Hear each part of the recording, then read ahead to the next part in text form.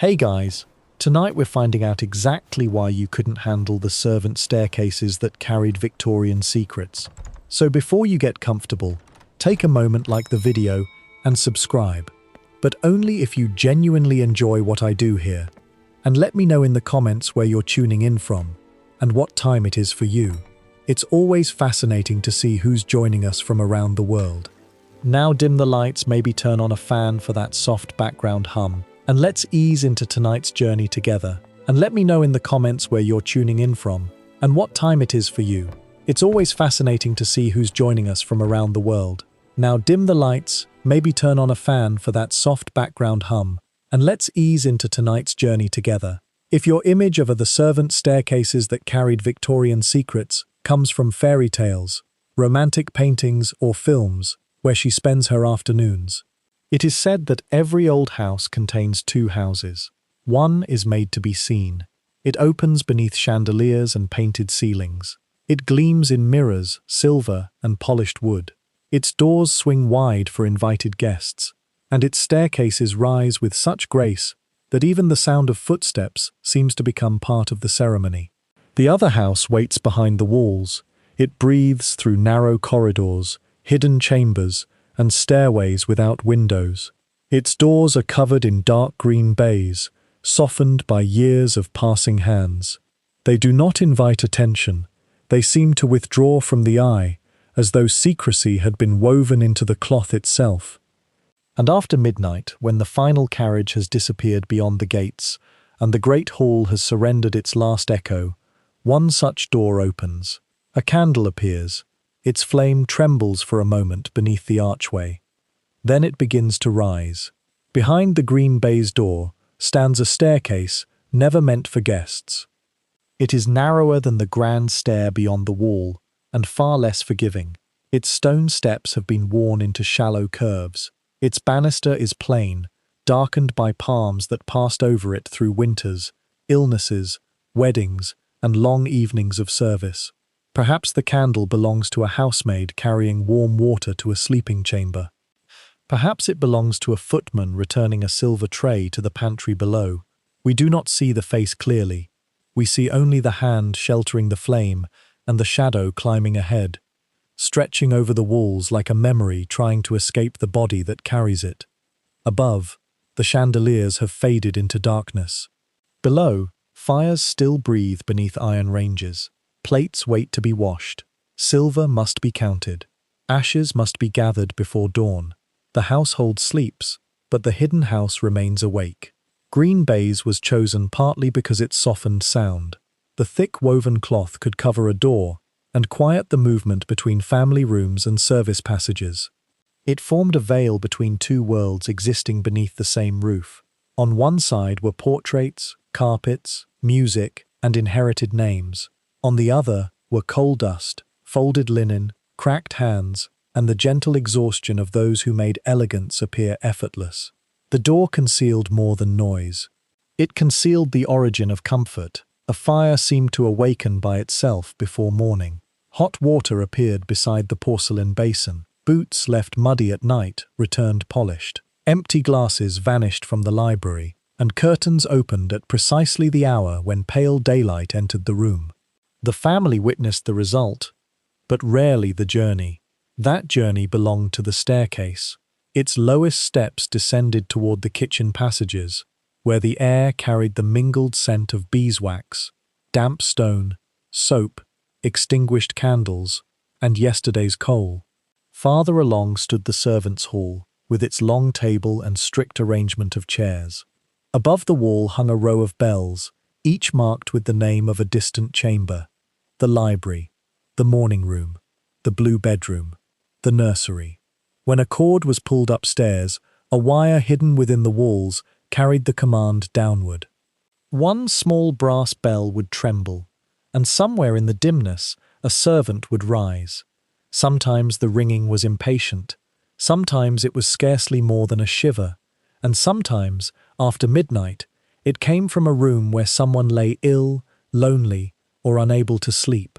The bell did not reveal the reason. It only asked to be answered. A maid might pause at the foot of the staircase and look toward the moving brass. Then she would lift her candle and begin to climb, carrying water, medicine, fresh linen, or simply the reassurance of another waking presence. Her steps would be careful. The house valued silence, especially the silence of those who served it. Yet these hidden stairs were not entirely quiet. Whispers tell us that houses spoke through them. At one landing, voices from the drawing room passed through thin wooden panels. At another, laughter from the dining room arrived, softened and distant, as though heard beneath dark water. Names escaped beneath doors. Promises travelled through heating grills. A chair moved sharply above, and someone on the staircase understood that an argument had begun. Servants were expected not to listen, but listening and hearing are not the same. They moved near enough to witness the private weather of the household. They knew which bedroom fire must be kept burning through the night. They noticed the untouched supper outside a locked door. They carried letters whose seals were familiar, although the sender's name was never spoken in public. They saw courtship before it became an announcement. They saw grief before the curtains were drawn. They saw debt hidden beneath celebration and betrayal concealed beneath perfect manners. A servant standing behind a dining chair might hear a family discuss the dismissal of someone whose labor had sustained them for 20 years. A maid fastening a gown might glimpse a forbidden letter reflected in the mirror. A footman crossing the hidden landing might hear a guest make a promise that would be denied by morning. Knowledge gathered around them like dust. But it was knowledge without power. To speak could mean dismissal. To question could mean disgrace. A servant's future often depended upon a written character, supplied by the very household whose secrets they carried. Silence was therefore more than discipline, it was protection, and so the staircase received what could not be spoken. Near its lowest turn stood a locked door leading toward the wine cellar. The key belonged to the butler, who kept careful records of every bottle carried upstairs. Beyond the door, rows of dark glass rested beneath brick arches, their labels preserving distant years and vanished summers. One evening, perhaps, a bottle disappeared. There were footprints in the coal dust near the gate, though no servant admitted to passing that way. The household ledger remained precise. The lock showed no wound, yet somewhere above, behind a bedroom door, 2 glasses waited beside a dying fire. No accusation was made, no explanation survived. Only the staircase remembered who descended before dawn. Marked by the moon, a narrow window illuminated the upper landing. Its glass was imperfect, turning the night sky into something oceanic and uncertain. Through it, the stars seemed to drift beneath the surface of another world. Servants sometimes paused there, only for a breath. A maid carrying heavy water might rest the vessel upon the stone. A footman might loosen his shoulders after standing motionless through a long dinner. A nurse might look toward the distant roofs while a fevered child finally slept. These pauses were rarely recorded, yet perhaps they were the moments in which those hidden lives became most fully their own.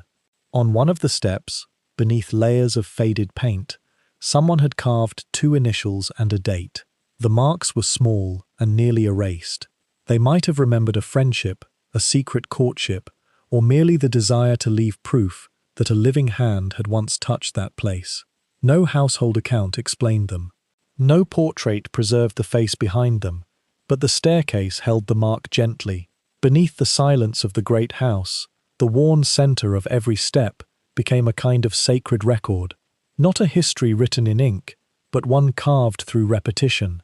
1,000 journeys with coal, 1,000 trays raised toward candlelight, 1,000 descents carrying ashes, stained linen, empty glasses, and words that should never have been heard. The grand staircase preserved ceremony. The servants' staircase preserved movement. One remembered who was admired. The other remembered who carried the weight. Years passed. Children left the nursery. Weddings filled the hall with flowers. Black cloth covered the mirrors after deaths. Servants arrived through the side entrance with small trunks, learned the bells and passages, and departed again, sometimes with a farewell, sometimes before sunrise, sometimes leaving nothing behind but a name crossed from the household book. The green baize grew pale where hands pressed against it. Still, the staircase endured. And now the solitary candle has reached the highest landing. The servant pauses before another concealed door. Beyond it lies a corridor of sleeping chambers, moonlit mirrors, and fires sinking quietly into ash. For one moment, the flame illuminates the wall. We see the marks left by trays against the plaster. We see the smooth hollow of the stone. We see dust suspended in the air, like a constellation of forgotten names. Then, the hidden door opens. The candle passes through. The door closes softly, and darkness returns to the stairs. Perhaps this passage existed only to protect the comfort of those who lived beyond it.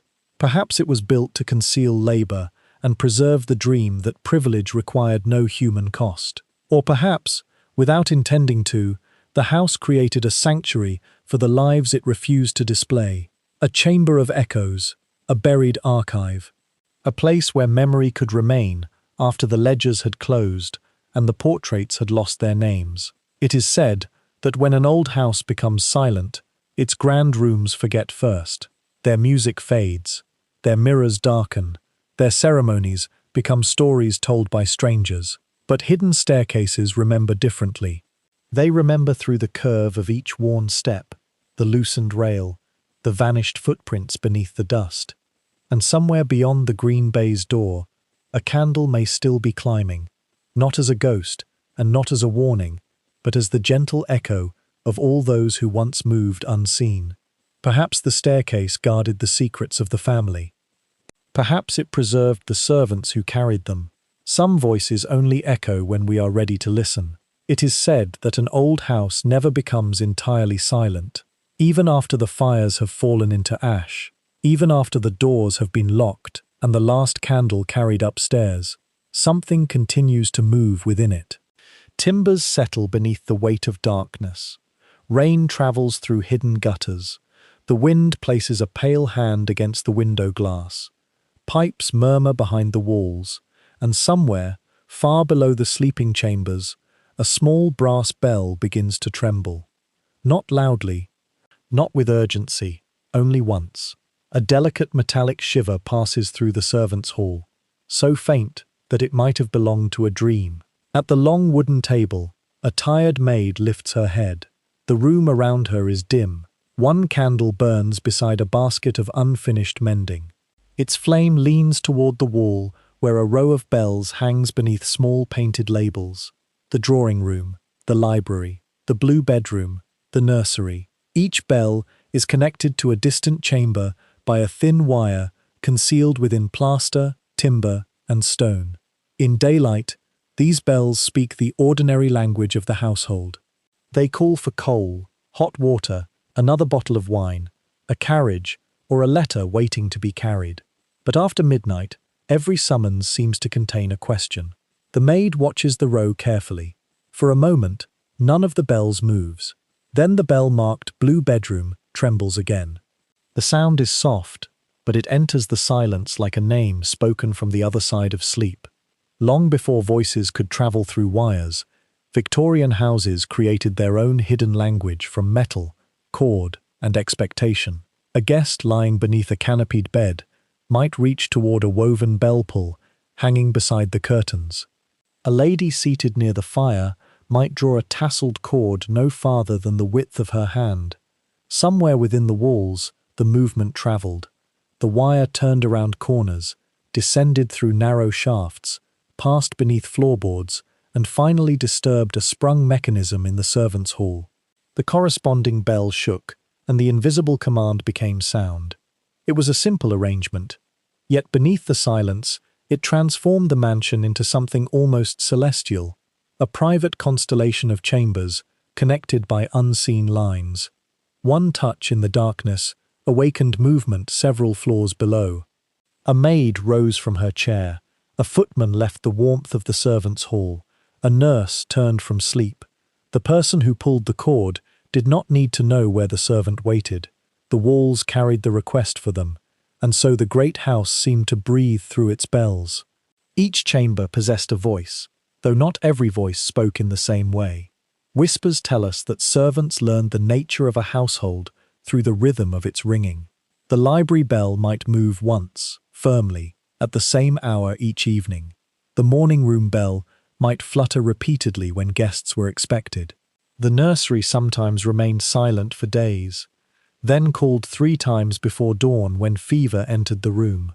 There were impatient bells, lonely bells, bells that seemed almost apologetic. A servant who had lived in the house for many years could recognize the hand behind the sound without seeing the person who summoned her. She knew when a mistress was angry by the sharpness of the pull. She understood the hesitant ring of someone asking for help they did not wish to need. In this way, the bells revealed what words concealed. They became the hidden pulse of the family. The maid now rises beneath the wavering candle. Her chair moves gently across the stone floor, and the sound appears strangely loud. She lifts a small lamp, smooths her apron, and walks toward the green baize door. Beyond it, the service staircase waits. The flame travels upward, through narrow turns and dim landings. Its light touches worn steps, plain plaster, and the dark wooden rail polished by generations of passing hands. She does not know what waits in the blue bedroom. Perhaps an elderly guest requires water. Perhaps a woman has awakened from an unfamiliar dream and wishes the fire restored. Perhaps someone merely needs to know that the house has not abandoned them to the night. The bell has given no explanation. It has only sent its echo downward. Above the servants' staircase lies another world. The corridors are wider there, their carpets soft enough to swallow footsteps. Portraits watch from the walls, their painted faces serene beneath layers of shadow. Moonlight falls across the floor, in long, pale shapes, as though windows have become gates, opening upon an oceanic night. The maid passes the library. Behind its closed door, the fire has nearly disappeared. During the evening, the room had rung 3 times, first for brandy, then for writing paper, then for a servant to carry a sealed letter to the hall. The letter bore no familiar name. No one had spoken of it afterward. Servants often encountered the edges of such mysteries. They carried objects without being told their meaning. They entered chambers immediately after arguments and removed glasses from tables where hands had trembled. They saw a physician arrive through the side entrance before the family admitted that anyone was ill. Their knowledge was intimate, yet incomplete. It gathered around them like dust, suspended in a shaft of moonlight. Visible for a moment, impossible to hold. At the nursery landing, the maid pauses. A small sound comes from beyond the door, the uneven breath of a sleeping child. The nurse sits beside the bed, her head bowed beneath the glow of a night lamp. Earlier, the nursery bell had rung again and again as fever climbed and anxious footsteps crossed the floor. Now it is still. Few official histories remember the hours servants spent beside sick children. Family records preserved births, christenings, and inheritances, but rarely the name of the woman who cooled a child's forehead through the longest part of the night. Yet the bell remembered. It called her when others slept. It witnessed her patience. And when the fever finally broke, it became silent once more. Farther along the corridor, the maid reaches the blue bedroom. She raises one hand and knocks gently. There is no answer. She waits. The flame within her lamp moves beneath the door's faint breath. When she enters, the room appears empty. The curtains are partly open, revealing clouds drifting across the moon. The fire has collapsed into a red spiral of embers. Beside the canopied bed hangs the bell pull, perfectly still. Perhaps the occupant has stepped into an adjoining dressing room. Perhaps the wire moved because the old walls contracted in the cold. Or perhaps the summons came from an earlier moment, delayed somewhere within the hidden passage of the house. The maid places fresh coal upon the fire and leaves a vessel of water beside the bed. She does not search for an explanation. In service, there were many questions one learned to carry without asking. She closes the door and descends. Below, the bells wait like small moons upon the wall. There had once been another label among them. The remains of it can still be seen between the library and the blue bedroom. 2 empty holes, a pale rectangle where the paint has not darkened, and a short length of wire disappearing into the wall. It belonged to a chamber that was closed after a death. During the final weeks of illness, that bell had rung at every hour, sometimes for medicine, sometimes for warmth, and sometimes because the person in the room feared the silence that approached between breaths. Then, one winter morning, it ceased. The name was removed, the chamber was locked, the family entered mourning, and black fabric covered the mirrors.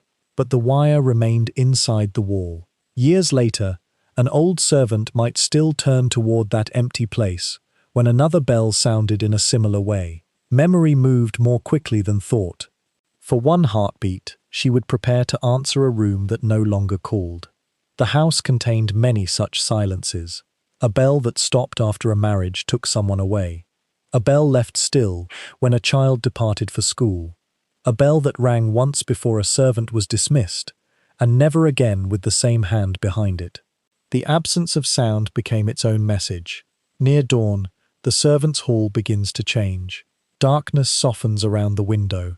The first grey light settles upon the table, revealing candle wax, a folded cloth, and the fine dust of another completed night. The maid has returned to her chair. No one has explained the blue bedroom. Perhaps no one will. Then a bell moves. It is not the library bell, nor the nursery bell, nor the bell belonging to the room she has just visited. It is the old bell without a label. The brass cup trembles upon its spring. Once. Then again, more faintly. No cord should remain at the other end. The chamber it once served has been closed for years. The movement may be nothing more than an aging wire tightening as the house cools. A mouse may have crossed some hidden space beneath the floorboards. A distant door may have disturbed the mechanism.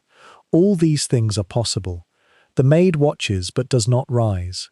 The bell slowly becomes still. Its final echo passes through the servants' hall and disappears into the stone, leaving no command behind it. Outside, morning gathers over the chimneys. The stars fade one by one, and the night withdraws from the upper windows.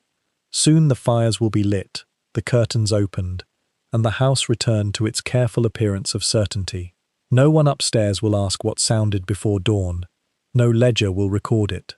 The nameless bell will remain upon the wall, marked only by dust and a wire leading into darkness. Perhaps it was never meant to be answered. Perhaps some summonses travel not through the house, but through memory. And perhaps, when an old bell trembles after midnight, it is not asking anyone to come. It is only reminding the silence that someone once called from the other end.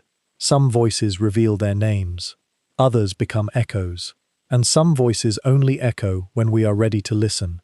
It is said that music never belongs only to the room in which it is played. It passes beneath doors. It enters walls. It travels through timber and stone, seeking forgotten chambers where no guest has been invited. And so, on a winter evening in a Victorian house, the piano begins to play in the drawing room. Above, candlelight rests upon gilded mirrors. Silk skirts drift across a polished floor, pale as flowers moving upon dark water.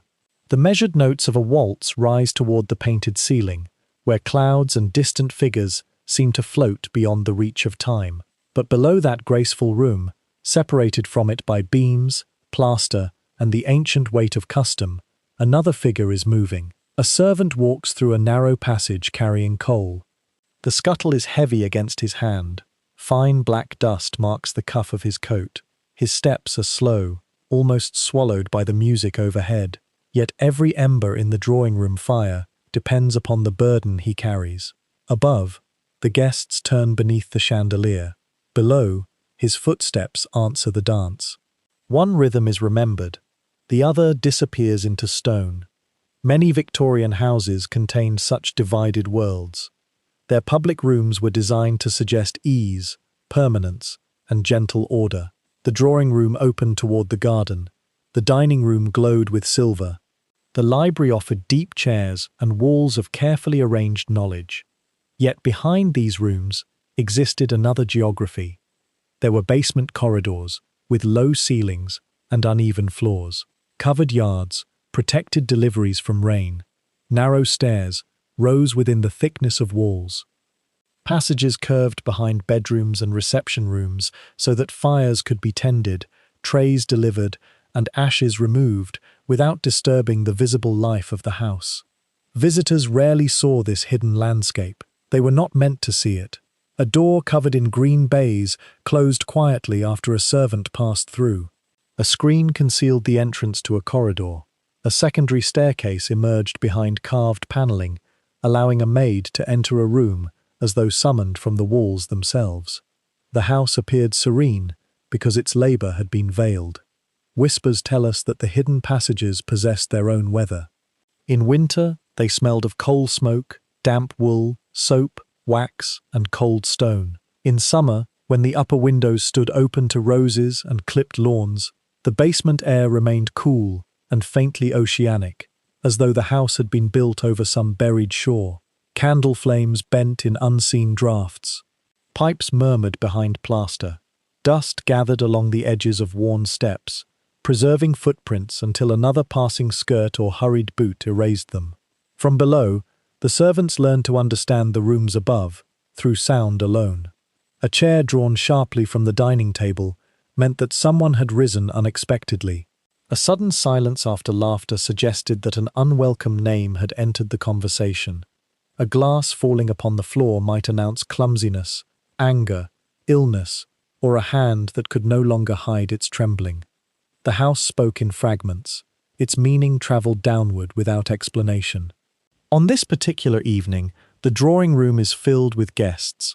The piano carries a gentle melody beneath the murmur of conversation. Someone laughs near the fire. A decanter touches the rim of a glass. Beyond the windows, frost gathers over the garden, marked by the moon and pale beneath the stars.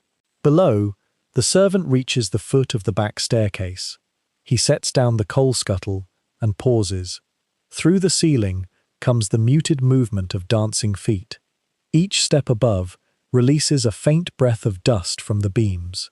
The particles descend around him, catching his candlelight like fragments of a crumbled constellation. For a moment, the two worlds seem almost to touch. Then a bell sounds from farther along the passage. The servant lifts the coal and continues. He will enter through the concealed door, kneel beside the drawing-room fire, and place fresh fuel upon the embers. Perhaps no conversation will pause for him. Perhaps no guest will look down.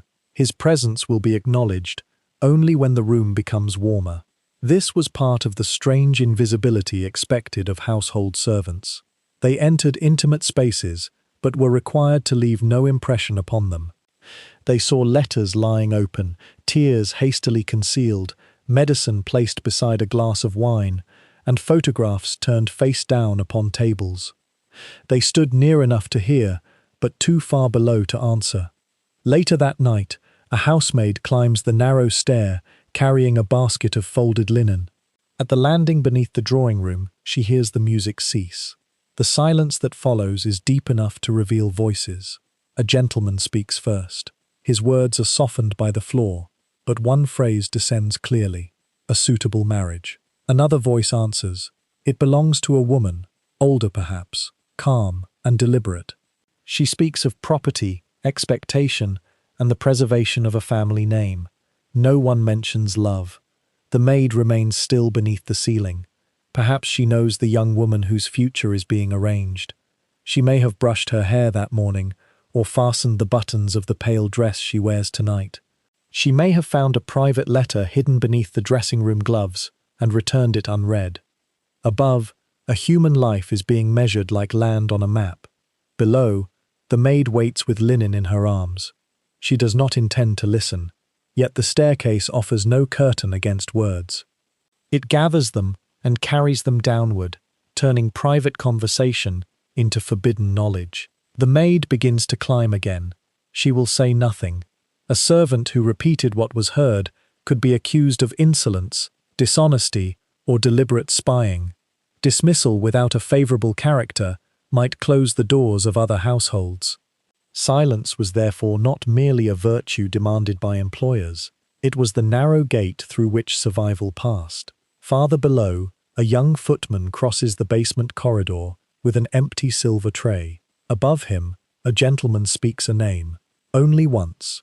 The footman stops, because he recognizes it. It belongs to someone whose portrait once hung near the library stairs, a face removed from the wall years ago, leaving a pale rectangle amid the faded wallpaper. No one in the household speaks of this person now. Some believe the forgotten name belonged to a son who disgraced the family. Others whisper of debt, exile, or a marriage that crossed a boundary society refused to forgive. There may have been no great scandal at all. Perhaps sorrow alone was enough to make remembrance unbearable. The footman hears only a fragment. He was never to return. Then a chair moves overhead, and the remaining words are lost. The tray in his hands reflects the dim passage, bending the candlelight into a silver spiral. Within that distorted reflection, the footman's face appears briefly beside the ceiling that divides him from the conversation. He possesses a piece of the secret. But a fragment can be more dangerous than the whole truth. So he walks on. The name remains behind him, suspended in the corridor like dust. This was how hidden knowledge lived within great houses. Not in complete stories, but in scattered signs. A locked drawer, a letter carried at dawn, a bedroom kept warm for someone who never arrived, a place left empty at dinner, a portrait removed, though its shadow remained upon the wall. Servants encountered these traces because they moved through every layer of the house. They lit the morning fires and extinguished the lamps after midnight. They prepared rooms for births, weddings, illnesses, and deaths. Their hands touched the evidence of private life before ceremony transformed it into an acceptable memory. Yet their own stories were rarely preserved. The family might appear in painted portraits beneath elaborate frames. Their marriages, journeys, and inheritances entered ledgers and newspapers. The servant who carried coal beneath their celebration might survive only as a first name in an account book, or as no name at all. Still, the architecture remembered him. The stone floor kept the faint curve made by his passing boots. The wall beside the staircase grew smooth where tired shoulders rested against it. The narrow steps bowed at their center under the weight of water, linen, silver, ash, and years. Where memory fades, matter sometimes continues to speak. At last, the drawing-room music reaches its final note. The sound lingers beneath the ceiling, softening as it descends through the beams. Above, guests collect gloves, shawls, and whispered promises. The doors to the illuminated hall open, and a warm river of candlelight crosses the polished floor. Carriages arrive one by one. Names are announced. Farewells are exchanged beneath the portico. The guests depart through the front entrance, their footsteps preserved in family diaries and remembered conversations. Then the great door closes. Silence settles over the hall. From behind the green baize door, the servants emerge. They enter the drawing room carrying trays, baskets, cloths, and quiet familiarity. The chamber that had seemed sacred during the music now resembles the shore after a receding tide. Glasses stand half-finished. Wax has fallen beside a silver candlestick. A flower lies crushed near the piano. One chair remains apart from the others, turned toward the window as though someone had been waiting there alone. The servants begin their final ritual. They gather the glasses. They fold the abandoned shawl. They brush crumbs from polished surfaces and lift coal ash from the hearth.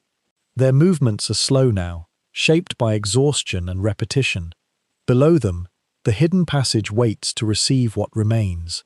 Soon the chandeliers will be extinguished. The drawing room will return to darkness, and the house will conceal the evidence of another evening. Only the floors will remember. Above, faint impressions from elegant shoes cross the polished boards, protected beneath carpets and family memory. Below, footprints made by servants blur in the coal dust and vanish beneath the steps of mourning. Two paths, two histories, divided by a single floor. Perhaps every graceful evening required this hidden rhythm beneath it. Perhaps the music was never only the piano, but also the coal scuttle touching stone, the servant bell trembling, and the quiet footsteps passing through the buried chambers of the house. One world danced. The other carried the flame, and long after the final song had disappeared, both remained within the silence, one preserved in portraits, the other echoing softly beneath them. Some voices only echo when we are ready to listen. Some footsteps, perhaps, are felt only after the music ends. It is said that before an old house awakens, someone must first walk through its darkness. Before the curtains are opened to the morning, before smoke begins to rise from the chimneys, before porcelain touches silver in the breakfast room, a candle appears beneath the eaves. Its flame is small. The room around it is narrow and cold, scarcely separated from the night sky by timber, slate, and a thin veil of plaster. Rain has left a dark stain near one corner of the ceiling. Frost gathers inside the window, turning the glass into a pale map of rivers and forgotten kingdoms. Beneath the sloping roof, a housemaid wakes. No bell has summoned her. The mansion is still folded in sleep, and the stars remain bright above the chimneys. Yet habit has already entered her dreams and drawn her back into the waking world. She sits upon the edge of a narrow bed. The floorboards are cold beneath her feet. Nearby stand a wash basin, a wooden box, and a chair upon which yesterday's dress has been carefully folded. There is little in the room that belongs entirely to her. A comb, a ribbon, perhaps a letter from home, tucked beneath a small prayer book. She lights the candle. Then she wraps a shawl around her shoulders and opens the attic door. Beyond it, the staircase descends like a dark spiral into the sleeping house. The first steps are steep and uneven. They have been worn smooth by maids who climbed them before her, women whose names have faded from ledgers and whose faces were never placed inside gilt frames. She holds the candle close. The small flame reveals plain plaster, exposed beams, and the dark polish left upon the banister by countless passing hands. Above her waits the cold attic. Far below lies the kitchen, where ashes from the previous night still conceal a breath of heat. Her day begins with descent, yet it will be remembered through climbing. In many Victorian houses, the servants slept at the farthest edges of the building. Female servants were often placed in attic rooms beneath the roof, while kitchens, sculleries, pantries, and coal cellars occupied the lowest floors. Between these distant worlds stretched a vertical pilgrimage, repeated from before dawn until long after darkness returned. From attic to basement, from basement to bedroom, from bedroom to scullery, then upward once more. The grand staircase rose through the central hall in a single graceful sweep. It was broad, carpeted, and illuminated by tall windows. Guests ascended it slowly, pausing beneath portraits, or turning to exchange a final word. The servants' staircase possessed no such ceremony. It twisted sharply inside the walls. Its treads were narrow, its corners difficult to turn while carrying weight. Some sections received no daylight at all. A maid ascending with hot water or coal had to move carefully, listening for footsteps above and making herself small when another servant descended. The house demanded that labour remain invisible. Even its staircases obeyed. At the bottom of the attic stairs, the maid crosses a silent landing. Behind closed doors, the family sleeps beneath heavy curtains and embroidered covers. She passes without sound, moving toward another flight, concealed behind a green baize door. Her candle descends through darkness. At last, she reaches the basement kitchen. Here the air is different. It carries the scent of damp stone, cold iron, soap, and wood ash. Copper pans hang along the wall, faintly reflecting the flame. The great range waits like an ancient altar whose fire has almost died. She kneels before it. Beneath grey ash, a few red embers remain. She adds paper, kindling, and coal, working gently until the buried glow begins to breathe. A small flame rises, then another. Warmth slowly returns to the chamber. It is the first awakening within the house. Soon, water will be heated. Kettles will begin their low murmur. Another servant will enter, then another. But for a few moments the maid is alone beside the newborn fire, while far above her the rooms remain dark. Whispers tell us that a great household wished its comfort to appear almost celestial. Fires were to be burning before anyone felt the cold. Water was to be warm before hands reached toward the basin. Curtains were to open at the proper hour, admitting morning as though daylight itself had been trained in service. The labor preceding these small miracles belonged to hidden hours. The maid fills a copper vessel with hot water. Steam rises around her face, softening the kitchen into mist. Then she lifts it and begins the long ascent. The weight changes her breathing. At each landing, she pauses only long enough to steady the vessel. Water moves within it like a quiet ocean, touching the sides with each careful step. Her shadow climbs before her, enlarged by candlelight, bending across the walls like a veiled companion. She enters the first bedchamber without waking its occupant. The fire has gone out. Curtains seal the windows. Beside the bed rests a glass containing the pale remains of medicine. A book lies open upon the carpet, its pages curved as though a sleeping hand has released it. The maid places the warm water beside the washstand. She does not look deliberately at the letter, resting half-hidden beneath the pillow. Still, she sees the unfamiliar seal. Servants entered the private chambers of their employers, at moments when public faces had not yet been assembled. Before hair was arranged, before jewels were fastened, before conversation became careful, the room preserved evidence of the night. A damp handkerchief. A photograph turned toward the wall.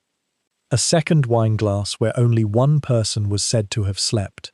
The faint trace of tears upon a pillow. The maid sees these things quietly. By daylight, the medicine will be placed inside a drawer. The letter will disappear. The pillow will be turned, and the room will present a serene expression to anyone who enters. But before dawn, the chamber speaks without disguise. She adds coal to the grate and draws the curtains only slightly. A narrow line of starlight crosses the carpet, silver and cold. Then she gathers the ash bucket and returns to the staircase. Down again. The ashes are heavier than they appear. They contain the memory of last night's warmth, fragments of burned paper, cinders, and fine grey dust that rises whenever the bucket moves. In the scullery, she empties them. Then she collects clean linen and climbs toward the guest rooms. Down for coal, up for fire, down with muddy boots. Up with polished shoes, down carrying empty basins, up with covered trays. The staircase becomes the measure of her existence. Hours are not counted only by clocks, but by ascent and descent, by the objects placed into her hands and the rooms awaiting them. As the house begins to stir, the bells awaken.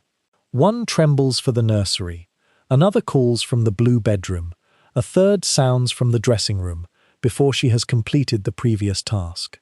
Each small command travels through hidden wires and becomes another journey. She climbs toward the nursery, carrying fresh linen. Behind its door, a child sleeps beneath a fading fever, guarded by a nurse who has remained awake through the night. The maid removes the cooling basin, restores the fire, and leaves as quietly as she entered. No one speaks of tenderness. It is simply folded into the work. Later, she reaches a chamber where grief has recently passed. Perhaps someone received a letter there after midnight.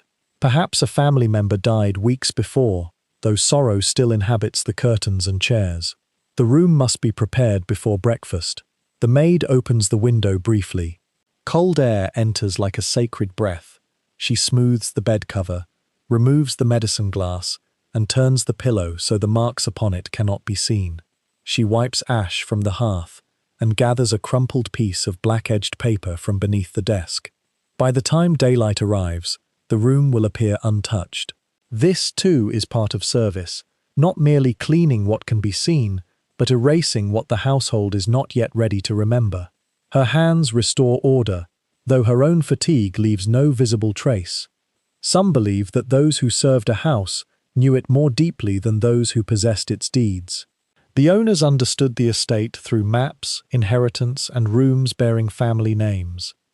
The maid understood it through temperature, weight, sound, and breath. She knew which stair creaked near the third landing. She knew where rain entered beneath the attic tiles. She knew which bedroom remained cold despite the fire, and which bell rang hesitantly after midnight. She knew the sorrow hidden in the west chamber, the letter kept beneath the blue room mattress, and the child who feared being left alone after the nursery candle went out. The house belonged to the family, yet its secret life unfolded in her hands. Still, the building would preserve little of her. Perhaps her first name appeared in the household book beside a monthly wage. Perhaps a census recorded her age and birthplace for a single night before time carried her elsewhere. More likely, the truest record of her existence remained in the staircase itself. A shallow hollow in the center of the steps, a mark where a water vessel repeatedly touched the wall, a place upon the banister polished by her palm, and beneath one attic beam, hidden where no employer would look, perhaps a name scratched gently into the wood, not for admiration, only so the silence might know she had been there. At last, dawn reaches the small window on the upper landing. The maid pauses beside it. Outside, the final stars fade above the chimney pots. Roofs emerge from darkness, softened by mist. Beyond them, bare trees stand over the sleeping fields, and the eastern sky opens slowly into sandstone yellow, faded copper, and pale blue. Marked by the moon, the glass still holds a trace of night.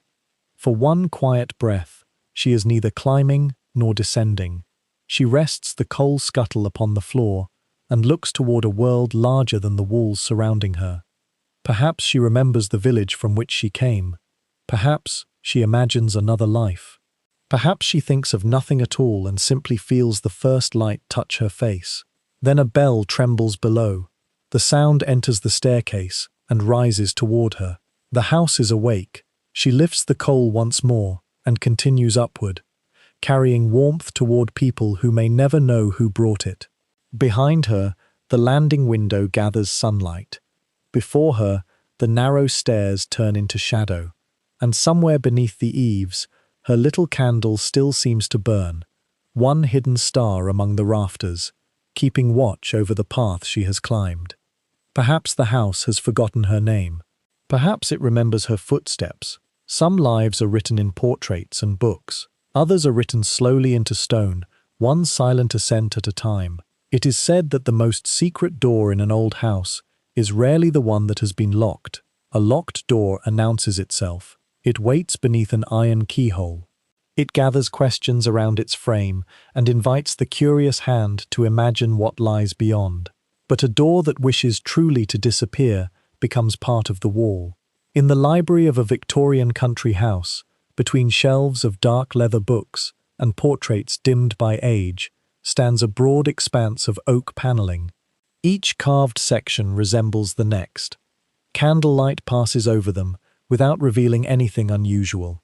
Dust rests evenly along their narrow ledges. Yet near the floor, almost hidden beneath the shadow of a reading chair, there is a shallow groove. Higher upon the panel, disguised within a carved leaf, waits a small brass catch. A servant presses it. The wood releases a quiet breath. One section of the wall opens inward, exposing a stair that descends into darkness. Cold air enters the library. It carries the scent of stone, wax, and something older, perhaps damp timber, perhaps the dust of footsteps that have passed there for generations. The servant lifts a silver tray and crosses the threshold. Behind him, the panel closes. The library appears whole once more. Such doors were not made chiefly for mystery, though mystery gathered around them. They belonged to the practical architecture of service. In houses where elegance depended upon labor remaining unseen, concealed passages allowed servants to appear at the precise moment they were required and vanish before their presence disturbed the illusion of privacy. A footman could enter beside the dining room with wine just as the glasses were raised. A housemaid could remove ashes while the family walked in the garden. A valet could pass between dressing room and corridor without crossing the grand landing. The door transformed movement into something almost spectral.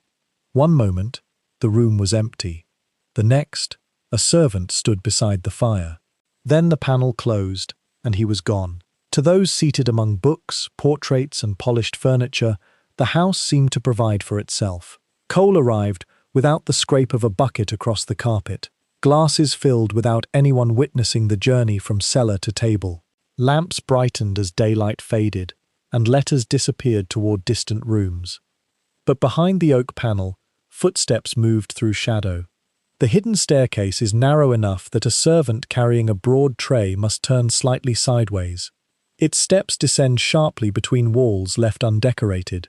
No carpet softens them. There are marks in the plaster where bottles, buckets, and elbows have touched it through the years. At the first landing, the passage bends behind the dining room. The family cannot see it, yet those inside the passage can hear the softened shape of conversation beyond the wall. At dinner, voices rise and fall like tides. Names emerge more clearly than other words. The architecture seems to gather them and send them through cracks, heating grills, and narrow spaces beneath doors. A daughter's name, the name of a distant estate, the name of a creditor who must not be mentioned before guests. Whispers tell us that servants learned to recognize danger not by what was spoken loudly, but by the sentences that became quiet. A toast might fill the room with laughter. Then someone would mention inheritance, and the laughter would vanish. A chair shifted. A glass touched the table too firmly. Voices lowered until the hidden listener could hear only fragments. The eldest must never know. The letter should have been destroyed.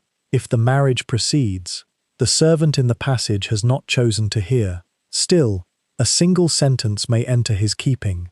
He carries it downward with the empty tray.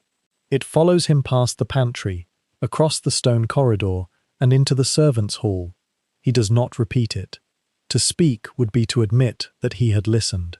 Silence becomes the only safe chamber in which the words may be placed. In this way, secrets moved through Victorian houses without ever leaving them. They crossed the panelling, they descended the back stairs, they rested briefly beside coal dust and folded linen, then returned upward in the minds of those who had no permission to possess them. The family believed privacy belonged to closed doors. The servants knew that walls had never learned discretion. One winter night, a footman stands behind the concealed panel, holding a decanter of wine. Beyond it, the dining room glows beneath candles. Rain touches the windows, and the silver reflects small stars of flame. He waits for the signal to enter. A gentleman is speaking about land that will pass from one branch of the family to another. His words are measured and calm, yet beneath them lies the quiet violence of exclusion. Someone's future is being removed from the household as neatly as a name erased from a ledger. Another voice asks about a marriage. The answer comes slowly. The union is not described through affection, companionship, or hope. It is spoken of as a gate through which property, allegiance, and reputation might safely pass. The footman looks down at the wine. Within the dark glass, candlelight trembles like a buried constellation. Then the bell sounds. He presses the brass catch, and the wall opens. Conversation changes immediately. The guests turn toward safer subjects. A journey abroad, the weather, a new portrait to be commissioned for the hall. The footman enters with his gaze lowered. He fills the glasses and receives no sign that anyone suspects what he has heard. When his task is finished, he returns to the panel. The door closes behind him, and the dangerous conversation begins again. He stands for one moment in darkness.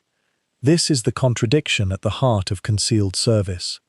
The servant must be near enough to respond instantly, yet distant enough to preserve the family's sense of solitude. He must enter private chambers, handle personal objects, and carry messages of great consequence. Yet he must seem to possess no memory of what he has witnessed. Architecture made this contradiction visible by hiding it. The concealed door became a veil between acknowledged life and hidden labor. On one side, the family appeared within portraits. Their names entered histories, marriage records, and the carved stones of the chapel. On the other, servants crossed nameless passages. They knew the house by touch, the stiff brass catch, the loose third step, the place where winter damp entered the wall. The owners possessed the rooms, the servants possessed the roots between them, and perhaps those roots revealed a truer house. Not the house presented to guests, but the breathing structure behind it, a body of hidden veins carrying heat, food, letters, rumour, comfort, and grief. Beneath the silence, the passage held its own small relics. A broken button lay beneath the lowest stair. A candle stub rested in a niche, burned almost to the wick. Someone had scratched a spiral into the plaster. It may have been an idle mark made while waiting, or a private symbol whose meaning disappeared with its maker. Farther along, beside a timber beam, faint initials remained beneath years of dust. No portrait belonged to them, no record explained who had paused there. Yet these marks turned the hidden corridor into a sacred archive. The family kept its history in books. The passage kept its history in damage. Years moved through the house. The master died, a son inherited, furniture was replaced, portraits were rearranged to make room for new marriages and new children. Servants came and departed through the side entrance, carrying small trunks and letters of character. The concealed door continued to open. Then, gradually, the household changed. Perhaps wealth diminished. Perhaps fewer servants remained. Electric bells replaced older systems, and rooms once devoted to service found new purposes. The narrow passage became inconvenient. Its hinges stiffened. Dust gathered upon the steps. One day, the panel was closed and did not open again. Wallpaper was placed over part of its edge. A heavy bookcase stood before it. The brass catch darkened until it resembled an ordinary knot in the wood. Later occupants knew nothing of the stair. Children played in the library. New books filled the shelves. The old portraits were sold, removed, or carried to other houses. Rain entered the roof. Wars passed beyond the gates. Names once spoken with fear or devotion lost their meaning. The door slept inside the wall, and still the passage waited. Long afterward, during repairs, someone notices that a section of panelling sounds hollow. The bookcase is moved. Wallpaper is lifted carefully from the carved oak. A shallow groove appears, then the tarnished brass catch. It resists at first. Dust has entered the mechanism, and the wood has swollen through many winters. But at last, the hidden latch yields. The panel opens. Cold air moves into the library, like the exhalation of a buried chamber. Nothing waits beyond it. No forgotten treasure, no sealed confession, no portrait of the person whose name was removed from the family story. There is only darkness, a broken candle stub, and narrow steps descending beyond sight. Dust covers each tread, except where the opening air has disturbed it. The walls are plain. The carved spiral remains faintly visible beneath the plaster. The passage has preserved no complete answer, only the path. Perhaps that is how buildings keep their truths, not by speaking, and not by revealing every secret entrusted to them, but by quietly preserving the roots through which hidden lives once moved. A staircase behind a wall, a hand-worn brass catch, a place where someone waited with wine while another person's future was decided. The empty passage asks us to listen, yet it offers no voice. Perhaps it was never meant to be fully understood. Perhaps some histories survive only as thresholds. Marked by the moon, the oak panel remains open, while pale light enters the first few steps. Beyond them, the staircase descends into shadow, carrying the eye toward chambers where memory fades. Then the panel closes again. The library returns to silence. But now, the wall no longer seems empty. Some doors conceal rooms. Others conceal the lives that passed through them, and some voices only echo when we are ready to listen. It is said that silver remembers every hand that touches it. Even after the fingerprints have been erased, even after the surface has been polished until it reflects the candlelight like still water, something remains. A pressure, a warmth, the faint memory of what was carried. On a half-lit landing in a Victorian house, a silver tray rests upon a narrow table beside the servants' staircase. No one stands near it. The corridor above has returned to silence, and a guest room door has just closed. Upon the tray are two glasses. One is empty, the other still holds a small measure of amber liquid. Beside them lies a folded note without a visible name, and behind it stands a crystal decanter catching the final flame of a wall candle.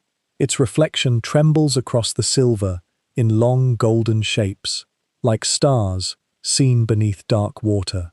The tray appears to have been abandoned, but only for a moment. Above lies the private world of guest chambers, canopied beds, and whispered conversations after midnight.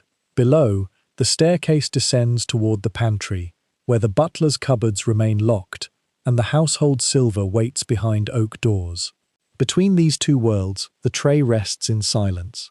It has travelled farther this evening than many of the guests. Its journey began before sunset in the butler's pantry, where every piece of silver possessed an appointed place. Salvers, candlesticks, serving dishes, and spoons stood arranged within locked cupboards.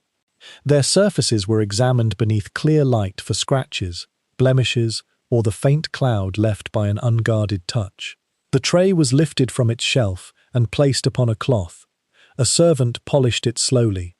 The movement was circular, almost ceremonial. Tarnish yielded beneath the pressure of his hand. The darkened metal brightened until the pantry appeared within it. Shelves, keys, folded linen, and the indistinct face of the person who worked above it. Silver belonged to the household, but its care belonged to the servants. They counted it before dinner. They carried it through rooms crowded with guests. They collected it after midnight and counted it again before locking it away. A missing spoon might invite suspicion. A damaged salver might cost someone wages or reputation, and so every object was watched. Yet the objects themselves watched more. At dinner, the tray entered a room filled with candlelight. Silver branches held small flames above white linen. Glasses stood beside porcelain plates. Flowers rested in the center of the table, their perfume mingling with wax, wine, and the warmth of the fire. Conversation moved carefully around the room. A gentleman spoke of weather over distant fields. A lady asked about a journey that no one intended to make. Someone mentioned a name, then corrected himself and chose another subject. The tray passed among them carrying glasses of wine. Its polished surface reflected fragments rather than complete faces. One lowered gaze, one hand closed too tightly around a napkin, one mouth smiling, while the eyes remained still. Objects often witness us from below. They see the gestures hidden beneath tables and the fingers that tremble before a voice does. They receive what we place down too quickly. They preserve the faint circle left by a glass, held during an unwelcome conversation. The servant carrying the tray looked at none of these things directly. His posture remained controlled. His face revealed no curiosity. He moved with the quiet precision expected of those who entered rooms where every word might matter and no word belonged to them. When dinner ended, the tray descended. Empty glasses chimed softly with each step. A trace of red wine moved across one crystal rim. Crumbs clung to a folded napkin, and a single white petal lay upon the silver, as though fallen from some forgotten ceremony. In the pantry, the glasses were removed, but the tray did not return to its cupboard. A bell rang from the library. Brandy was required. The servant placed a decanter and one glass upon the silver, then climbed again through the hidden passage. Beyond the panelled library door, a gentleman sat alone among dark shelves. The fire had sunk low, and several papers lay open upon the desk. The gentleman did not turn when the tray entered. He merely raised one hand. The servant set down the brandy. In the silver beneath it, the papers appeared reversed and unreadable, like a secret script glimpsed through a dream. One sheet bore columns of numbers. Another displayed a seal, impressed in dark wax. Debt, perhaps. Inheritance. Land, promised twice. The servant could not know. Still, he noticed that the gentleman's hand shook as it reached for the glass. Later, the tray was summoned to an upper chamber. This time it carried medicine. A small bottle stood beside a glass of water and a silver spoon. The liquid within the bottle was dark, and its scent was bitter beneath the perfume of the corridor. An elderly relative waited behind heavy curtains, her face pale in the light of a bedside candle. She asked what hour it was, though a clock ticked beside her bed. The servant answered softly. She took the medicine, then looked toward the closed door, as if listening for someone who had not come. In Victorian households, Illness altered the hidden rhythm of the stairs. Bells sounded at unfamiliar hours. Water travelled upward through darkness. Trays returned bearing untouched food, stained cloth, empty medicine glasses, and sometimes the sweet, unmistakable trace of laudanum. The family might speak of recovery at breakfast. The tray knew what had been carried through the night. Before the servant withdrew, the elderly woman placed her fingers against the silver edge. For only a moment, she seemed unwilling to release it. Perhaps she wished to ask him to remain. Perhaps she feared the room after the candle went out. But the request was never spoken. The tray descended once more. Near midnight, another summons came, not from a bell, but from the housekeeper herself. A message had arrived through the side entrance. The visitor who sent it had not been announced, and no name had been entered in the household book. A carriage waited beyond the kitchen yard with its lamps extinguished. The note was sealed. It was to be delivered to a guest on the upper floor. No questions were asked. The servant placed the message upon the tray, beside 2 glasses and the decanter of brandy. Then he climbed toward the guest chambers. The house had grown quiet. Behind the walls, pipes murmured like distant water. Moonlight entered the small landing window and touched the banister, marking the passage with a pale celestial line. At the appointed door, the servant knocked. A guest accepted the tray without fully opening the room. Only one hand emerged. It paused when it saw the seal. The fingers trembled. Then the door closed. Some minutes later, the tray reappeared outside. The servant who had delivered it was no longer there. He had been called away by another bell, another duty, another movement of the sleeping house. And so the tray waited upon the half-lit landing. 2 glasses now stood upon it. One bore the faint impression of lips, the other appeared untouched. Between them lay the folded note. Its seal had been broken. Was it forgotten? Was it deliberately returned? Or had someone intercepted it before it reached the person for whom it had been intended? The corridor offered no answer. The guest room door remained closed. Far below, a clock sounded the hour. Each chime rose through the stairwell and faded into the walls. At last, the servant returned. He stopped when he saw the paper. For one quiet moment, duty and curiosity rested together upon the landing. He could have opened the fold. The note was close enough to touch. Perhaps one glance would reveal the name of the hidden visitor, the reason for the extinguished carriage lamps, or the truth behind the trembling hand. But knowledge carried danger. Servants lived among fragments of other people's secrets, yet possessed no safe place in which to keep them. To know too much could bring accusation. To repeat what had been seen might mean dismissal without a character. Even innocent curiosity could be transformed into guilt by those with greater power. The servant lowered his gaze. He lifted the tray without unfolding the note. The silver shifted beneath its burden. The 2 glasses touched with a delicate chime, and together they began the descent. Perhaps the paper remained upon the tray until it reached the pantry. Perhaps another hand removed it at the lowest landing. Perhaps it was carried back upstairs before dawn and burned in a fire whose ashes were emptied before anyone woke. No record tells us. Household inventories counted decanters, spoons, salvers, and glasses. They did not count the secrets carried beside them. Near morning, the tray was washed and polished once more. The glasses returned to their shelf. The decanter was locked inside the butler's cupboard. Every trace of the evening was removed from the silver, or almost every trace. The note was gone. Only a faint circular mark remained where one glass had stood. The servant rubbed it gently with a cloth. It faded, then returned when the tray caught the light from another angle. Some stains reveal themselves only when seen beneath the proper flame. Outside, dawn gathered above the estate. Inside, the household prepared to wake, with no visible sign of the night's hidden journeys. The tray was returned to its cupboard, the key turned, and on the half-lit landing, Moonlight remained for a little while longer, resting upon the empty table where silver, medicine, wine, and a nameless message had briefly come together. Perhaps the note contained nothing of consequence. Perhaps it was never meant to survive. But ordinary objects sometimes carry truths too delicate for history to hold. A glass remembers the hand that trembled. A tray remembers the burden placed upon it. And where memory fades, a pale ring may remain, silent, incomplete, and marked by the moon. Some secrets enter ledgers, others disappear before morning, and some voices only echo when we are ready to listen. It is said that childhood leaves the house long before the house is ready to release it.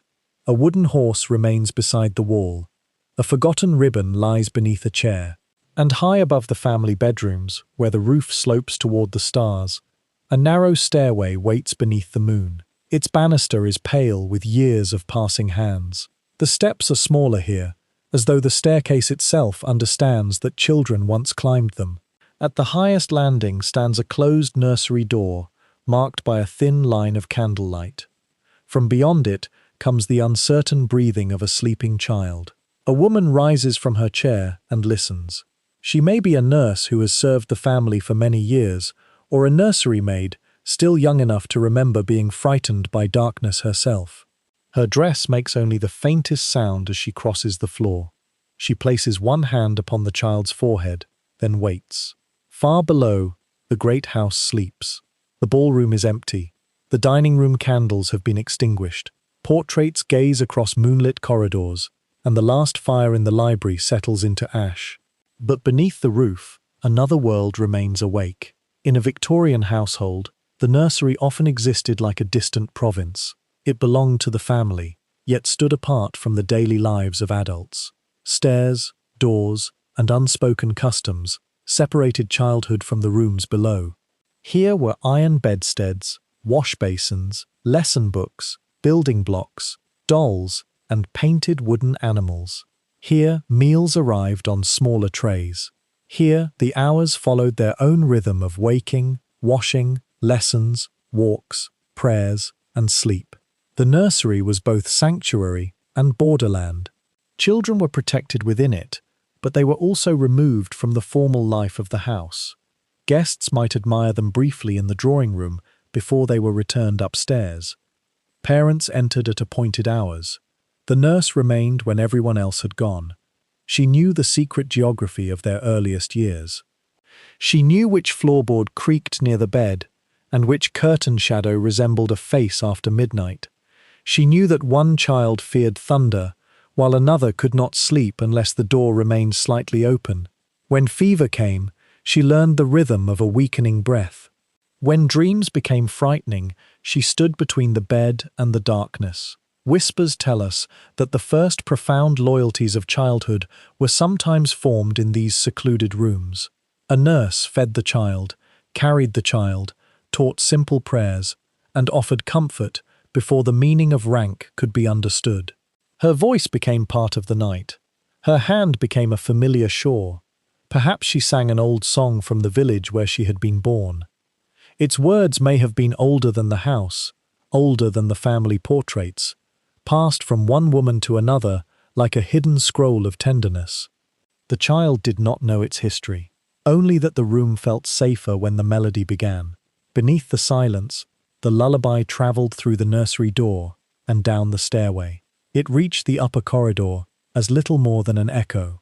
Farther below, it disappeared into timber and stone. Yet the walls remembered its shape. Children often asked questions in the quiet hour before sleep. Why had the lady in the portrait stopped smiling? Why was the west room always locked? Why did grandmother become silent when a certain name was spoken? Why had the nursery maid been crying beside the window? Before children learned which subjects were forbidden, they wandered freely toward hidden truths. They noticed pauses adults believed invisible. They heard servants whisper names removed from conversation. They recognized grief before they understood death. The nurse answered gently. Sometimes she offered a story. Sometimes she said that the child would understand when older, and sometimes she turned toward the fire, because the truth was not hers to give. In this way, the nursery held fragments of family memory that never entered the official record. Stories came upward through servants, old letters, lullabies, and the questions of children. They settled beneath the eaves like dust illuminated by starlight. The staircase carried these fragments in both directions. One winter evening, while music fills the rooms below, a small figure opens the nursery door. The child is meant to be asleep. Moonlight touches the white hem of a nightdress as bare feet cross the landing. The child descends slowly, one hand upon the banister, following the distant sound of a piano. At the turn of the staircase, the balustrade reveals a narrow view of the illuminated hall. Below, guests drift through candlelight. Silk, black coats, jewels, and raised glasses move like figures inside a dream. The child sees a mother smiling toward strangers, transformed into someone almost unfamiliar. A father stands beside the fire, speaking with a guest whose name has been forbidden upstairs. For a moment, the child watches the adult world from behind the rail. It appears beautiful. It also appears far away. Then the nurse arrives without anger. She wraps a shawl around the small shoulders and leads the child back toward the nursery. Neither speaks of the name heard below. Some discoveries are carried upward in silence. On another night, the movement goes downward. The child is ill. A lamp burns beside the bed while the nurse listens to each uneven breath. The water in the basin has grown warm. Medicine rests untouched upon a spoon. Outside, clouds cover the moon, and the room seems suspended beyond ordinary time. The nurse leaves the nursery maid beside the bed and descends toward the family chambers. She knocks gently. A parent is still awake behind the door. Voices and muted laughter suggest that guests remain within. The nurse reports the fever. There is a pause. A physician is to be sent for in the morning, she is told. The evening must not be disturbed unless the condition worsens. And so the nurse climbs back alone. The staircase feels longer now. At the top, she resumes her place beside the child. She cools the forehead, adjusts the blanket, and begins the old lullaby once more. History may preserve the physician's visit. It may record that the child recovered, but it rarely remembers the woman who counted every breath before dawn. The nursery staircase also carried departures. Perhaps the saddest came when a nurse or nursery maid was dismissed. The reason might be disagreement, household economy, accusation, or simply the belief that the children had outgrown her care. She packed quietly. A single trunk stood upon the landing. Within it lay folded dresses, letters, a worn prayer book, and small gifts made by hands not yet skilled enough to write properly. The children were told that she had gone away. Perhaps they were promised she would return. But promises made to protect childhood often dissolved beyond the gates. The woman descended the back stairs before breakfast, carrying years of first words, birthdays, illnesses, and midnight comfort within her. The children woke to another face, another voice, another arrangement of the room. The house offered one explanation. Memory preserved another. For many years afterward, one child might remember the sound of a trunk touching each stair. Another might recall only that a familiar song vanished without farewell. And the woman who left? She remembered everything. She remembered the first uncertain step across the nursery carpet, the hand reaching for hers during thunder, the questions asked beneath blankets, the small footsteps following her from room to room. The children grew older and descended permanently into the adult house. The boy left for school. The girl moved to a bedroom nearer her mother's dressing room. Lessons changed. Toys disappeared into cupboards. The nurse's authority faded, and the nursery became a place visited less often. Childhood crossed the threshold without ceremony. Years later, those children might return as adults and find the staircase smaller than they remembered. The shadows no longer resembled creatures. The balustrade through which they once watched a candlelit gathering seemed narrow and ordinary. Perhaps they could no longer recall the nurse's full name. Yet somewhere in memory remained the sensation of being carried upstairs while half asleep, a familiar shoulder beneath the cheek, and a voice singing through darkness. The servant might be forgotten. The comfort remained. Time continues. The family leaves the house. Wallpaper fades. Rain enters beneath the roof, and dust gathers upon the lesson books. The nursery door swells in its frame until it can no longer close properly. Now Moonlight enters an empty room. A wooden horse faces the doorway as though waiting for someone to return. A doll rests inside a small chair. Near the hearth lies one faded building block, its painted star almost erased. The narrow staircase has fallen silent. No child slips down to watch the world below. No nurse climbs with medicine. No trunk touches the steps at dawn. But perhaps childhood does not vanish entirely. Perhaps it becomes a hidden chamber within us, a room beneath the eaves where lost voices wait without bitterness. Marked by the moon, the banister still carries the polish of small hands.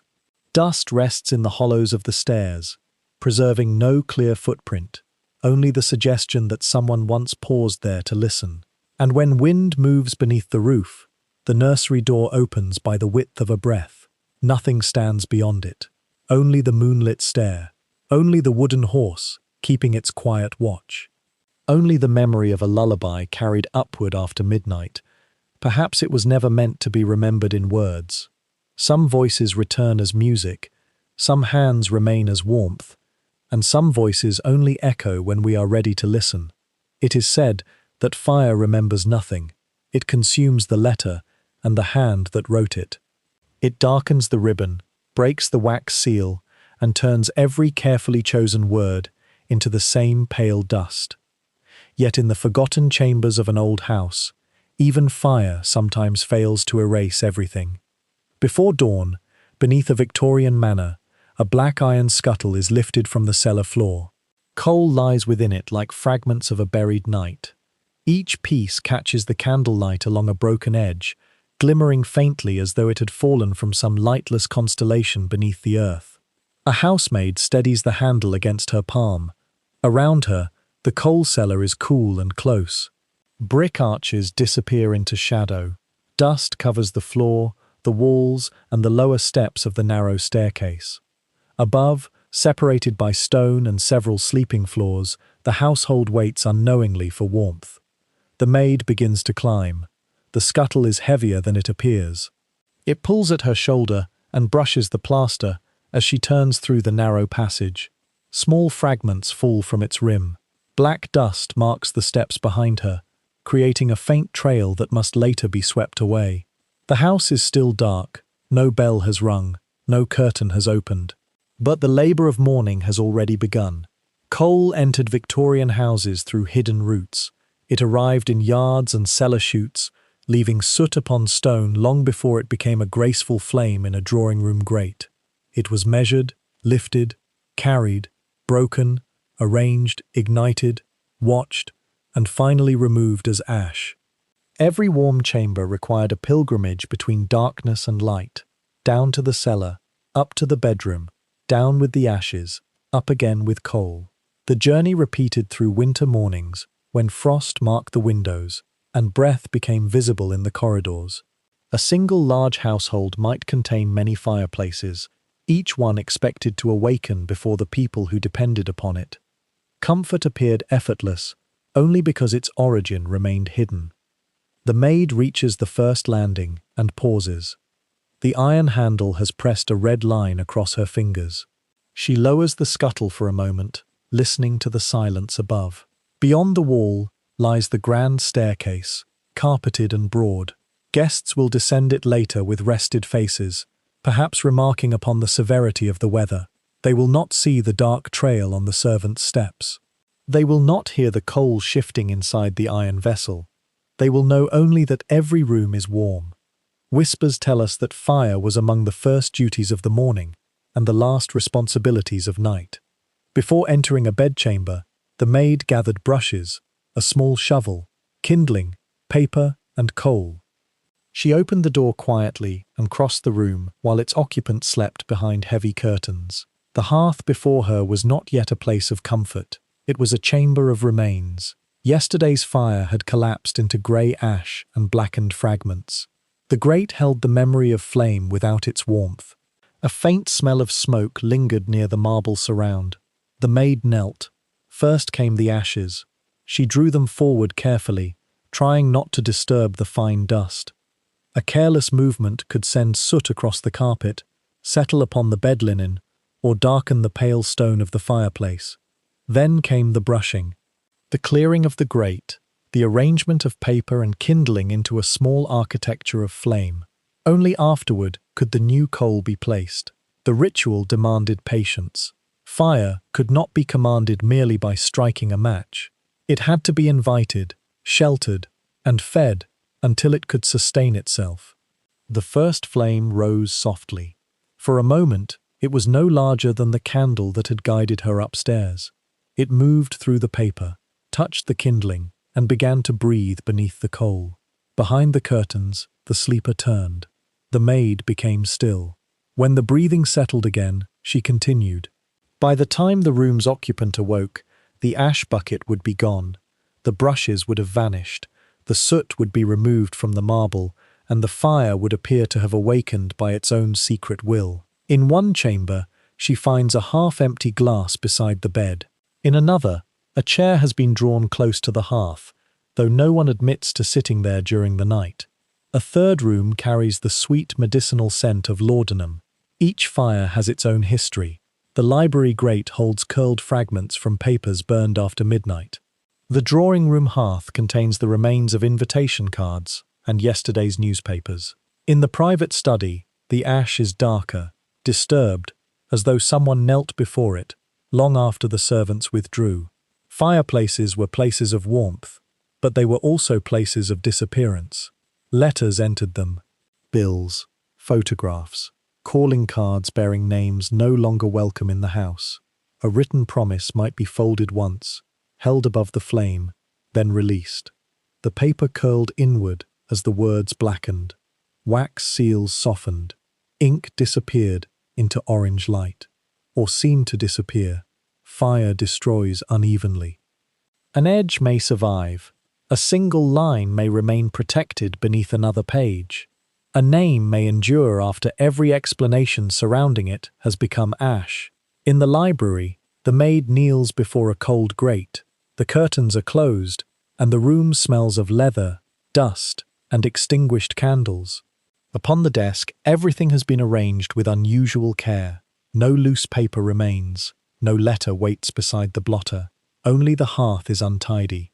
She places the ashpan beneath the grate and begins to clear it. Grey dust falls softly. A blackened curl of paper breaks against the shovel.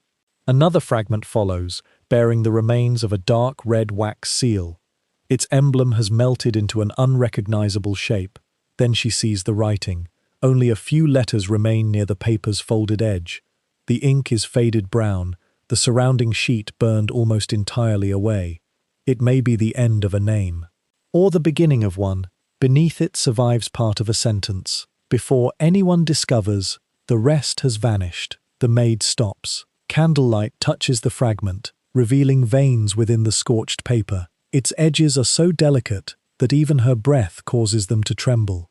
Perhaps the letter concerned a hidden debt. Perhaps it carried news of a marriage that could not be permitted. Perhaps it named a child absent from the family portraits, a betrayal concealed beneath years of courtesy, or a person sent away so completely that only this blackened syllable remained. She cannot know. The fragment offers forbidden knowledge but withholds its meaning. That is the quiet cruelty of incomplete evidence. It awakens a door in the mind, then removes the path beyond it. The maid reaches toward the paper. At the first touch, it crumbles. A portion of the surviving name falls into the pan and becomes indistinguishable from the ash around it. The remaining words fold inward. The wax seal breaks into two dark pieces. Nothing can be restored. No scroll can be unrolled. No forgotten truth emerges whole from the chamber of ash. The maid lowers her hand. She has witnessed the final disappearance of something another person feared enough to burn. Yet she does not know whether she has helped conceal cruelty, sorrow, love, or shame. Soon the family will enter the library. Someone may look toward the cleaned hearth and feel relief. The maid arranges fresh kindling. A new fire begins above the ruins of the old one. Flame passes across the grate, bright and innocent, revealing no difference between a burned confession and an ordinary page. Outside, the sky has begun to pale. The maid lifts the ash bucket and returns to the hidden staircase. The vessel is lighter than the coal scuttle, but more difficult to carry. Fine grey dust rises with every step.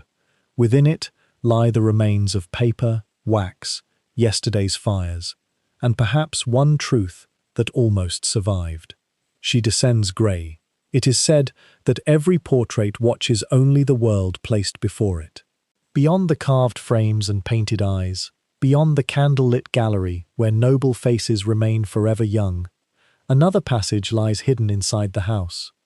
It has no gilding, no velvet bench waits beneath its walls, no plaque records the names of those who walked there.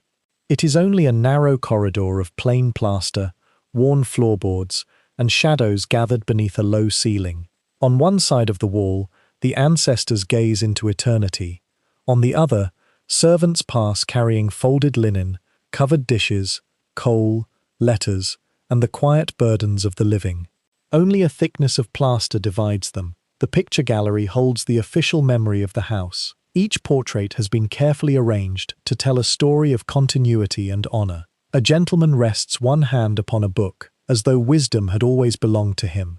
A soldier stands beside a distant landscape, wearing the medals of a war whose grief has been painted away.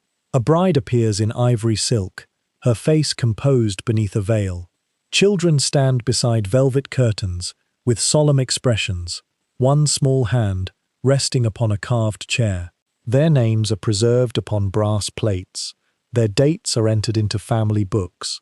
Their eyes remain open long after the rooms have fallen silent. But behind them, unseen and almost close enough to touch, moves another history. A maid pauses in the hidden passage after climbing 5 flights of stairs. The linen in her arms is clean and warm, though her hands are red from washing. She leans against the wall for no more than a breath. Directly beyond her shoulder hangs the portrait of a woman, painted beneath a summer sky. The woman's pearls glow softly. Her expression is serene. One painted hand holds a rose, while the other rests upon the head of a pale hunting dog.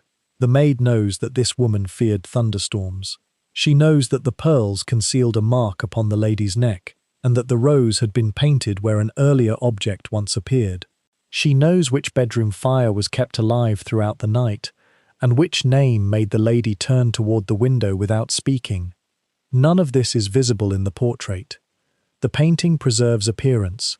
The passage preserves memory. Victorian picture galleries often served as corridors of inheritance. They presented the family as an unbroken procession through time. Marriages, children, uniforms, estates, and carefully chosen symbols. Even sorrow could be transformed into dignity beneath the painter's hand. A failed marriage became 2 separate portraits. A disgraced relative disappeared into storage. A child who died young remained forever dressed in white. And a fortune built through distant trade became a quiet landscape glimpsed beyond a painted window. Portraits did not always lie, but they rarely told everything. Whispers tell us that servants knew the spaces between the images. They remembered the expressions people wore after the painter had gone, when ceremonial clothing was removed and the rooms returned to their ordinary shadows. A housemaid knew which celebrated marriage contained long silences. A footman knew which decorated officer became cruel after drinking. A nurse knew that the solemn child in white lace had been raised more tenderly in the nursery than in the drawing-room below. These truths did not hang in frames. They travelled through the hidden corridor as fragments of conversation. One evening, while rain touches the gallery windows, a footman enters the passage carrying a covered dish. He stops near the back stair, where another servant waits beside a candle. Their words are low. The wages are late again. The steward has offered no explanation. Coal has been purchased, guests have arrived, and silver has returned from repair, yet the servants have not received what they are owed. Beyond the wall hangs the portrait of the master who commissioned the new wing. In the painting, he stands beside a column, one hand placed confidently upon the plans of the estate. Behind him, the artist has suggested fertile fields beneath a golden sky. The wall is thin enough that the servants can hear laughter in the gallery. But no one on the other side hears their concern. The footman lifts the dish and continues. The conversation dissolves into the passage, like breath upon cold glass. No canvas records it. Still, it belongs to the history of the house. At another hour, a letter arrives through the servant's entrance. It is addressed to the housekeeper and written in an unfamiliar hand. A former maid has died far from the estate. She had served here for 11 years, first below stairs, then in the bedrooms above. Perhaps she once carried warm water along this very corridor. Perhaps she polished the frame of the bride in ivory silk. The news is read beside the stair. A few servants remember her. One recalls her laughter in the linen room. Another remembers that she sang while blacking the kitchen range. Someone says she left after an accusation that was never proved. Her death alters nothing in the formal rooms. Dinner is served at 8. Lamps are lit beneath the portraits. The family walks through the gallery, without knowing that a woman who once kept their fires has passed beyond all summons. In the hidden passage, the housekeeper folds the letter carefully. For one moment, the corridor becomes a chapel. There are no stained glass windows and no carved stone angels, only bare walls, a wavering candle, and several tired people standing together in silence. Then a bell rings. The letter is placed inside a pocket and service continues. Perhaps this is why the passage feels sacred. It contains what ceremony excludes.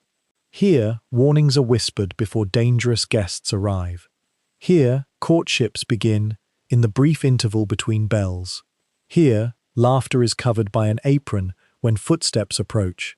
Here, servants learn of births, illnesses, dismissals, and deaths before the official announcement reaches the household. The walls absorb everything. A kitchen maid cries near the lowest stair because a letter from home has brought unwelcome news. A young footman practices the words with which he intends to ask another servant to walk with him on Sunday. A nurse rests her forehead against the cool plaster after a child's fever finally breaks. These moments are small enough to disappear from history, yet small moments are often the truest measure of a life. The corridor also hears the family legend from behind. At night, guests pause before the portraits, while a host recites the familiar stories. This ancestor defended the estate. That marriage united two distinguished families. This child possessed unusual promise. The servants moving beyond the wall know other versions. They know that the defender sold land to pay debts. They know that the celebrated bride slept in a separate chamber after her first winter. They know that the promising child called for his nurse, not his mother, whenever darkness filled the room. Their memories do not destroy the family story. They deepen it. They reveal that every polished history casts a hidden shadow, and that dignity, cruelty, affection, loneliness, and dependence may inhabit the same frame. Some believe houses possess no memory of their own. Stone cannot grieve, timber cannot choose what to preserve, and yet, where memory fades, matter keeps its quiet evidence. Near the servant's stair, low upon the passage wall, 2 initials have been carved into the plaster. Beneath them, the mark is small. It may remember a courtship. Perhaps 2 servants paused there after midnight and promised to leave the house together. Perhaps the initials belong to friends, separated by dismissal. Perhaps one person carved both, preserving someone who had died. No ledger explains them. The date corresponds to no family wedding, birth, or inheritance. To the official history of the house, it means nothing. Yet a hand pressed a sharp object into the wall and formed those letters slowly, leaving behind the only enduring signature of a life spent within the passage. Dust has softened the grooves.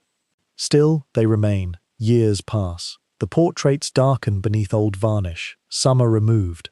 Others acquire new brass plates when descendants forget precisely who they represent. The painted children become unidentified ancestors, their private fears lost beneath increasingly solemn names. The hidden corridor changes less. Its plaster crumbles near the floor.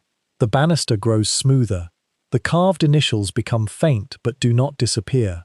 At night, moonlight enters the picture gallery. It falls across uniforms, pearls, velvet curtains, and painted hands. It touches each gilded frame before moving slowly over the polished floor. But the light cannot pass through the wall. Beyond it, the service corridor remains dark. From somewhere below comes the sound of footsteps. They are gentle, measured, and soon lost within the descending stair. Perhaps a maid carries linen. Perhaps a footman returns an empty dish. Perhaps the passage remembers every person whose name the portraits could never see. The ancestors remain visible. Their painted eyes continue to watch the illuminated gallery, guarding the story chosen for them. Yet behind their backs, the house is still breathing. It breathes through worn boards, through whispers held in plaster, through two initials carved near the stairs. Perhaps the truest history was never placed inside a frame. Perhaps it passed quietly behind one. Some lives are preserved in color and gold. Others remain as footsteps receding into darkness. And some voices only echo when we are ready to listen. It is said that beneath every house of celebration lies a chamber where the years are kept in darkness. Below the dining room, beyond the pantry and the final reach of the kitchen fire, a stone staircase descends beneath the earth. The steps are damp from winter. Their centers have been worn into shallow curves, and the walls press close around anyone carrying a candle. Halfway down stands an iron gate. Its bars are black. Its lock is cold. Beyond it, the wine cellar lies beneath low brick arches, filled with ordered rows of bottles. Their glass is veiled with dust. Their labels bear years, vineyards, and distant places where sunlight once rested upon vines. Now they sleep underground. The servant raises his candle. Light passes between the bars and moves over the bottles like a small constellation. One vintage waits for a wedding. Another has been reserved for the eldest son. Several bottles remain from the year the old master died. The key belongs to the butler.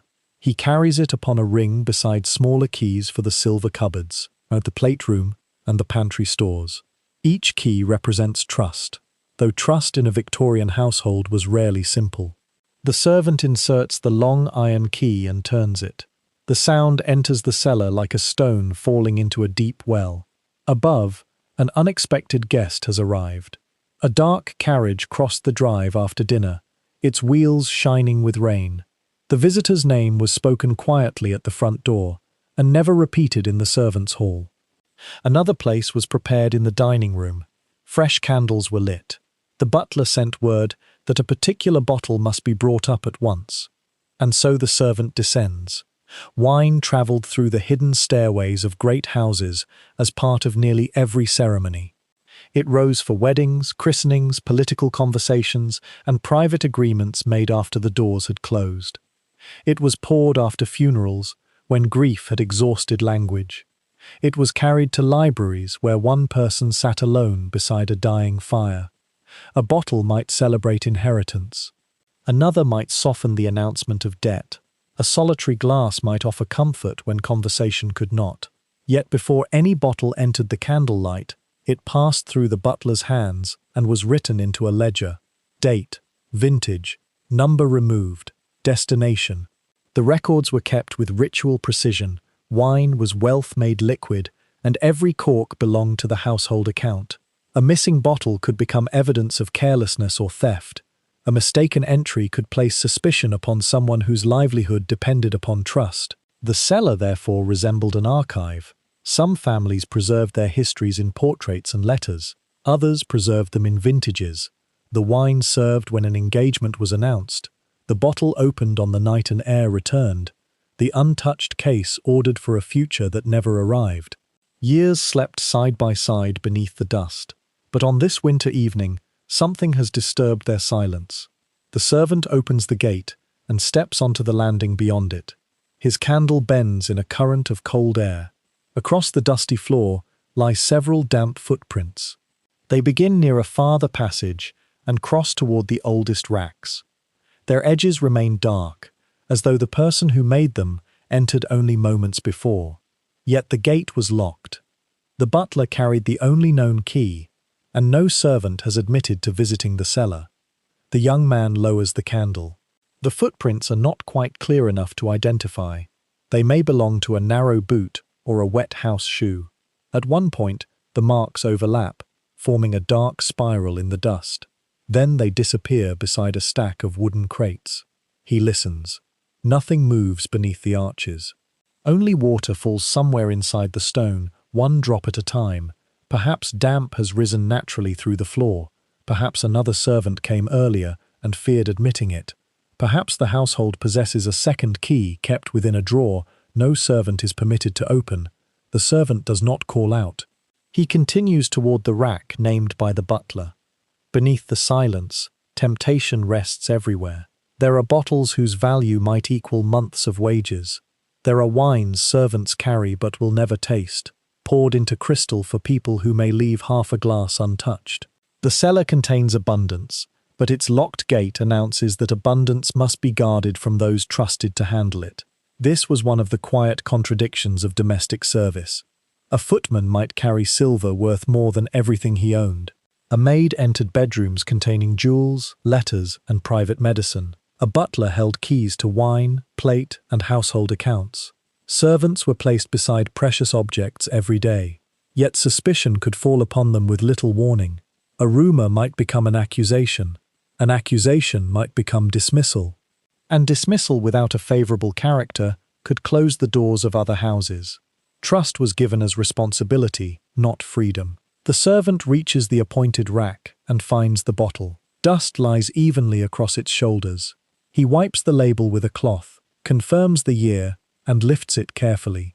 Behind him, the footprints remain. The candle throws his shadow across the wall, where it lengthens beneath the arch, like the figure of someone standing watch. Then he notices an empty bottle lying behind a crate. Its glass is dark green. A few drops remain at the bottom, catching the flame in faded copper. The label belongs to a vintage that should still be recorded in the ledger. The cork lies nearby. No glass accompanies it. The servant does not touch the bottle immediately. Perhaps a member of the family descended secretly. Perhaps two people met here, because the rooms above contained too many listening doors. Perhaps a servant risked everything for one stolen hour of warmth, courage, or forgetfulness. Or perhaps the empty bottle carries no forbidden story at all. Ledgers can be mistaken. Bottles can be moved. Memory, even when written carefully, is never perfect. Still, the footprints cross directly toward it. Whispers tell us that cellars made natural chambers for concealed meetings. Their walls were thick. Their distance from bedrooms protected quiet voices. Beneath the dining room, where families performed order beneath chandeliers, the darkness below offered a place where order might loosen. A promise could be made there. A debt could be confessed. A farewell could be spoken without becoming part of the household story. The servant imagines two figures standing beyond the gate, their candle placed upon a crate. He imagines the bottle passing between them while rain moved over the stones outside. But imagination is a dangerous witness. He lifts the empty glass and places it behind the rack, away from immediate sight. Whether this is concealment, mercy, or merely hesitation, even he may not know. Then he takes the requested wine and returns toward the gate. The butler is waiting at the top of the stairs. His expression reveals nothing. Was everything in order? The question is softly spoken. The servant looks back toward the cellar. Candlelight touches the damp prints, the disturbed dust, and the edge of the crate hiding the empty bottle. He answers that he found the correct vintage. It is not precisely an untruth. The gate closes, the key turns, and the cellar withdraws behind iron bars once more. Together, servant and butler climb toward the dining room. With every step, the sounds of the household return. Silver touches porcelain. A chair moves across the carpet. The unexpected visitor speaks in a voice too low for the words to travel. At the pantry, the bottle is wiped and presented. The butler examines the label, removes the cork, and pours a small measure against the candlelight. The wine glows like a preserved sunset. Then it is carried into the dining room. The guest receives the glass without smiling. A family member raises another. For a moment, they look at one another across the white linen, as though the true purpose of the visit rests between them. No one asks about the cellar. No one mentions the footprints. The dinner continues beneath portraits, flowers, and carefully arranged light. Below, the locked chamber keeps its own account. Everything appears ordered, every rack is labelled, every key is guarded, every bottle removed should have a line in the ledger, and yet one empty space waits among the dust. Near midnight, the butler enters the date and the chosen vintage into his book. His pen pauses briefly above the page. Perhaps he knows of another key. Perhaps he has noticed the missing bottle before. Perhaps he understands that silence can sometimes protect the household more faithfully than any lock. The pen moves again. No second bottle is recorded. Years later, the ledger may survive inside a drawer. Its pages will offer a perfect sequence of dates and numbers. A historian might read it and believe the cellar entirely understood, but no book will preserve the damp footprints. No inventory will describe the empty bottle behind the crate. No account will explain why a servant chose not to speak. Toward dawn, the last candle is carried away from the landing. For one moment, its light reaches through the iron bars and illuminates the disturbed patch of dust. Then darkness returns. Above, the guest departs beneath a fading moon. The dining room is cleared.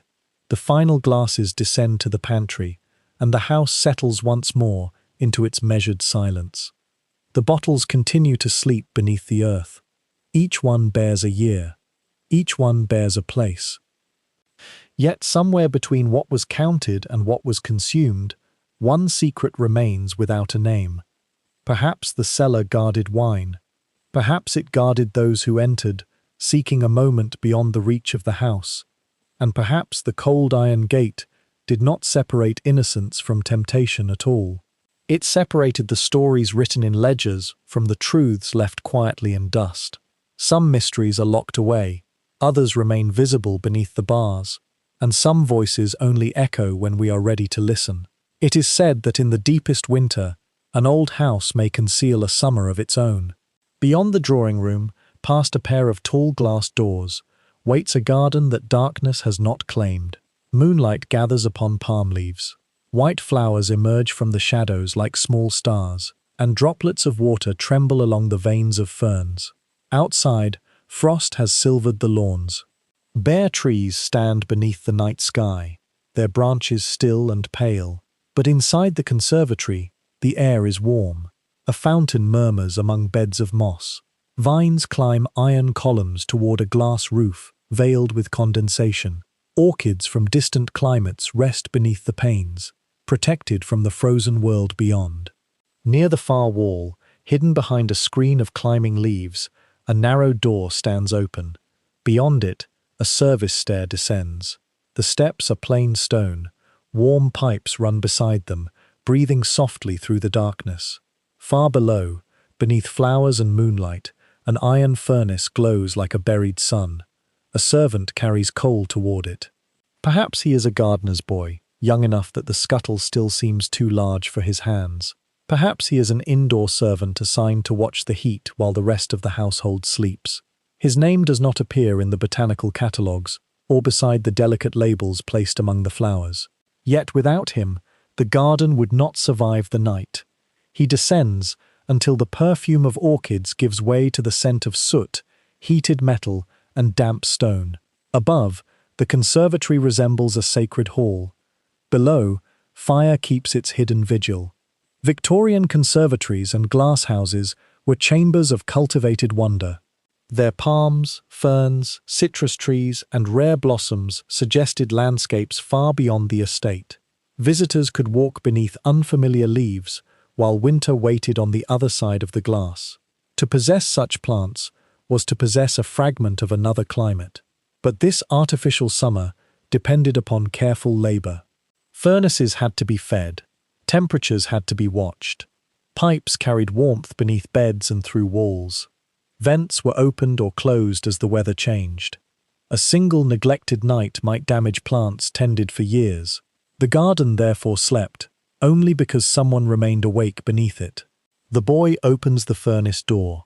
Orange light moves across the chamber. Embers glow within, like the ruins of some ancient celestial city. Red towers collapsing into ash, bright passages appearing and vanishing beneath black coal. He feeds the fire slowly. Each piece falls with a muted sound. Sparks rise, turn in the air, and disappear before reaching the stone ceiling. The iron door closes again, leaving only thin lines of copper light around its edge. For a while, the boy listens. The furnace has its own language, the shifting of coal, the low murmur of heated pipes, the breath of air passing through the grate. He has learned to understand these sounds as another servant understands bells. A quiet fire asks for patience. A weakening fire asks for coal. A sudden change may mean that something has gone wrong somewhere beyond sight. Above him, warmth enters the roots of sleeping plants. It passes beneath stone paths and rises among leaves. Condensation forms upon the glass. A flower closed against the evening begins, almost imperceptibly, to loosen. Beauty is being made in darkness. Later, the drawing-room doors open. After dinner, several guests enter the conservatory. Their figures move behind wet glass and tall leaves, softened by mist. Silk brushes against ferns. A gentleman pauses beside the fountain. Someone laughs gently beneath the palms. To those walking there, the winter garden offers freedom from the rigid arrangement of the dining table. Conversations loosen beneath the cover of foliage. The fountain conceals pauses. Perfume softens the air between one sentence and the next. It is neither entirely inside nor outside, neither room nor wilderness. The conservatory becomes a threshold where words may be spoken that would feel dangerous beneath portraits and chandeliers. The servant below does not see the guests clearly. But voices descend through an iron heating grill. At first, they are no more than fragments. A name, a place, the sound of someone asking whether a letter has been received. The boy pauses beside the furnace. He does not intend to listen, yet the grill carries speech as faithfully as the pipes carry heat. A woman's voice says that she cannot remain. A man answers too softly for the words to reach below. The fountain murmurs overhead. Then comes another sentence, clearer than the rest. By spring, it will be too late. Silence follows. Perhaps this is a proposal made at the wrong time. Perhaps it is a farewell between two people whose lives have already been arranged elsewhere. Perhaps the woman speaks of illness, exile, or a journey from which she does not expect to return. The servant cannot know. He possesses only one fragment, separated from everything that might explain it. Such was the strange intimacy of hidden service. Servants moved near private lives without being welcomed into them. They carried letters, opened doors, tended fires, and waited behind screens while choices were made that could alter the future of a family. Their knowledge arrived in pieces, a trembling hand, an untouched glass, a name spoken beside a locked door, a farewell descending through an iron grill. To repeat such things could bring suspicion or dismissal. And so the boy keeps the sentence within himself. He adds another piece of coal and watches the sparks rise. Above, the conversation ends. Footsteps move away from the fountain. The glass doors open, releasing music from the drawing room, then close again. The conservatory returns to silence. Only the plants remain. Whispers tell us that flowers have often stood beside human secrets. They are offered at weddings and laid upon graves. They witness promises, apologies, and departures, though they preserve no account of what was said. The orchids beneath the glass do not know whether the woman will remain until spring. They know only warmth, water, darkness, and the hidden fire below. Hours pass. The servant climbs from the furnace room to inspect the garden. Moisture falls from the roof in slow droplets, making a sound like gentle rain. Moonlight has crossed the glass and now rests upon another path. He walks among palms that tower above him. Some arrived from distant shores in wooden cases. Gardeners watched over them during long journeys and uncertain seasons. Their survival became part of the prestige of the house. Guests admired the rarity of their leaves and the delicacy of their flowers. The servant notices a speck of soot upon one pale petal and removes it with the edge of his sleeve. The gesture is small. No guest will ever know it occurred. Still, the flower is preserved. There is a quiet contradiction here, beneath the veiled glass. The plants receive carefully measured warmth throughout the night. Their roots are protected. Their leaves are misted. Screens shield them from harsh light. and fires defend them from frost. The boy who keeps them alive sleeps beneath an attic roof where ice sometimes forms inside the window. The rare orchid is guarded from every chill. The servant wraps his coat more tightly when he descends below. Beauty and hardship rise from the same flame. The conservatory displays one and conceals the other. Perhaps all great houses contain such contradictions. Their splendor depends upon paths never shown to visitors, coal stairs beneath flower beds, boiler rooms beneath polished halls, weary hands behind immaculate surfaces. The flower is admired, the fire is hidden. The person who tends the fire disappears from the story. Near dawn, the cold outside deepens.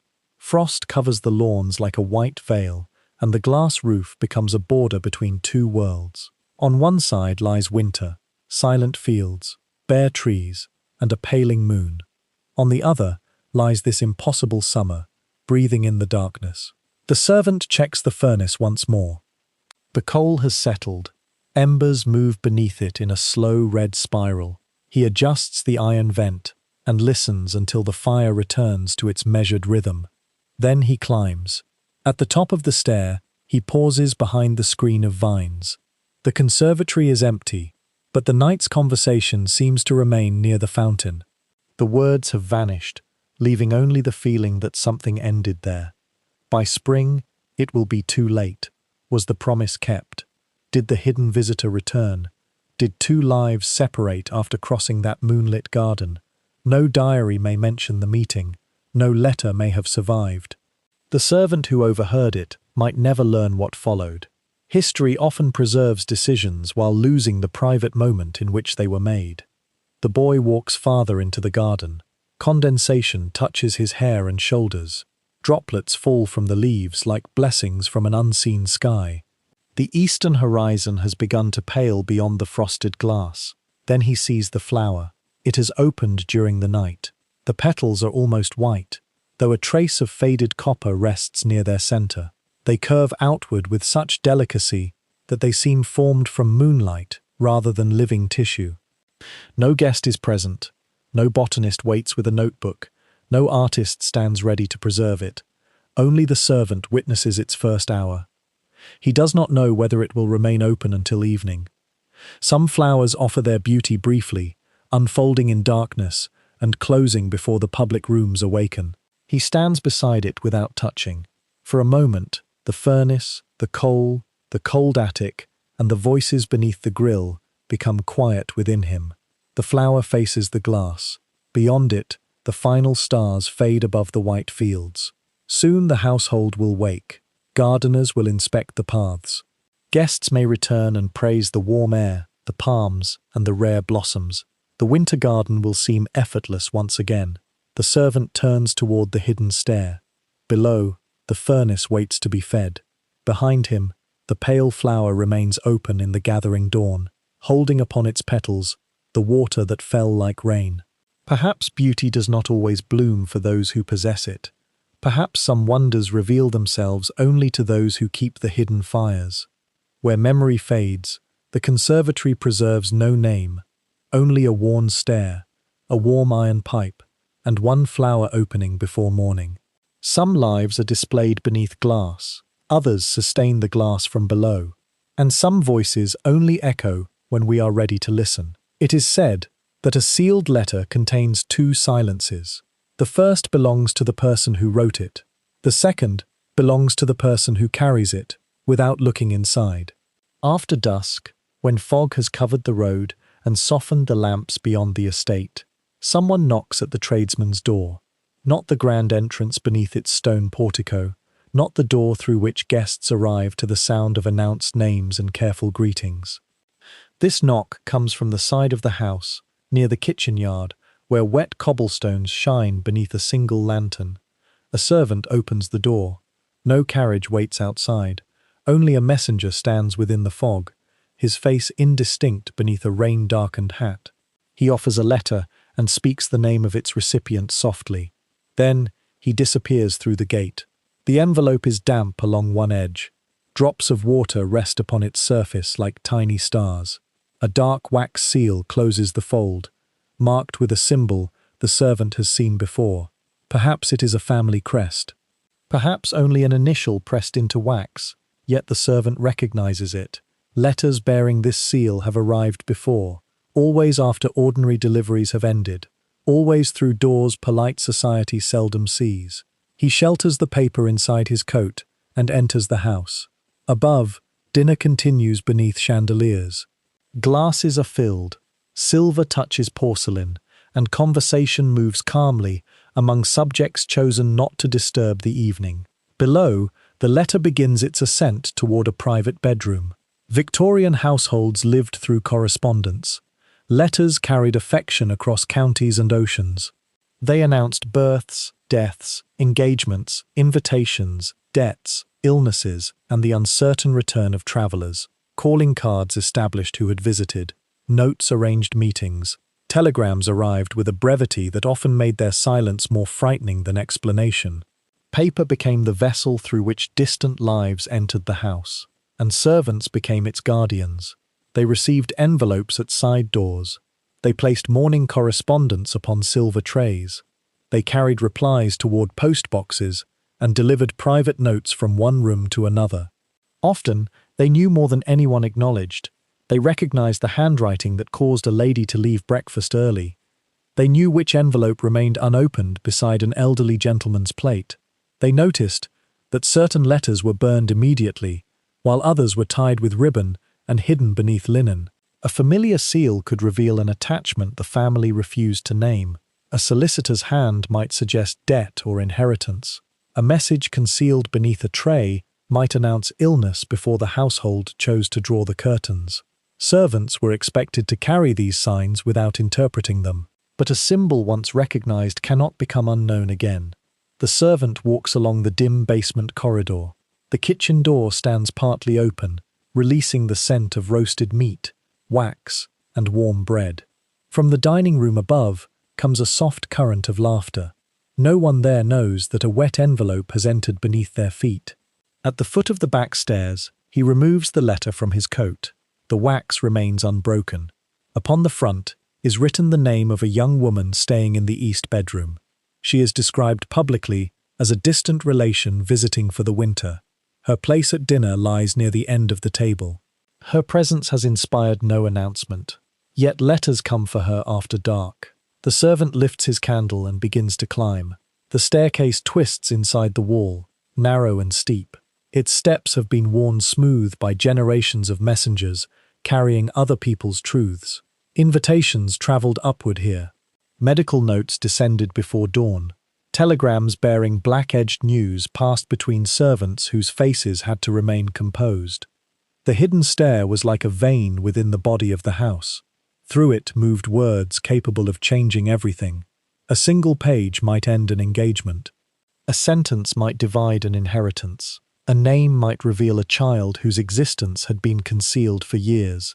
Yet the person carrying such words might receive no explanation and possess no power over what followed. At the first landing, the servant pauses beneath a small window. Moonlight enters through imperfect glass, turning the fog outside into something pale and oceanic. The letter appears almost silver within his hand. He does not wonder openly what it contains. Curiosity must remain hidden, even from oneself. Still, the seal carries a memory. Several evenings earlier, another envelope arrived bearing the same mark. After receiving it, the young woman remained in her chamber and sent her dinner away untouched. The maid who collected the tray noticed a burned piece of paper in the grate and the faint trace of tears upon the pillow. No one asked why. The next morning, the young woman appeared at breakfast wearing a calm expression. The house accepted that expression as truth. The servant continues upward. Near the second landing, another figure waits. It is a member of the family, perhaps the mistress of the house, wrapped in a dark shawl. Perhaps an elder brother whose portrait already hangs in the gallery. Candlelight does not fully reveal the face, but the eyes settle immediately upon the envelope. You have something for the east bedroom. It is not a question. The servant lowers his gaze. He has been instructed to deliver the letter only to the person whose name appears upon it. The waiting figure extends one hand. I shall see that she receives it. the moment remains quiet. No voice rises, no threat is spoken. From beyond the wall comes the distant sound of dinner continuing, the low murmur of guests, the passing of a dish, a brief and careful laugh. The servant holds the envelope. The other hand waits. Here, upon this narrow landing, loyalty loses its simple shape. Is duty owed to the household that pays his wages, to the individual whose name is written upon the paper, to the spoken instruction, or to the silent knowledge that some messages belong only to those for whom they were sealed? The wax catches the candlelight like a dark red moon. The servant knows that refusal may be remembered. He also knows that surrendering the letter may erase whatever truth it carries before its intended recipient can read it. For a moment, both hands touch the envelope. The paper bends slightly between them. Then the servant says, very softly, that he was told to place it directly beneath the east bedroom door. Nothing more. The hand withdraws. The family member turns toward the formal corridor and disappears without another word. Yet silence can contain displeasure more clearly than anger. The servant remains alone upon the landing. His candle trembles, though the air is still. Whispers tell us that domestic servants were socially invisible only when invisibility suited the household. They were trusted with jewels, silver, private correspondence, medicine, and keys. They entered rooms at vulnerable hours and carried messages capable of altering family fortunes. But when suspicion arose, their closeness became dangerous. A servant accused of reading a letter might be dismissed. A servant accused of withholding one might fare no better. Their integrity was constantly required and only conditionally believed. The staircase therefore becomes a moral passage. Each step carries the servant farther from the security of obedience and closer to a choice whose consequences he cannot measure. He reaches the upper corridor. Here the carpets are soft enough to silence his boots. Moonlight rests upon portraits and closed doors. The household appears peaceful, but peace in such houses often depended upon words remaining in their appointed chambers.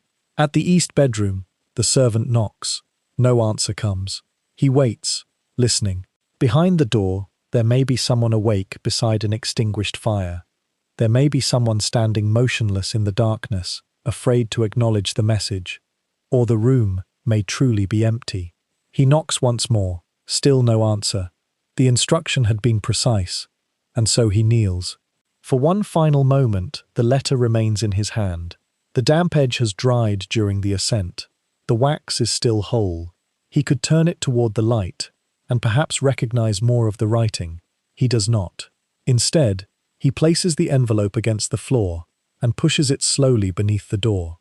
The paper passes from candlelight into darkness. Only one corner remains visible. Then a hand appears from inside the room and draws it away. The movement is swift, but not hurried. No word of thanks is spoken. No lock turns. The servant rises. He cannot know whether the letter contains a promise, a warning, or a farewell.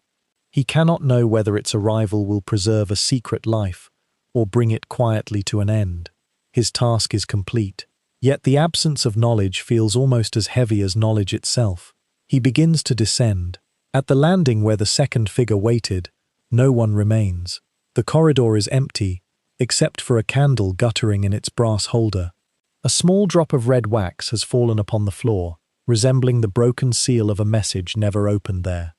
Far below, the dinner reaches its final course. The household continues unchanged. But upstairs, a floorboard gives a single sigh. Perhaps someone has crossed the east bedroom toward the fire. Perhaps the letter is already burning. Perhaps it has been hidden among clothes, tied with ribbon, or pressed against a heart that has waited too long for its arrival. The servant will never ask. By morning, the young woman may descend to breakfast, wearing the same calm expression as before. The family member who waited upon the stair may greet her without revealing what almost passed between them. The letter itself may vanish completely. No household book will record its arrival. No archive will preserve its contents. The fog-bound messenger will become a shadow beyond the gate. Only the back staircase will remember the journey. the pause beside the moonlit window, the two hands resting upon one sealed envelope, the choice made without witness. Some secrets survived because they were locked inside drawers, others survived because they were burned before dawn, and some survived because a weary messenger understood that carrying a letter did not grant the right to possess its truth. Where memory fades, the wax seal remains unbroken within the imagination. The candle descends toward the servants' hall. Above, the bedroom door stays closed. Perhaps the letter was never meant to enter history. Perhaps it was meant only for one pair of eyes, in one guarded chamber, during one silent winter night. Some words change the world when spoken. Others change only the darkness around a single heart. And some voices only echo when we are ready to listen. It is said that some bells continue to wait long after the hands that summoned them have grown still. Near 2 in the morning, beneath the sleeping chambers of a Victorian house, a small brass bell begins to tremble. The sound is scarcely louder than the wings of a moth touching glass. Once, then again. In the servants' hall, a candle burns beside a basket of unfinished mending. Its flame has shortened, and wax has gathered around the base like pale, frozen tears. Two servants look toward the wall where the household bells hang in their ordered row. The library, the drawing room, the nursery, the blue bedroom. But none of these is moving. The trembling comes from a bell at the far end, beneath a faded label bearing the name of a bedroom that has remained unoccupied for many months. No one rises. No one speaks. The silence after the summons is deeper than the sound itself. Perhaps the old wire has tightened in the cold. Perhaps wind has entered the upper walls. Perhaps timber, contracting beneath the winter night, has disturbed a mechanism left waiting beyond its proper season. All these explanations are possible. Still, the bell moves. The room named upon its label once belonged to the elderly mistress of the house. During her final illness, its summons shaped the hidden hours. It rang for water, medicine, another blanket, and coal for a fire that never seemed warm enough. Sometimes it rang because the curtains had moved in a draught. Sometimes because the clock sounded too loudly beside the bed. And sometimes, whispers tell us, it rang because the old woman wished to hear another human voice before darkness became complete. Each time, a maid answered. She climbed the servants' staircase with a candle protected inside one hand. The way became so familiar that she could have travelled it without light. 12 steps to the first landing, a sharp turn beside the linen cupboard, then another flight leading toward the family bedrooms. At night, the house seemed to lengthen around her. Corridors crossed beneath moonlight like pale rivers. Portraits watched from their frames, and every closed door appeared to guard a separate dream. At the old mistress's chamber, the maid knocked softly. Within waited the quiet geography of sickness. Heavy curtains remained drawn, even after daylight. Medicine bottles stood beside a glass of water.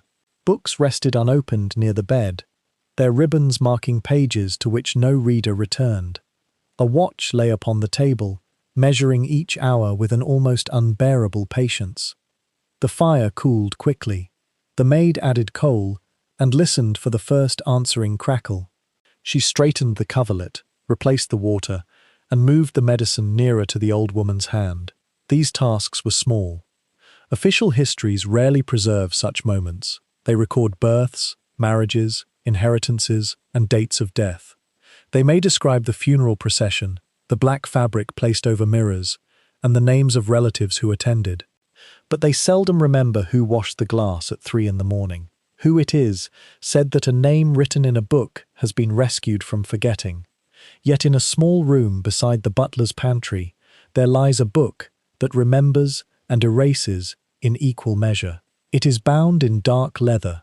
Its corners have softened beneath years of handling, and its spine bears shallow cracks like dry riverbeds upon an ancient map. Dust rests along the upper edge. A thin ribbon, once red, marks a page near the center. Above the desk hang keys of different shapes. One opens the wine cellar. Another guards the silver. Others belong to cupboards, storerooms, and doors through which servants pass without being seen. Beside them, lie folded silver cloths, a brass candlestick, and a bottle of ink, dark enough to resemble a chamber without light. After midnight, the butler opens the book. The house above has fallen silent. The final glasses have been collected from the library. The dining room fire has sunk beneath ash, and every visible sign of the evening has been put away. But administration continues. A candle burns beside the butler's hand as he turns the pages. The paper whispers beneath his fingers, each sheet carrying the faint scent of dust, wax, and old ink. Here are the household accounts. Wine removed from the cellar, candles issued for the guest rooms, visitors received after dusk, wages paid at the quarter, and among these practical entries are names: Mary, kitchen maid; Thomas, footman; Ellen, housemaid. Some have been written carefully, accompanied by dates, wages, and the name of a previous employer. Others end beneath a single severe line: departed, dismissed, no character. The words are small, yet behind each waits a life the book does not explain. Mary, kitchen maid, departed.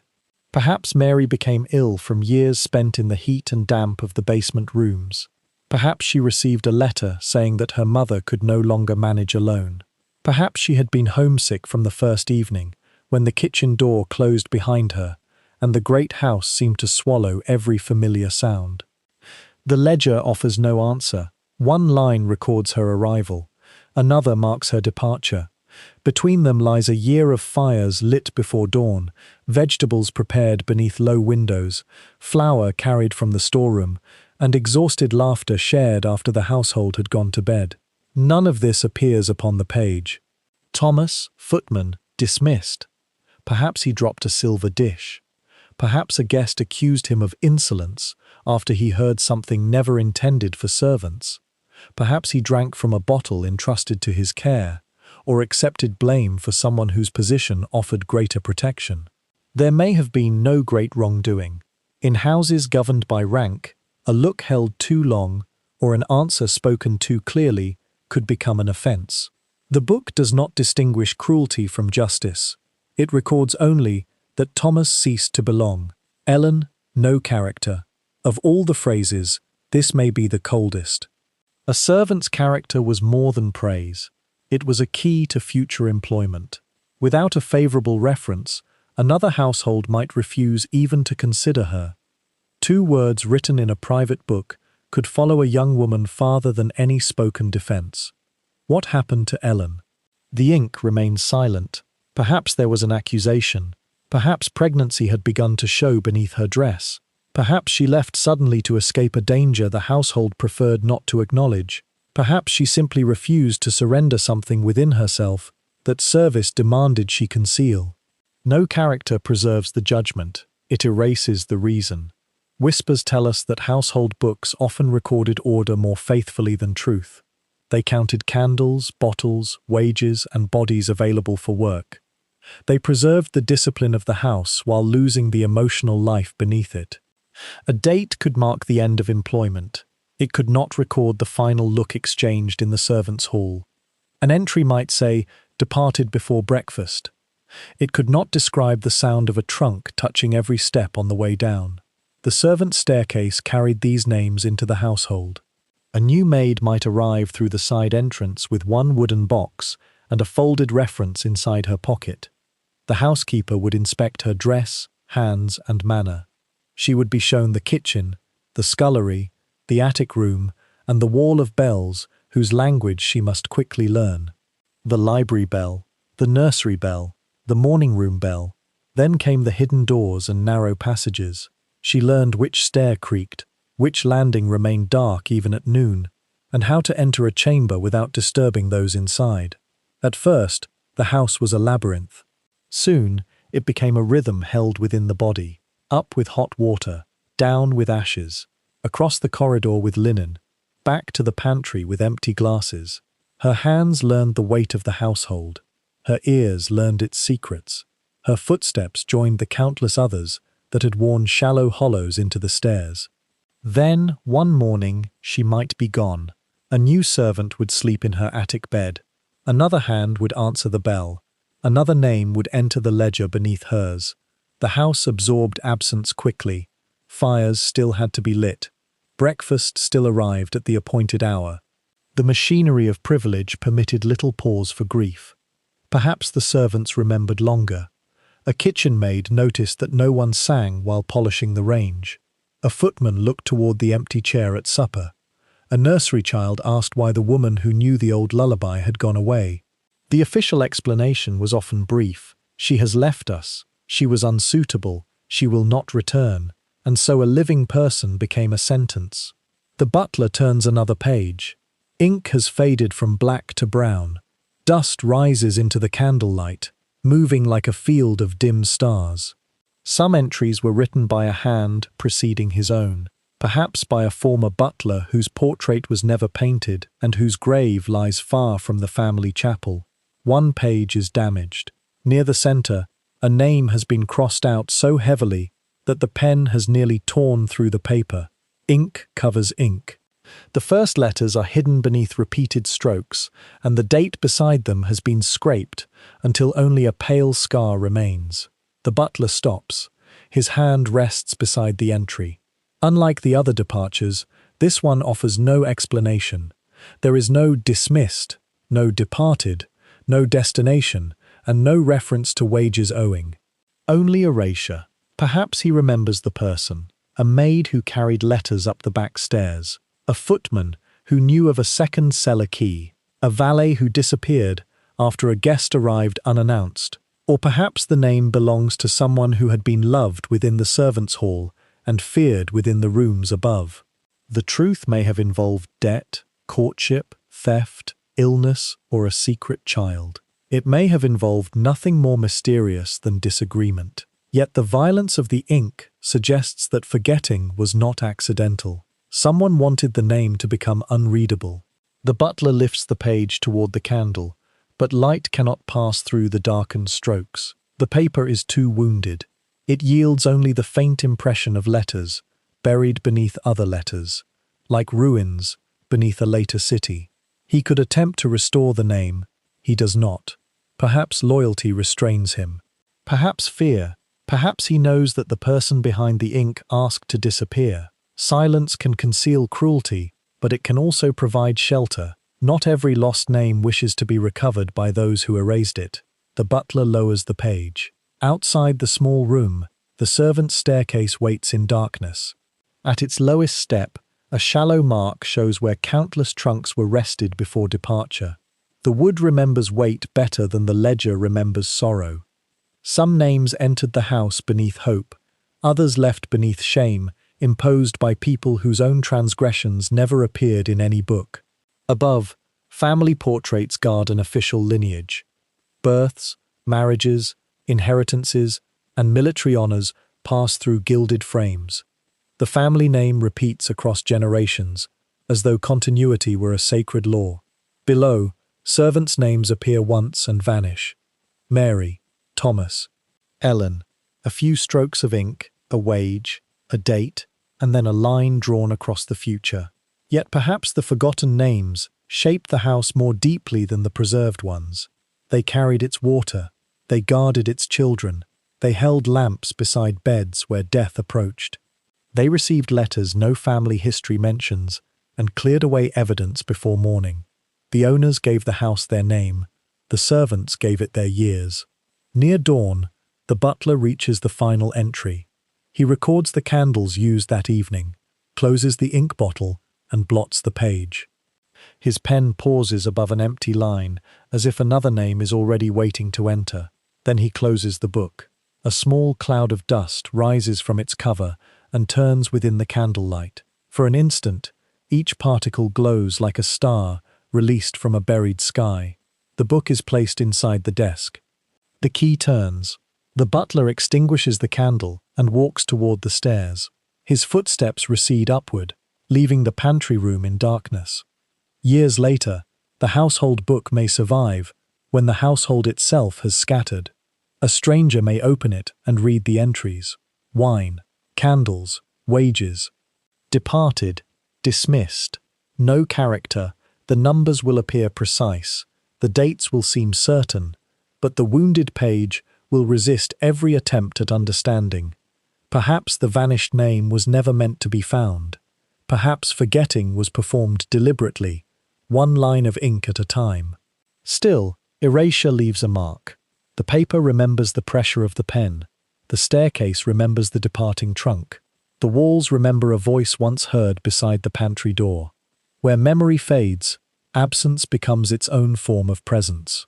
The family name may disappear from the estate gates. The portraits may lose their identities. But beneath the blackened line, someone still waits, not entirely preserved, not entirely gone. Some names are written to be remembered.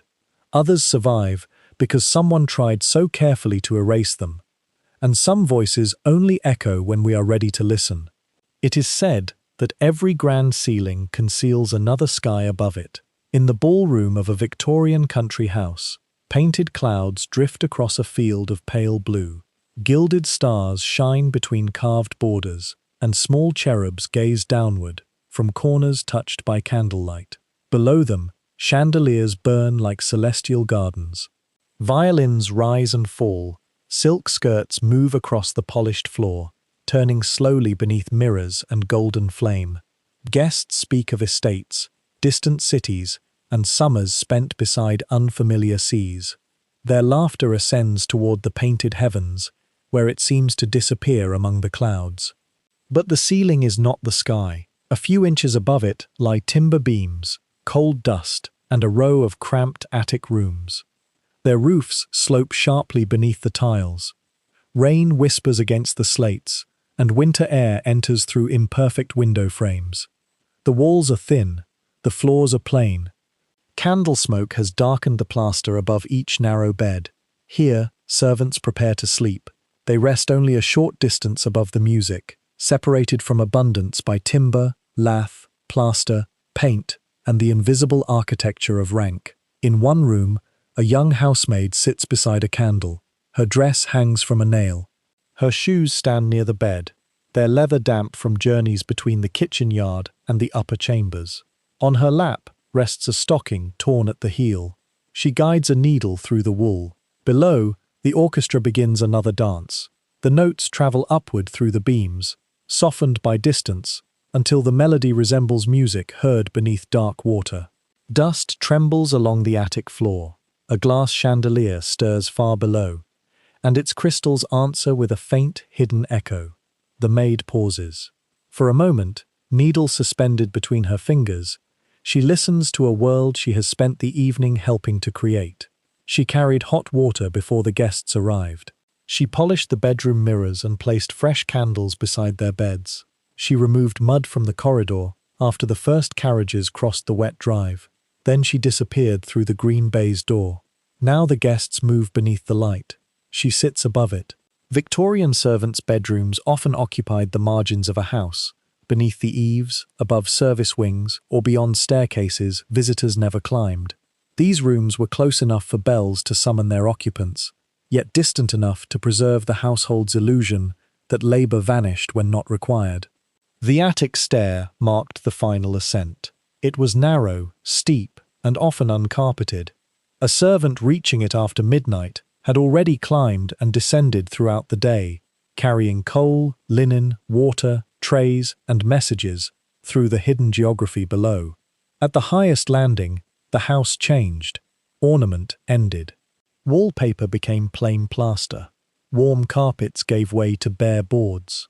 The wide windows of the family rooms became small panes beneath the roof.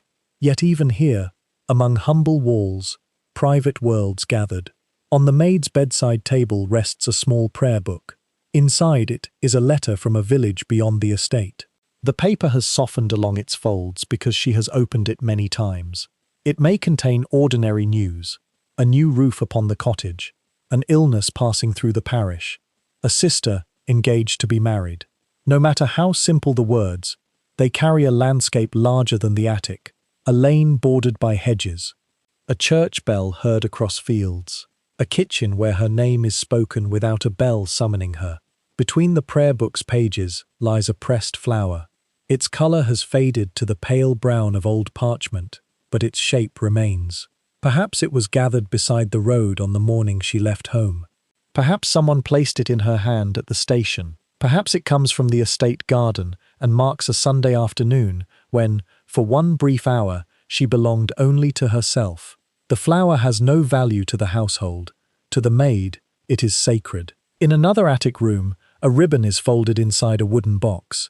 It is blue, though years have softened it toward grey. The servant who keeps it may remember wearing it before entering service, at a village dance or summer fair. Perhaps it was given by someone who promised to write. Perhaps the letters stopped. Still, the ribbon remains.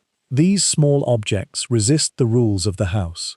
A servant's uniform belongs to her position. Her room, bed, and candle belong first to the household. Even her time is divided by bells and duties. But the flower, the ribbon, and the letter belong to a self no employer can entirely possess. They become relics of private identity, a hidden archive beneath the roof. Whispers tell us that servants' rooms were rarely private in the modern sense. Housekeepers might inspect them. Rules governed visitors, conversation, dress, and conduct. Doors might not lock, and shared rooms offered little solitude. The young maid can hear another servant breathing through the wall. Footsteps pass outside her door. Somewhere near the far end of the corridor, a woman coughs and attempts to quiet the sound. Even sleep remains conditional.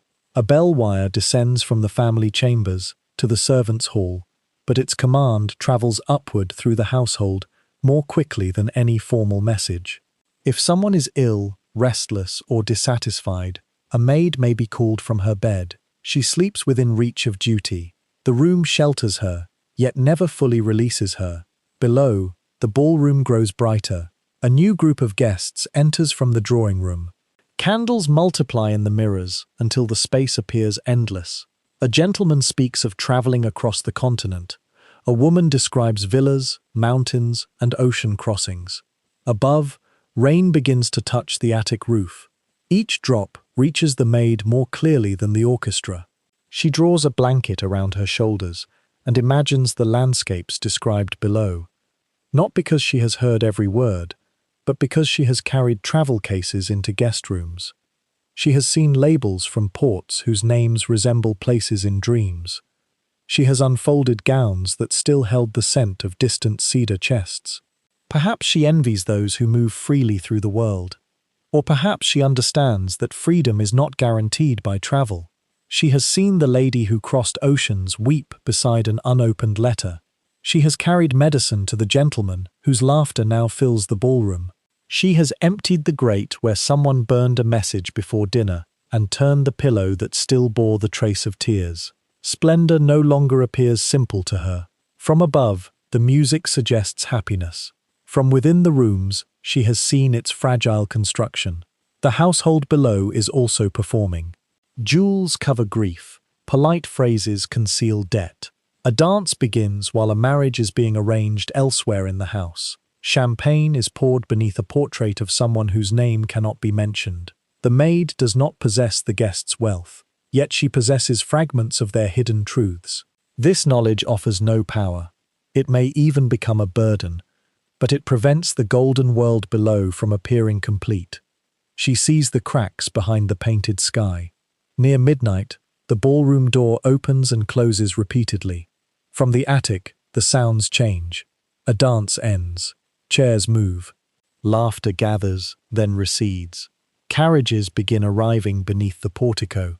But the servants' evening is not finished. A bell sounds. The maid sets down her mending. Her room, which had nearly become her own, returns instantly to the house. She rises, puts on her shoes, and descends. The stair receives her candle. She moves from bare attic boards to patterned corridors, then through a concealed door into the illuminated rooms. A guest requires another shawl. A bedroom fire must be restored. Glasses remain in the library, and wax has fallen across a dressing table. Hours later, she climbs again. Now other servants return with her. Their footsteps rise slowly through the attic stairwell. No one speaks loudly. Fatigue has made silence feel more natural than conversation. One carries a candle burned almost to its base. Another holds polished shoes for the morning. A third pauses at the landing, resting one hand against the wall. They disappear into their rooms. The attic corridor darkens, door by door. Below, the ballroom stands empty. The chandeliers have been extinguished, leaving a pale trace of smoke above the glass. A fallen flower rests near the piano. Footprints remain for a little while upon the polished floor. Above the gilded ceiling, the maid returns to bed. She places the mended stocking upon the chair. The prayer book waits beside the candle, still holding its pressed flower and distant village. Rain moves across the roof. The house settles into darkness. For a few hours, bells remain silent. Masters and servants sleep beneath the same moon, their dreams perhaps crossing boundaries that daylight will rebuild. Only inches separate the maid's narrow bed from the painted cherubs below. Rank seems vast when measured through custom, inheritance, and doors. Measured through timber and plaster, it is strangely thin. Someday the chandeliers may disappear, the portraits may be removed, and the painted ceiling may crumble beneath damp. The ballroom's grand evenings will become dates in an old book. The attic relics may vanish sooner, a ribbon discarded, a letter burned, a pressed flower released into dust. Yet perhaps the house will keep some trace of those who slept above its golden sky. A hollow in the floor beside a bed, a name scratched beneath a beam, a patch of plaster darkened by countless candles. Where memory fades, even absence has a shape. The young maid closes her eyes. Below her lies the painted heaven of the ballroom. Above her waits the true night sky, veiled by tiles and rain. She sleeps between them. Perhaps she dreams of the distant village, perhaps of the music beneath the floor, perhaps of a world in which no bell can reach her. Marked by the moon, the attic window shines faintly over the silent roof. One by one, the candles disappear, and above the gilded ceiling, forgotten sleepers rest beneath the same darkness as those whose names the house was built to preserve. Some lives are remembered through chandeliers and gold. Others survive in a ribbon, a flower, and the whisper of rain upon the tiles. And some voices only echo when we are ready to listen. It is said that some rooms are connected not by doors, but by hunger. In the dining room of a Victorian house, beneath portraits darkened by candle smoke, a small wooden panel opens in the wall. Behind it is no cupboard. There is only a narrow shaft descending through the house, and a wooden platform suspended upon ropes. Its surface is worn by plates, decanters, covered dishes, and years of invisible service. A servant's hand places a stack of used plates upon it. The platform shivers. Then it begins to descend. Candlelight follows for only a moment. Silver rims flash once in the darkness, and porcelain glimmers like pale fragments of a buried moon. Soon the platform passes beyond sight, carrying the remnants of dinner toward the basement regions below. The little door closes. To the guests, the disappearance seems almost magical. No footman crosses the carpet. No kitchen maid enters with an empty basket. The room remains private, untouched by the visible presence of labor. Yet beneath that illusion, ropes tighten around pulleys. Tired hands receive the weight. Signals pass between floors, and servants coordinate their movements through small knocks and murmured words. The household appears to serve itself. The shaft knows otherwise. Dumbwaiters belong to the hidden machinery of grand houses. They carried food from kitchen or pantry to dining room and returned with everything celebration left behind. Above, dishes rose beneath polished covers. Below, stained plates descended. Above, wine arrived in crystal. Below, half-finished glasses returned with the warmth of another person's hand still upon them. The platform moved between abundance and aftermath, linking two worlds while preventing them from fully meeting. At the beginning of the evening, the basement pantry glows beneath rows of copper pans and hanging lamps. Covered dishes wait beside the lower door. Their aromas gather within the narrow chamber. Roasted herbs, warm bread, wine, and sweet spice. The cook examines the arrangement. A kitchen maid wipes a trace of sauce from the edge of one plate. Another servant pulls the rope, and the platform begins to rise. Inside the shaft, The dishes pass between rough beams and plaster never meant to be seen. Dust rests upon the ledges. The ropes creak softly, each movement resembling the breath of some ancient creature hidden inside the walls. At the upper door, the meal emerges into brilliance. Guests admire the food without witnessing its ascent. They speak of its delicacy, the rarity of an ingredient, or the skill with which it has been prepared. Their praise may never travel back to the hands that made it. The door closes again. The empty platform returns below. So the evening continues. Food rises. Remnants descend. One world receives. The other clears away. Whispers tell us that dumbwaiter shafts also carried sound. A sentence spoken beside the upper door might enter the opening and fall through darkness with strange clarity. Other words became distorted. Laughter descended as a broken echo. The movement of chairs sounded like distant thunder. A name might arrive alone, separated from the conversation that had given it meaning. The mechanism designed to preserve privacy created a hidden ear inside the wall. Below, servants learned not to pause when voices traveled through it. Listening intentionally could be considered a betrayal, but sound did not ask permission before descending. On this evening, the guests believe themselves alone. The servants have withdrawn, the dining room doors are closed, and the little panel in the wall appears harmless. Near it, a gentleman lowers his voice. He speaks a woman's name. Far below, a kitchen maid hears it emerge from the shaft. She recognizes the name, though it has not been used in the house for several years. It belonged to someone whose portrait disappeared from the upper corridor and whose letters once arrived through the tradesman's entrance. Before she can hear more, the platform begins moving. The ropes turn. The shaft fills with creaking wood, and the remaining sentence is broken into fragments. Must not return. Then nothing. The maid continues washing glasses. She has received a piece of knowledge without its shape. It may concern a forbidden attachment, an unpaid debt, a family quarrel, or someone quietly exiled from the household story. A fragment can be more unsettling than a complete truth. It leaves an empty chamber in the mind, and imagination enters where explanation should have been. Still, she asks no questions.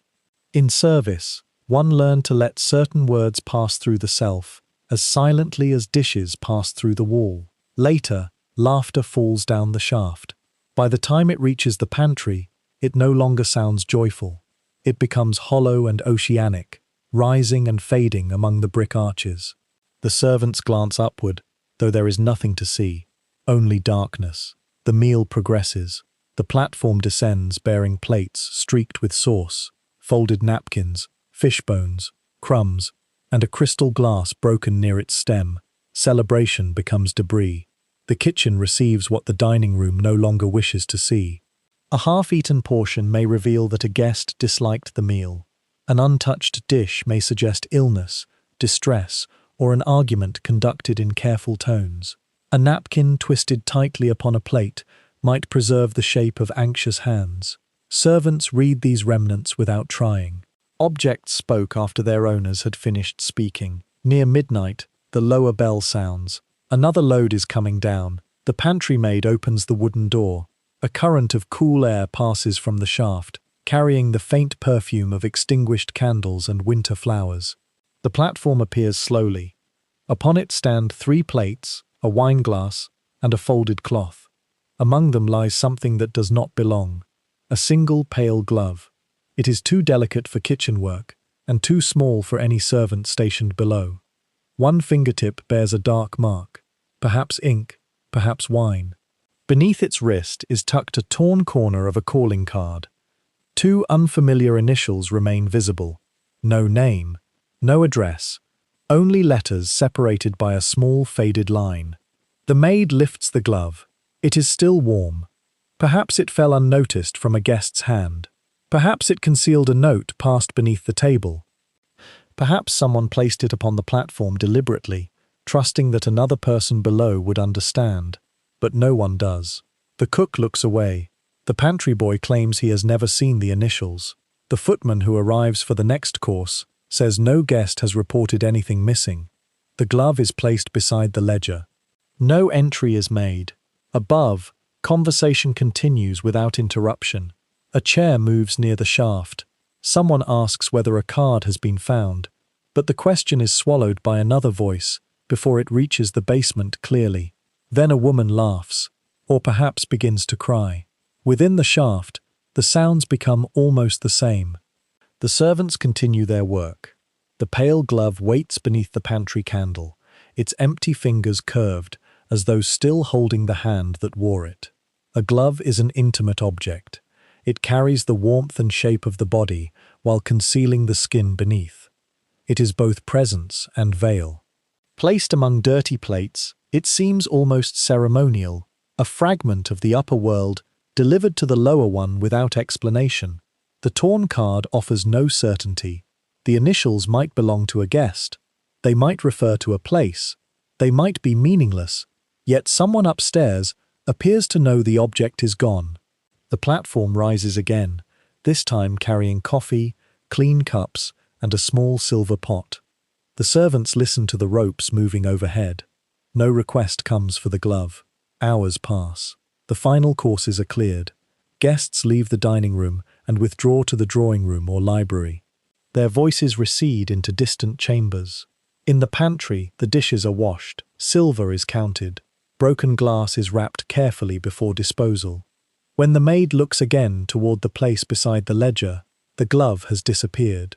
No one admits to moving it. Perhaps the footman returned and carried it upstairs. Perhaps the housekeeper recognized the initials. Perhaps the person for whom it was intended descended by the back stair and took it while the pantry stood briefly empty. Only the torn corner of the card remains. Before dawn, that too is gone.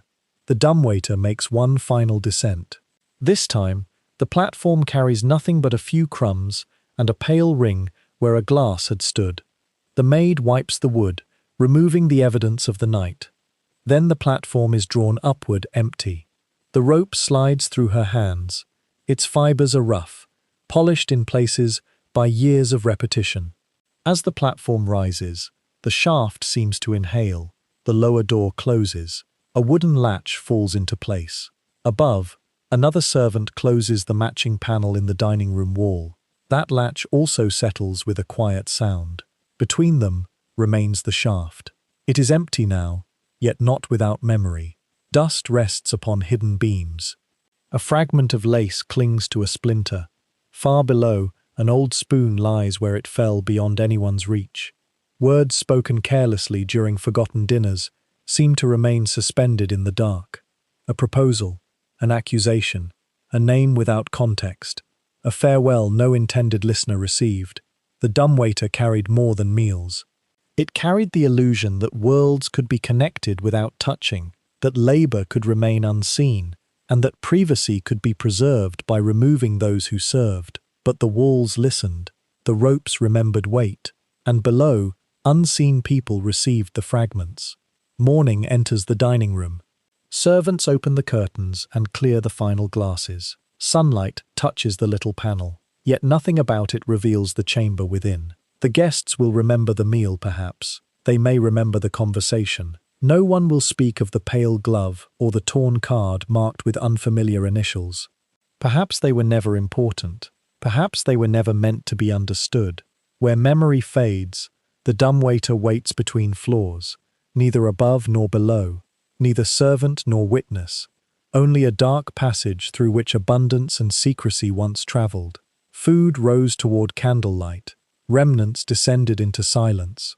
And somewhere between the two, words lost their owners and became echoes. Some secrets are hidden inside locked rooms.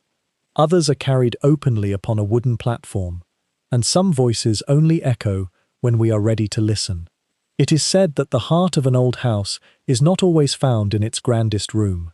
Sometimes it lies beneath the stairs, beyond the green baize door, in a chamber no visitor is invited to enter. There, after midnight, one candle burns beside a long wooden table.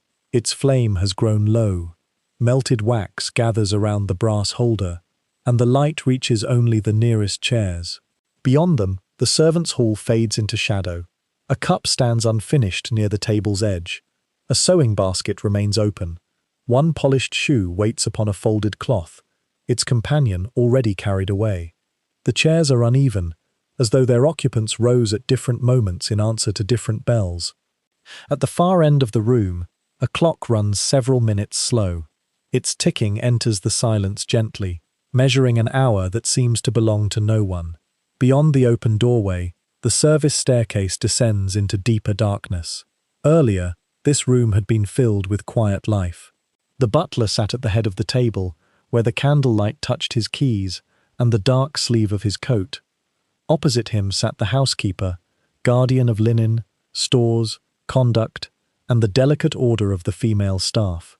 Senior servants occupied the chairs nearest them. Farther along sat younger maids, kitchen workers, and boys newly entered into service. Their places were not chosen casually. Rank shaped the servants' hall, as surely as it shaped the dining room above. The upstairs family sat according to age, title, and consequence. Below, the servants observed another hierarchy. A lady's maid might possess privileges unknown to a scullery maid. A first footman stood above a younger one. The cook ruled the kitchen, while the butler held authority over the wine, silver, and male servants. Even below stairs, invisible lines divided one chair from another. Yet around this table, those lines sometimes softened. Fatigue made companions of people whom rank kept apart during daylight. A shared joke passed beneath the housekeeper's notice. A warning travelled quietly from an older maid to a younger one. Someone offered the final piece of bread to a kitchen boy too tired to ask. Here, the household became human in ways the family rooms rarely allowed. Whispers tell us that servants learned the true character of a house through one another. A maid returning from the bedrooms knew who had cried before dinner. A footman, entering from the library, knew which guest had arrived with debt concealed beneath charm. A nurse carried news of a child's fever. The valet knew that the master's steady hand trembled when certain letters arrived. These observations reached the servants' hall in fragments, not always as gossip, sometimes as protection. Do not enter the west room without knocking twice. Keep the nursery fire high tonight. Say nothing of the letter delivered after dusk. Take care near the library, he has been drinking. Such words formed an unwritten map of the household, a map more intimate than any architect's plan. The servants knew where the hidden doors stood. They also knew where sorrow waited. The long table heard everything. It heard that wages would be delayed. It heard that a housemaid was to be dismissed in the morning. It heard that a former footman had found work in London and that a kitchen maid's sister had married near the sea. It heard of births in distant villages, illnesses in attic rooms, and opportunities arriving through letters too precious to unfold with unwashed hands. No formal record preserved these conversations. They passed from voice to voice and disappeared. Yet perhaps the wood received them. Near one corner, beneath the table's edge, 2 initials have been carved with the point of a knife. The letters are small and partly worn away. Between them is a simple mark resembling a star. Perhaps they belong to 2 servants who sat beside one another for years. Perhaps to a courtship conducted in stolen minutes after supper. Perhaps one person carved both initials after the other had gone. No one now remembers, but the table remembers the pressure of the blade. Upon its surface rests a cracked brown teapot. The crack runs from the rim toward the base, repaired long ago by careful hands. It has poured tea after exhausting dinners and before difficult dawns. It has stood among mended stockings, polished buckles, and letters read aloud for those who could not easily read them alone. It is not listed among the household silver. No guest has admired it. Yet it has offered more comfort than many of the beautiful objects upstairs. A cup of tea beside this table might soften the news of a dismissal. It might warm someone returning from the frozen courtyard. It might give 2 servants a reason to remain together for 5 quiet minutes after everyone else had gone. Humble things often become sacred through repetition. The cracked teapot, the slow clock, the chair polished by one person's hands, the initials hidden beneath the table. They preserve a communal life that existed beneath the official story of the house. Now only one servant remains. She sits near the last candle, with a torn cuff in her lap.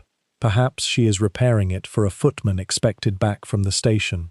Perhaps she is waiting for a maid summoned to the nursery. Or perhaps the sewing merely gives her hands a task while she postpones returning to her cold attic room. The needle enters the cloth, then emerges.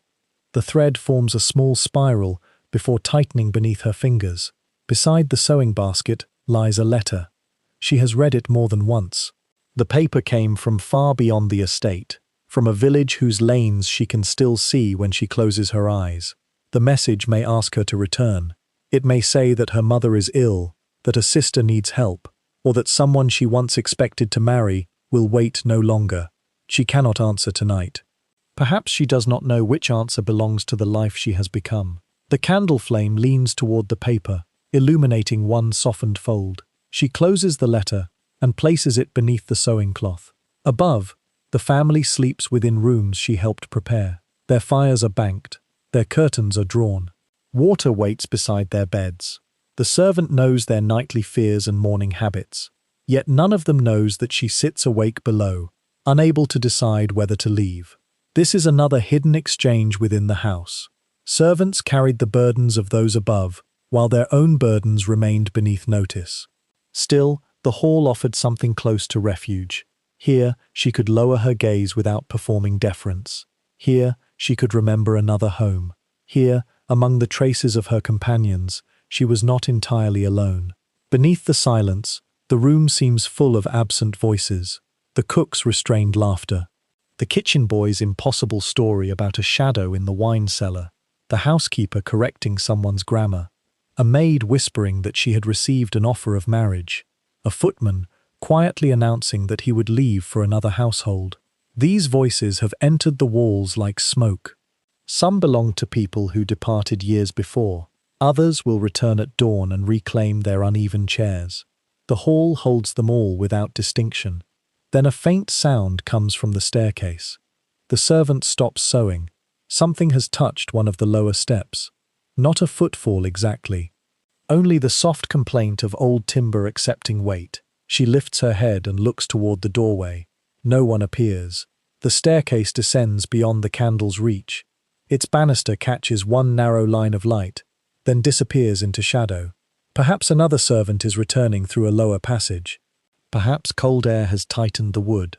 The sound comes once more. A quiet creak, then stillness. She is not afraid. The uncertainty feels almost companionable, as though the house itself remains awake with her. Old buildings speak most gently when human voices have ceased. They settle around those who wait alone, releasing the strain gathered through the day.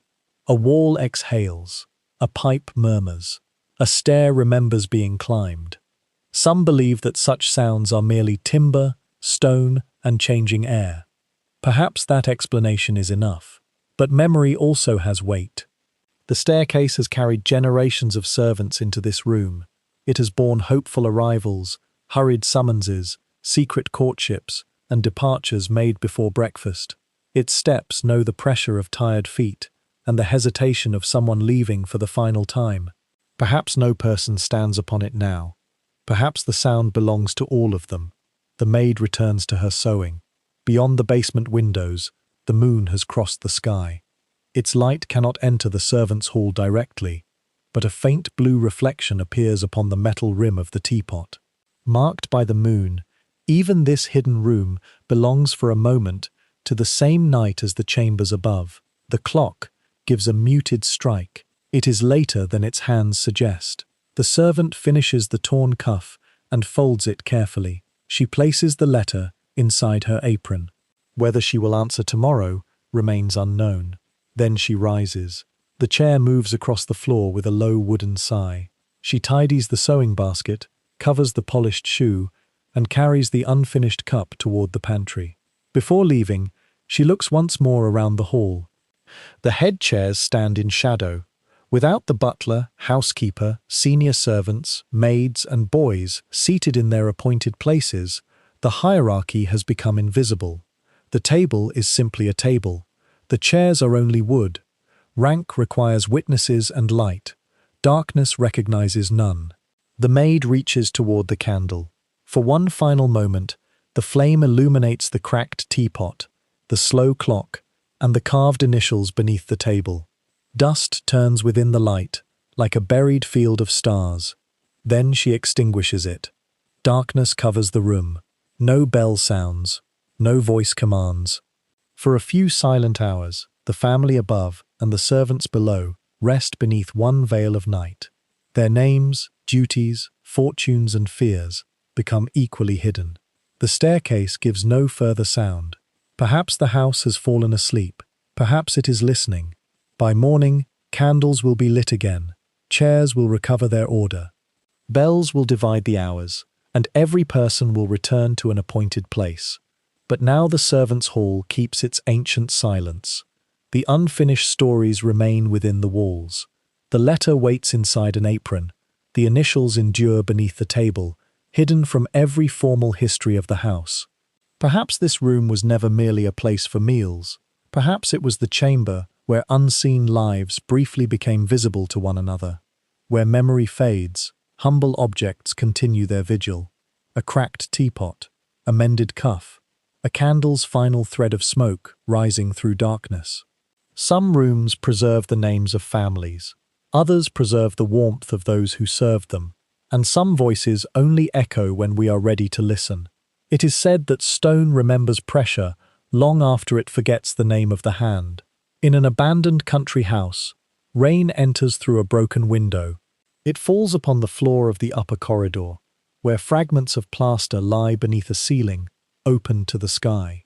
Wallpaper has loosened from the walls and hangs in pale folds, trembling whenever wind moves through the empty rooms. The portraits are gone. Only darker rectangles remain, where their frames once protected the paper from sunlight. The carpets have rotted.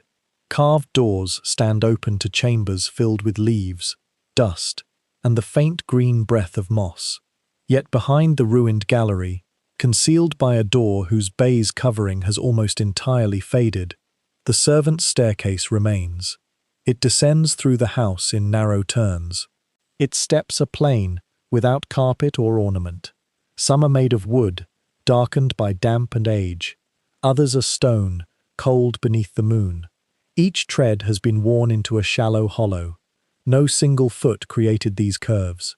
They were formed slowly, one passage after another. A maid ascending with warm water, a footman descending with empty glasses, a nurse carrying a sleeping child, a servant hurrying toward a bell that had already rung twice. Thousands of feet passed here, pressing the same path deeper into wood and stone, until movement became a kind of writing. The staircase is a document, but it is written in a language of weight. Near the lowest turn, the wear deepens toward one side. Here, servants carrying trays must have shifted their burdens before climbing the next flight. The wall bears a smooth mark at shoulder height, where linen baskets or water vessels brushed repeatedly against the plaster. Farther up, a long scar crosses the banister. Perhaps it came from coal scuttles striking the rail through many winters. Perhaps a heavy trunk slipped during a departure before dawn. The wood has closed around the wound, softening its edges without erasing it. Beneath several layers of paint, a faint number remains. 7. Or perhaps 17. It may have marked a repair, an inventory, or the position of a bell wire. It might have been a private signal, understood only by people who once waited here. Its meaning has vanished. The mark remains. Whispers tell us that old houses preserve what human memory considers too ordinary to record. A family diary may describe a ball, a marriage, or the arrival of an important guest. It rarely describes how many times a servant climbed the stairs that day. No painter placed the housemaid beside the family portraits. No stone monument names the kitchen boy who carried coal before sunrise. Few complete diaries survive from those who labored within such houses, and many lie in graves far from the estates where they spent their years. Yet beneath the silence, the staircase holds their rhythm. If we stand upon the lowest landing and allow the ruined house to grow quiet, time seems to loosen. Dust rises into a shaft of light. The wallpaper becomes whole again. A bell trembles somewhere beyond the wall, and footsteps return, not as apparitions, but as possibilities preserved within the architecture. It is winter. Before dawn, a housemaid hurries upward with kindling beneath one arm and a candle in the other. The bedrooms above are still dark. Fires must be burning before the family wakes, and every grate must appear as though warmth came naturally to the room. She knows the staircase without looking. Her foot avoids the loose tread near the second landing. At the turn, she shifts the basket against her hip. The movement is small, repeated morning after morning, until the step beneath her begins to remember. Years later, another maid will place her foot inside the same hollow. She will not know who shaped it first. Still, their journeys will meet there. The imagined scene changes. Now evening has covered the estate, and a footman climbs from the pantry carrying a message that an unexpected visitor has arrived. The card rests upon a silver tray. Its name is familiar, though no one has spoken it openly for years. Upstairs, conversation continues beneath chandeliers. Below, servants prepare another place at the table. At the turn, the footman pauses. Perhaps he recognizes the importance of the name. Perhaps he hears the visitor's carriage wheels upon the wet stones outside. Then he continues upward. The tray touches the wall. A faint crescent enters the plaster. Time passes again. A nurse descends after midnight. She has left a child sleeping in the nursery following a fever. Her steps are slower now. One hand follows the banister, while the other carries a basin of cooling water. No family chronicle records that night. The child's recovery may be remembered. A physician's name may appear in a letter, but the woman who remained beside the bed until the breathing softened will not enter the official story. The staircase keeps what the record omits. It remembers the pause at the landing. It remembers the weight of the basin. It remembers the hand resting briefly upon the scarred rail. Layers of time gather around the steps like rings within an ancient tree. Uniforms change.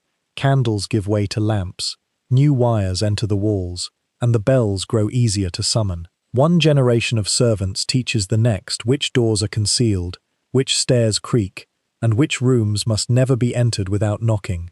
Some arrive carrying boxes and references. Some leave with marriages, savings, or hopes of another life. Others disappear from the household book, beneath words such as departed or dismissed. Their absence is absorbed by new footsteps. The same loads continue upward. Coal, water, linen, medicine, letters. The staircase asks no name. It receives everyone equally and changes beneath them all. This is its quiet contradiction. The grand rooms were designed to proclaim permanence. Their ceilings displayed painted heavens. Their marble fireplaces carried family crests. Portraits presented generations as though land, title, and memory could never be separated. Yet those rooms have decayed. Rain has stained the gilded ceiling. Velvet curtains have become dust. The family faces have been sold, removed, or forgotten in distant storage. The servant's staircase, never intended to be admired, survives as the clearest testimony. Its plainness has protected it. No one considered it valuable enough to remake with every fashion. No guest complained that its steps were narrow or that its walls lacked ornament. It remained useful and therefore unchanged. Now, when almost everything created for remembrance has vanished, the hidden stair continues to speak, not loudly. Its message is held within curves, scratches, and polished wood. A worn tread says, "Someone carried weight here." A scar says, "The work was repeated." A hollow says, "Many lives followed the same path." Some believe history belongs to names, dates, and written testimony. But matter possesses another form of memory. A stone does not know the maid's sorrow. The banister cannot recall the nurse's face. Yet both preserve the fact of their presence. Perhaps this is enough to begin listening. In forgotten corners of the earth, ancient roads remain after the travelers have disappeared. Temple stairs bow beneath pilgrimages whose prayers are lost. Desert gates stand after the cities they guarded have returned to sand. This servant's staircase is humbler, but it too is a pilgrimage road. Its sacredness lies not in coronations or heroic deeds, but in devotion repeated without recognition. A fire maintained, a child comforted, a meal carried, a room prepared for grief. No single act carved these hollows. Years did. Near the upper landing, the remains of a candle holder lie beneath the dust. Beside it is a small metal button, green with age. It may have fallen from a servant's dress or uniform. There is no way to know. On the wall nearby, someone scratched 3 short lines and a spiral. Perhaps they counted nights until departure. Perhaps they marked the height of a child who followed a nurse down the passage. Or perhaps the signs meant nothing at all. Mystery sometimes enters where ordinary explanations have been lost. The house grows darker. Twilight passes through the broken roof and touches the upper steps. Rain has stopped, leaving water upon the wood. Each drop holds a fragment of the evening sky. Marked by the moon, the hollows begin to gather shadow. For a moment, they resemble footprints, one upon the next. Ascending, descending, waiting at the turn, but no sound comes from the stair. The servants' bells have fallen silent. Their wires hang loose behind crumbled plaster. No family waits above, and no fire requires coal before morning. Only the architecture remains. The staircase has completed its long service. Still, it continues to carry something, the memory of movement itself. Perhaps the people who passed here believed their labor would disappear. Perhaps they expected no diary, portrait, or monument. They may never have imagined that generations later, a stranger would place a hand upon the worn rail and wonder about them. The house offers no names, no complete stories, no final explanation. Yet the missing names seem to gather within the hollows, not as ghosts, but as an unseen multitude whose ordinary devotion shaped the path. The grand staircase may have carried admired guests beneath chandeliers. This one carried the house. Night settles over the ruin. Moonlight crosses each worn tread and disappears into the lower passage. Dust lies undisturbed, though the shadows seem to hold the shape of invisible feet. Perhaps some monuments rise in marble, others descend behind forgotten doors. Perhaps remembrance does not always require a name. Sometimes it is enough that stone has changed because a life passed over it. Where memory fades, the staircase remains. A humble path carved by no celebrated hand, yet shaped by years of unrecorded care. Some footsteps vanish before morning. Others enter the body of the house, and some voices only echo when we are ready to listen. It is said that before water flowed unseen through walls, it climbed the stairs in human hands. Before dawn, in the basement kitchen of a Victorian house, steam rises from a copper can. The great range glows beneath iron plates. Kettles murmur beside pots, darkened by years of fire, and the air smells of coal, soap, and warm metal. Beyond the small kitchen windows, frost has veiled the courtyard stones. The moon remains above the roof, pale and distant. A housemaid wraps a cloth around the copper handle. She tests the weight, lifts the vessel from beside the range, and turns toward the servants' staircase. The water moves within the can with a slow, oceanic sound. Above, the household sleeps.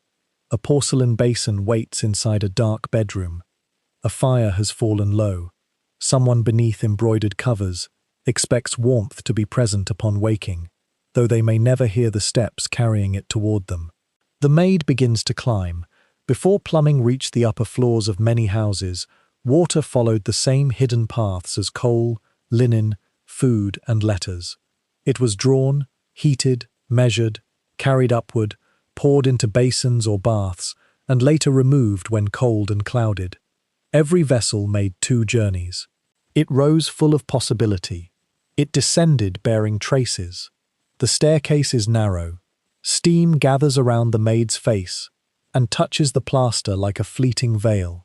She keeps the can away from her skirt, for the metal is hot and the water inside could burn. At each turn, she shifts the weight carefully. One misstep might spill the contents across the stairs. The noise could awaken the household. The water might stain wallpaper or damage a carpet. Injury would not necessarily protect her from blame, and so she climbs with the stillness of ritual.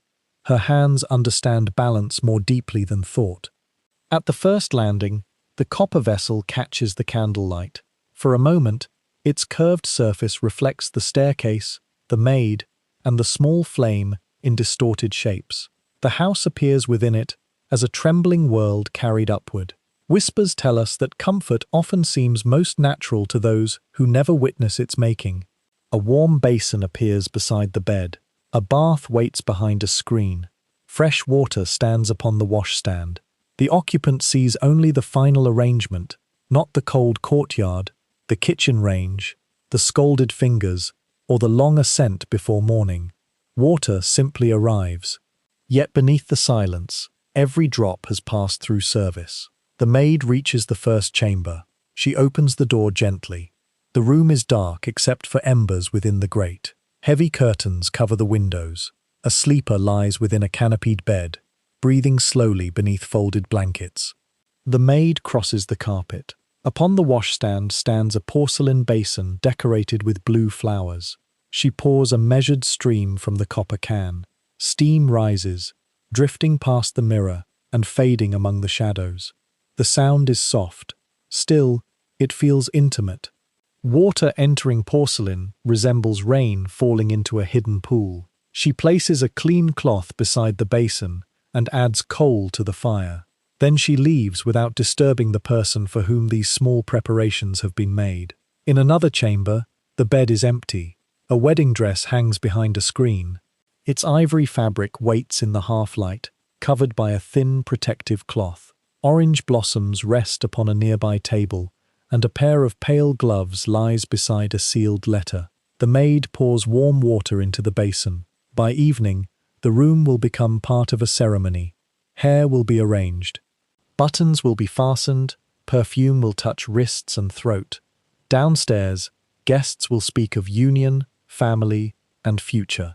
But before all this, there is only water, steam, and a servant working alone before sunrise. The maid sees the dress more closely than many guests ever will. She knows where a seam was repaired during the night. She knows the bride wept while it was fitted, and that one glove conceals a mark made by nervous fingers. Water waits beside the mirror, holding no judgment. In the next room, the mirror has been covered. Black cloth falls across the glass, and the fire has not been relit. The chamber belonged to someone who died several days earlier. Its furniture remains in place, though the objects upon the bedside table have been removed. Here, water is needed for another kind of ritual. The maid enters with clean linen and a basin. She works slowly. Victorian mourning placed visible order around loss. Curtains closed, mirrors veiled, letters edged in black, garments altered according to custom. Yet the private labor of grief happened quietly. Servants washed what illness left behind. They carried water into rooms relatives could no longer bear to enter. They removed it afterward without speaking of what it contained. The copper can grows lighter. The knowledge carried by the maid does not. Farther along the corridor, she enters a sick room. A medicine bottle stands beside a stained glass. The patient is asleep, or pretending to sleep. The curtains have been opened by the width of a hand, allowing one pale line of moonlight to reach the bed. The maid fills the basin and replaces the cold water beside the medicine. She notices a cloth bearing a small dark stain. She folds it inward before placing it inside her basket. Water touches every rank, yet belongs to none.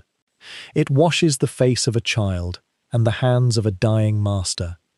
It removes coal dust from a servant's skin and perfume from a lady's wrists.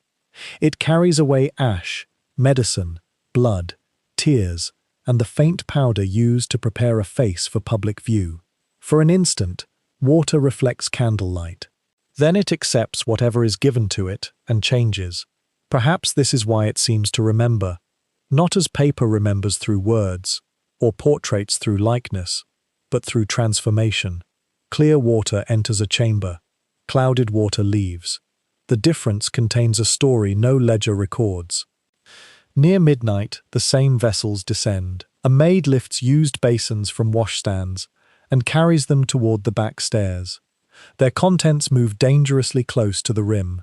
Each footstep sends a small circle across the surface. Within one basin floats a trace of soot, within another, a flower petal. In another, the scent of lavender lingers above water, faintly clouded by powder and tears. Nothing can be preserved.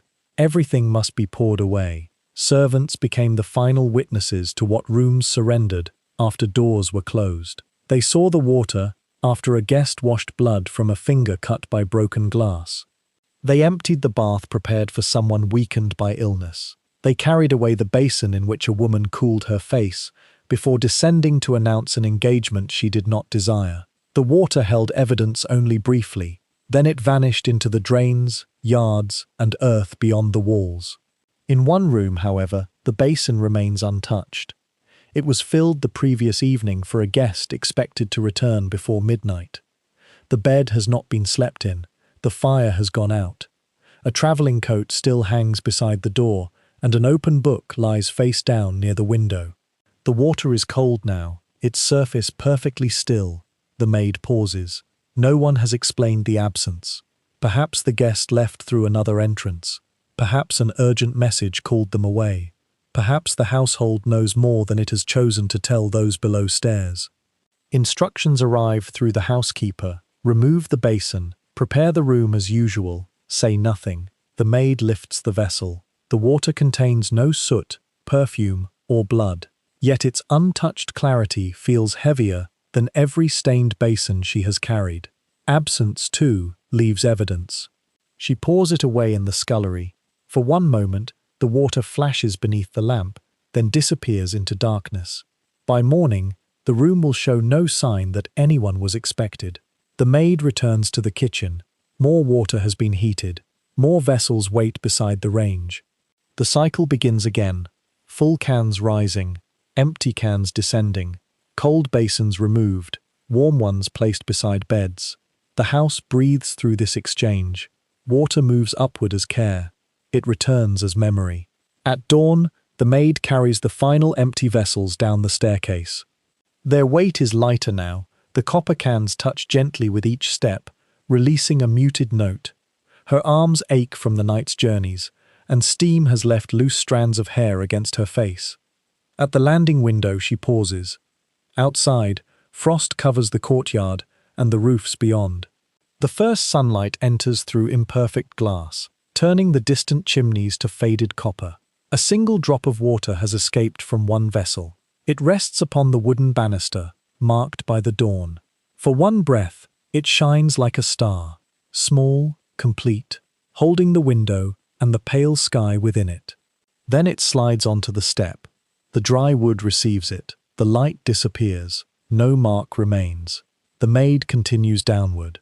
Perhaps the guest returned later. Perhaps the wedding was happy. Perhaps the sick room recovered its ordinary purpose, and the covered mirror was uncovered when morning ended.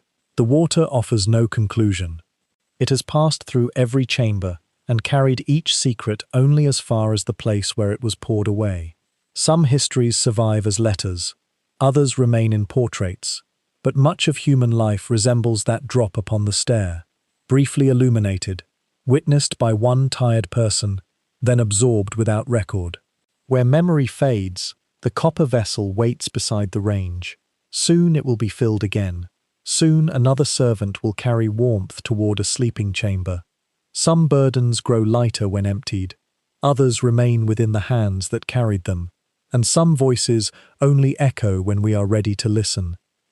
It is said that rain makes every old house remember the earth beneath it. On a winter evening, clouds gather over the estate until the chimneys disappear into darkness. Rain falls across the roof, the garden paths, and the black branches beyond the windows. It darkens the stone walls and moves through the night with a soft, unbroken murmur. At the rear of the house, water shines upon the kitchen courtyard.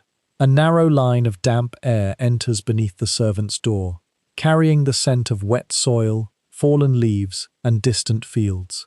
Inside, another weather is being made. Flames rise beneath copper pans. Steam drifts toward the rafters.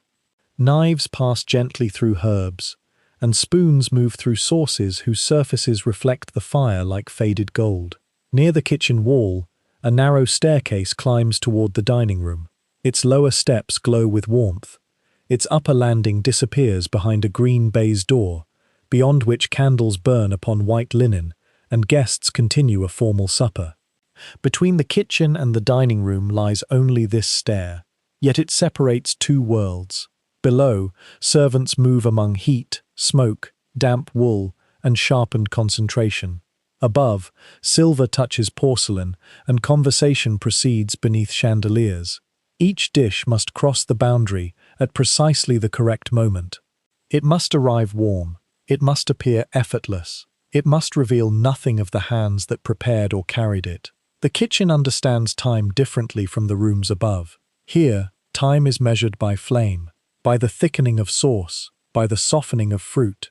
By the interval between one bell and the next, the cook stands before the range, watching several tasks unfold at once. A kitchen maid wipes the rim of a plate. Another servant arranges herbs beside roasted meat, with the care of someone placing offerings upon an altar. Few words are exchanged. The staff communicate through glances, gestures, and the quiet knowledge acquired by repetition. One look means the plates are ready. Another warns that the dining room has not yet sent its signal. Covered dishes wait near the staircase. Beneath their silver lids, steam gathers and returns as droplets. The meal is complete, but its journey has not begun. Whispers tell us that grand dinners depended upon this hidden choreography. Courses were planned so that kitchens, pantries, footmen, and dining room servants moved in accord. A delay upstairs could unsettle everything below. Food continues to change after leaving the fire. Sauce begins to cool. Pastry loses its delicate warmth. Meat rests too long beneath its cover. And so servants waited at the threshold, caught between readiness and permission. On this rainy evening, the expected signal does not come. Perhaps a guest has arrived without notice. A carriage crossed the drive after dinner began, its wheels cutting through water gathered upon the stones. The visitor's coat was dark with rain. A name was spoken at the entrance, followed by a silence unusual enough to reach even the rooms below. Or perhaps no one arrived. Perhaps a private disagreement has entered the dining room and brought the meal to stillness. A question may have been asked too plainly. A letter may have been mentioned. Someone may have risen from the table before the servants could present the next course. The kitchen receives no explanation. Only delay. A footman stands halfway up the stair, holding a covered dish. Behind him, a younger servant carries another. Steam escapes near their hands, bringing the scent of rosemary and browned butter into the passage. They wait. Through the wall comes the murmur of voices, softened by plaster. Most words dissolve before reaching the stair, but their rhythm reveals unease. One voice speaks, another does not answer. A chair moves sharply above, then silence returns. The servants remain upon the steps. Time narrows around them. In the dining room, a clock may mark each minute with calm precision. On the kitchen stair, time is measured by cooling food and the growing weight within tired arms. 1 minute alters a sauce. 5 minutes may alter an evening. No one lowers the dishes. No one climbs. They wait within the hidden chamber between command and completion. Rain touches the small landing window. Droplets gather at the top of the glass and travel downward in winding paths. Beyond it, the courtyard lamp appears blurred and golden, like a star submerged beneath dark water. A young kitchen maid stands nearest the window. Her dress carries the scent of smoke, and damp strands of hair rest against her forehead. She watches one drop hesitate upon the pane before joining another and falling from sight. The rain reminds her of home, not the great estate, with its stone gate and wide fields arranged around ownership, but a smaller place beyond the reach of the household bells. She remembers rain upon a cottage roof, a muddy lane bordered by hedges, a kitchen where only one pot hung above the fire and no silver cover concealed the evening meal. Perhaps her mother stood beside that fire. Perhaps a younger brother returned soaked from the fields and left his boots near the door. Perhaps someone called her by a childhood name no one in this house has ever heard. The memory comes through scent. Wet earth, wood smoke, wool drying beside flame. Rain can cross great distances without moving at all. For a moment, the maid is no longer upon the servant's stair. She is walking toward another doorway, while evening gathers over familiar fields. Then the covered dish shifts in her hands. The stair returns. Service required distance. Distance from home. Distance from one's own hours. Distance from the rooms in which one worked closely, yet never belonged. A servant might know the family's habits more intimately than her own relatives' changing lives. She knew which guest disliked onions, which bedroom required extra warmth, and which bell sounded hesitantly after midnight. But she might not know whether frost damaged the garden at home, whether a sister had learned to read, or whether the familiar cottage window still admitted rain. Letters carried fragments. Memory supplied the rest. Below, the cook lifts one silver lid and studies the dish beneath it. The surface has begun to lose its sheen. A little sauce is added. The garnish is adjusted. What has cooled must be restored, without allowing anyone upstairs to know that time intervened. This, too, is part of hidden labor, repairing the effects of waiting. Beneath every ordered feast lies a world of uncertainty, concealed before presentation. The cook replaces the lid. The servants continue listening. At last, a bell trembles. The sound is small, but every person in the passage recognizes it. The footman straightens. The kitchen maid lifts her dish more securely. The green baize door opens, releasing a path of golden light across the upper steps. One by one, they climb. The dishes enter the dining room, as though they have arrived at the natural conclusion of an effortless journey. Silver covers are lifted. Steam rises beneath the chandeliers. Candlelight touches herbs, porcelain, crystal, and polished serving spoons. Guests turn toward the food. Conversation resumes in careful tones. No one asks how long the servants waited. No one smells the rain upon the maid's damp sleeve. She lowers her gaze and moves according to the room's measured ritual. For a few minutes, the hidden world below exists only as warmth carried upward. Then the servants retreat. The green door closes. The stair receives them again. Later, the dishes return. They descend without ceremony, their silver covers removed. Several plates are nearly clean. One bears the remains of sauce and a broken piece of bread. But the dish placed before the unexpected visitor, or before the person who rose during the disagreement, has not been touched. The garnish remains precisely where the kitchen maid placed it. The food is cold. Above, perhaps the guest departed before the final course. Perhaps distress overcame appetite. Perhaps the untouched plate was a message understood by everyone at the table and no one below. The servants do not ask. They carry it into the kitchen, where abundance becomes remnants. Food that rose with urgency returns without explanation. Some may be set aside. Some may reach the servants' table. Some will be discarded, despite the hunger of those who prepared it. This contradiction rests quietly beneath the feast. The upper rooms possess enough to leave untouched. Below, a kitchen boy watches the cold portion as though it belongs to another world. The cook says nothing. She removes the garnish and turns toward the next task. Outside, the rain continues. It falls upon the dining room windows and the kitchen yard without distinction. It touches the carriage waiting near the portico and the servant who crosses the courtyard carrying refuse.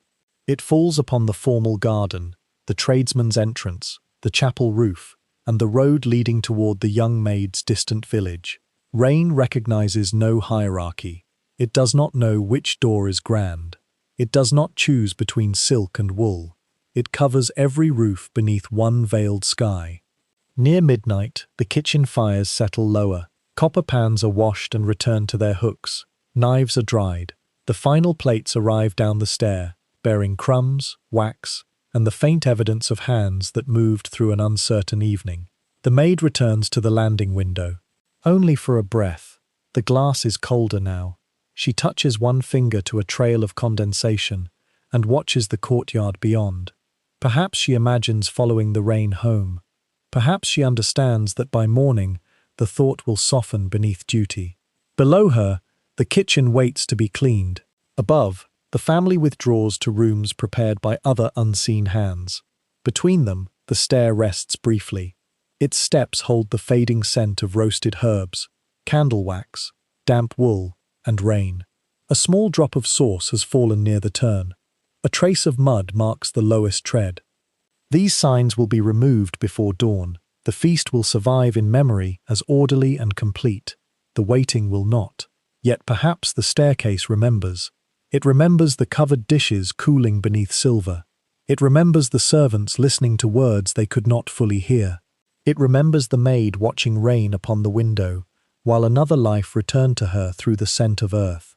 Where memory fades, humble passages preserve the shape of waiting. The final lamp is extinguished in the kitchen. Darkness rises from the basement and meets the shadows descending from above. Beyond the door, rain continues its soft ceremony over the sleeping estate. Perhaps every feast contains two stories. One is told through courses, guests, and candlelight. The other moves beneath it, through heat, hunger, delay, and hands growing tired upon a narrow stair. Some lives enter the bright room. Others wait behind the door, carrying warmth toward it, and some voices only echo when we are ready to listen. It is said that a mirror reveals only the final version of a life. It does not remember the trembling hands that fastened the buttons. It does not preserve the tears wiped away before the candles were lit. And it never turns to watch the servant disappearing behind it. In a lady's dressing room, on the evening of a winter ball, candlelight multiplies across tall mirrors. Each flame becomes a small golden star suspended inside the glass. Silk gowns hang from carved screens. Ivory brushes lie beside silver combs, and bottles of scent glow like faded jewels upon the dressing table. At the center of the room stands a lady in a pale evening dress. Behind her, a maid fastens the final row of tiny buttons. There are more than can be counted at a glance. Each must pass through its narrow loop without disturbing the lace.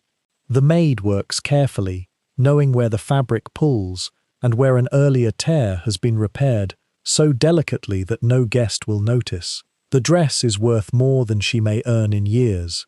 Yet for this quiet hour, it depends entirely upon her hands. Behind one of the mirrors lies a concealed panel. Its edge is almost invisible among the carved wood. When pressed near the lower corner, the mirror opens inward, revealing a slender staircase hidden inside the wall. The stair descends toward the servants' passages. Through it, maids, dressers, and attendants can enter without crossing the public chambers. They arrive among gowns, brushes, jewels, powders, ribbons, and perfume, as though summoned from the house itself. Then, when elegance is complete, they disappear again. The hidden steps belong to the private construction of beauty. Before a Victorian lady entered the ballroom, many small rituals had already taken place. Water was heated and carried upward. Hair was brushed, divided, pinned, and arranged. Fabric was aired before the fire. Gloves were inspected. Shoes were cleaned. Stains invisible to everyone else were removed beneath stronger light. Jewels were taken from locked cases and counted. 1 necklace, 2 bracelets, a pair of earrings, a brooch shaped like a star. Each object passed through a servant's hands before touching the person who owned it. Above the dressing table rests a jewel case lined with dark velvet. The maid opens it and removes a necklace of pale stones. Candlelight enters each facet and returns as cold fire. The lady watches through the mirror. She does not look directly at the servant. Their eyes meet only in reflection. "Not that one," she says softly. The maid understands. The necklace carries a memory. Perhaps it was given upon an engagement that brought security without tenderness. Perhaps it belonged to a mother whose approval remained difficult even after death. Perhaps it was worn on an evening when a promise was made and broken before dawn. Objects of beauty often become vessels for sorrow. The maid replaces it and chooses another. She knows which corset causes pain beneath the left shoulder. She knows where a ribbon must be loosened after dinner. She knows which perfume recalls a happier year and which pair of gloves conceals ink upon the lady's fingers. Inside the drawer beneath those gloves lies a letter. Its seal has been broken. Its paper has softened along the folds. The maid has never opened it, though she has moved it many times while preparing the room. She recognizes the handwriting. Letters bearing the same hand once arrived regularly through the servants' entrance. Then, one autumn, they stopped. The lady never spoke of them. The maid never asked. Intimacy grows strangely between those who serve and those who are served. It does not erase rank. The lady may command, and the maid must answer. One possesses the room, the gowns, the jewels, and the future protected by family wealth. The other owns only the objects she can fit inside a small attic box. Yet the maid stands closer than anyone. She sees the face before powder softens its weariness. She hears the breath drawn sharply when the laces tighten. She witnesses the silence after an unwelcome letter, and the small collapse of composure when a door finally closes. She knows how elegance is assembled. She also knows its cost. The final pin enters the lady's hair. A pale ribbon is tied near the shoulder. The maid steps away. In the mirror, the transformation appears complete. The woman reflected there seems serene, distant, and untouched by effort. No trace remains of the hurried repair, the painful corset, or the moment when tears threaten to stain the powder. Music rises from the ballroom below. The lady descends by the grand staircase. The maid gathers the discarded cloths and returns through the mirrored panel. The hidden door closes. For several hours, the dressing room waits. Moonlight enters beside the candles. Perfume settles into the curtains. The open jewel case remains upon the table because the lady may change her ornaments before supper. Near midnight, a bell summons the maid upstairs.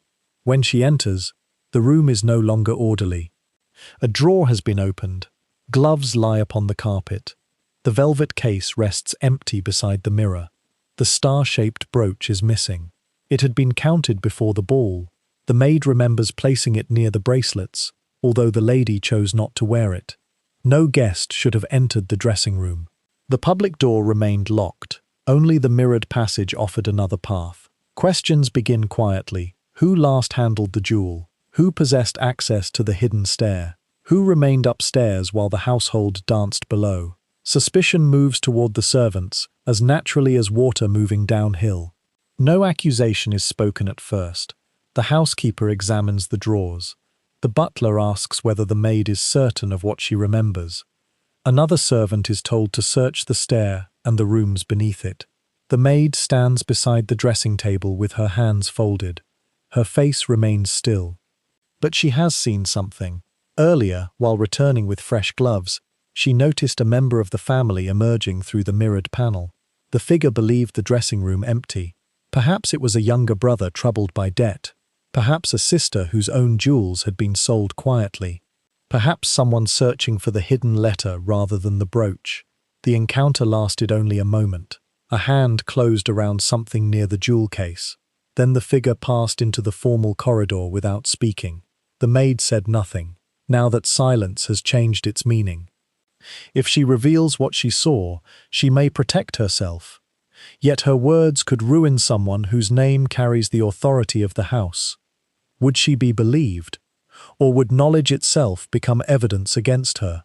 If she remains silent, suspicion may deepen around those who use the back stair. Truth is present within the chamber, but it offers no simple path toward innocence. The mirrors return the maid's reflection from several angles. In one, she appears beside the empty jewel case. In another, she stands near the open secret door. Each image seems to tell a different story. Mirrors preserve surfaces, not motives. Whispers tell us that servants were frequently trusted with valuable objects, while remaining vulnerable to suspicion whenever something disappeared. A lady's maid might handle jewels daily, maintain inventories, and guard private correspondence. Yet loyalty demonstrated over years could be weakened by a single missing stone. Trust was intimate. Trust was also conditional. The housekeeper asks again whether anyone entered through the concealed passage. The maid looks toward the mirror. Her answer is quiet. She says she cannot be certain. It is neither confession nor lie. It is a veil placed carefully between what she knows and what the household is prepared to hear. The search continues. The ballroom music ends. Guests depart beneath the portico, carrying no awareness of the chamber above. The lady returns, removes her gloves, and sits before the mirror without looking at the maid. No brooch has been found. No servant is dismissed that night. But innocence has not been restored. It waits beneath the same uncertainty as guilt. Hours later, after the household has gone quiet, the maid returns to extinguish the dressing room candles. Only one flame remains beside the mirror. And there, upon the polished table, lies the missing brooch. It has been placed beside the candle without explanation. The pale stones catch the final light. Dust rests upon one edge, as though it passed through the hidden stair, or remained for several hours inside a neglected chamber. No note accompanies it. No apology, no name. Perhaps the person who took it returned in fear. Perhaps someone found it and wished to prevent further questioning. Perhaps it had never truly left the room. The maid does not touch it immediately. The brooch glitters, like a small celestial sign, whose meaning has been forgotten. Its return proves only that it is present. It does not reveal where it has been or whose hand restored it. By morning, the jewel will be placed inside its velvet case. The inventory will become correct again. The household will resume its polished rhythm. What cannot be counted will remain unresolved. The maid crosses the room to gather the lady's discarded gown. Near the hem, a ribbon has torn. She removes it gently and holds the faded strip in her hand. Perhaps it was damaged during the dance. Perhaps the lady caught it while leaving a conversation she wished to escape. The maid makes no inquiry. She approaches the mirrored panel and presses the concealed catch. The glass opens. Beyond it, the service stair descends into darkness, narrow as a secret and worn by generations of women who entered rooms filled with another person's beauty. The maid carries the torn ribbon with her. Above, the mirrors continue reflecting the dressing room, the silk gown, the ivory brushes, the bottles of scent, and the star-shaped brooch beside the dying candle. They do not reflect the accusation. They do not reveal the family member who crossed the hidden stair. They do not show the maid descending with knowledge she may carry for the rest of her life. The mirrored panel closes. Her reflection disappears before the candle does. Perhaps preserving beauty required more than mending silk and arranging hair. Perhaps it also required concealing pain, absorbing suspicion, and guarding truths that belong to those with the power to deny them. Where memory fades, the hidden stair remembers every silent entrance, every jewel counted, every tear concealed, every servant transformed into a shadow so that another person might appear untouched by effort. The torn ribbon rests within the maid's hand as she descends. Above, admiration waits beneath chandeliers. Below, darkness receives the one who prepared it. Some mirrors preserve a face, others conceal a doorway, and some voices only echo when we are ready to listen. It is said that every old house contains one path whose destination has been removed from memory. At the far end of the servants' corridor, beyond the linen cupboard and the final row of bells, a narrow staircase rises into darkness. It climbs 3 flights. The first turns behind the pantry wall. The second passes a small window clouded by age. The third narrows beneath the roof, where cobwebs hang from the beams like a forgotten veil. Then the stair ends. There is no landing corridor, no bedroom waiting beyond an arch, and no second flight continuing toward the attic. Only a sealed door. Paint has covered its panels so many times that the wood appears almost joined to the wall. The keyhole is filled. A brass handle survives beneath layers of faded green, though no servant remembers seeing it turn. On the other side, a heavy wardrobe has been placed across the entrance. No current member of the household uses the stair, yet the steps are strangely clean. Dust rests along their edges, but the centers remain faintly exposed, as though someone still climbs when the corridor is empty. A young housemaid notices this during her first week. She has been sent to return folded linen to an upper cupboard. At the far end of the passage, she looks toward the unused staircase and asks where it leads. The older servant beside her pauses. For a moment, only rain is heard against the small window. Then comes the answer. Nowhere. It is spoken softly, but not carelessly. In old houses, nowhere can conceal an entire world. The maid asks no more that morning. Yet the sealed stair remains within her thoughts. Each time she crosses the corridor, she sees its first step disappearing around the turn. Each time she cleans nearby, she notices that dust does not settle evenly upon it. Whispers tell us that servants inherited two histories of a household. The first was the history displayed upstairs: portraits, marriages, military honors, inherited estates, and names entered carefully into leather-bound books. The second traveled through kitchens, attic rooms, garden sheds, and service passages. It was spoken while silver was polished or linen folded. It passed from an aging housekeeper to a younger maid, from a gardener to a kitchen boy, and from servants departing the house to those who replaced them. This history possessed no official seal. Its dates changed with each telling. Names softened, causes became uncertain, yet sometimes it preserved what formal memory had deliberately abandoned. One servant claims the stair once led to an older wing destroyed by fire. Years ago, she says, smoke crossed the roof before dawn.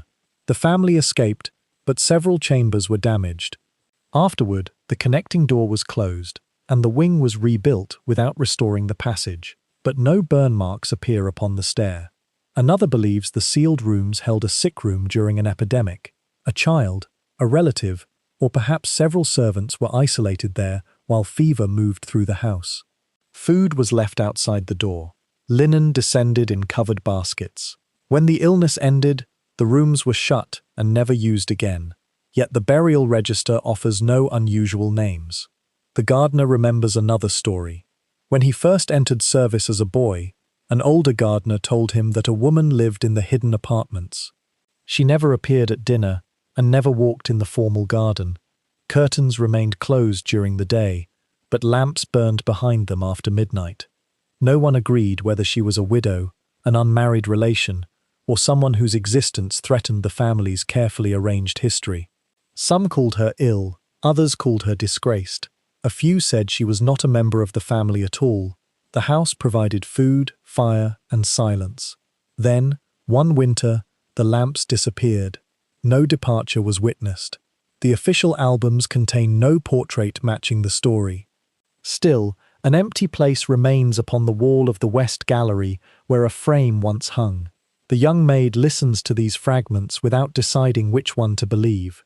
Contradictory stories often gather around a deliberate silence. Where no explanation is permitted, memory creates many. The staircase becomes a sacred riddle. It rises toward fire, illness, disgrace, or perhaps nothing more mysterious than abandoned furniture. But one question remains. Why preserve the steps if the destination no longer mattered? In the estate office, an old plan of the house lies rolled inside a drawer. The paper has browned, and its edges crumble when touched. Lines mark bedrooms, corridors, servant passages, and chimneys with careful precision. The maid is never invited to see it. Yet a footman who carried documents there once describes what he noticed. A passage rises behind the pantry. 3 flights are drawn. At the top, a line continues toward several chambers in the older wing.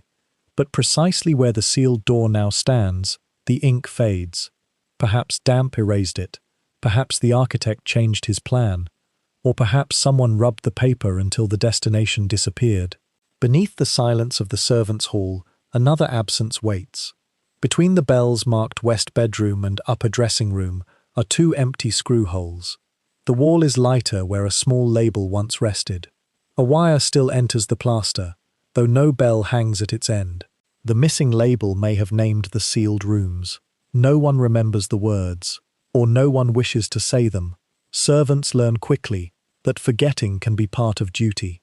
A person dismissed without explanation must no longer be discussed. A guest who leaves before dawn may be absent from the household book. A room closed by the family becomes a room no one needs to enter. Silence is not always emptiness. Sometimes it is architecture. A door sealed beneath paint.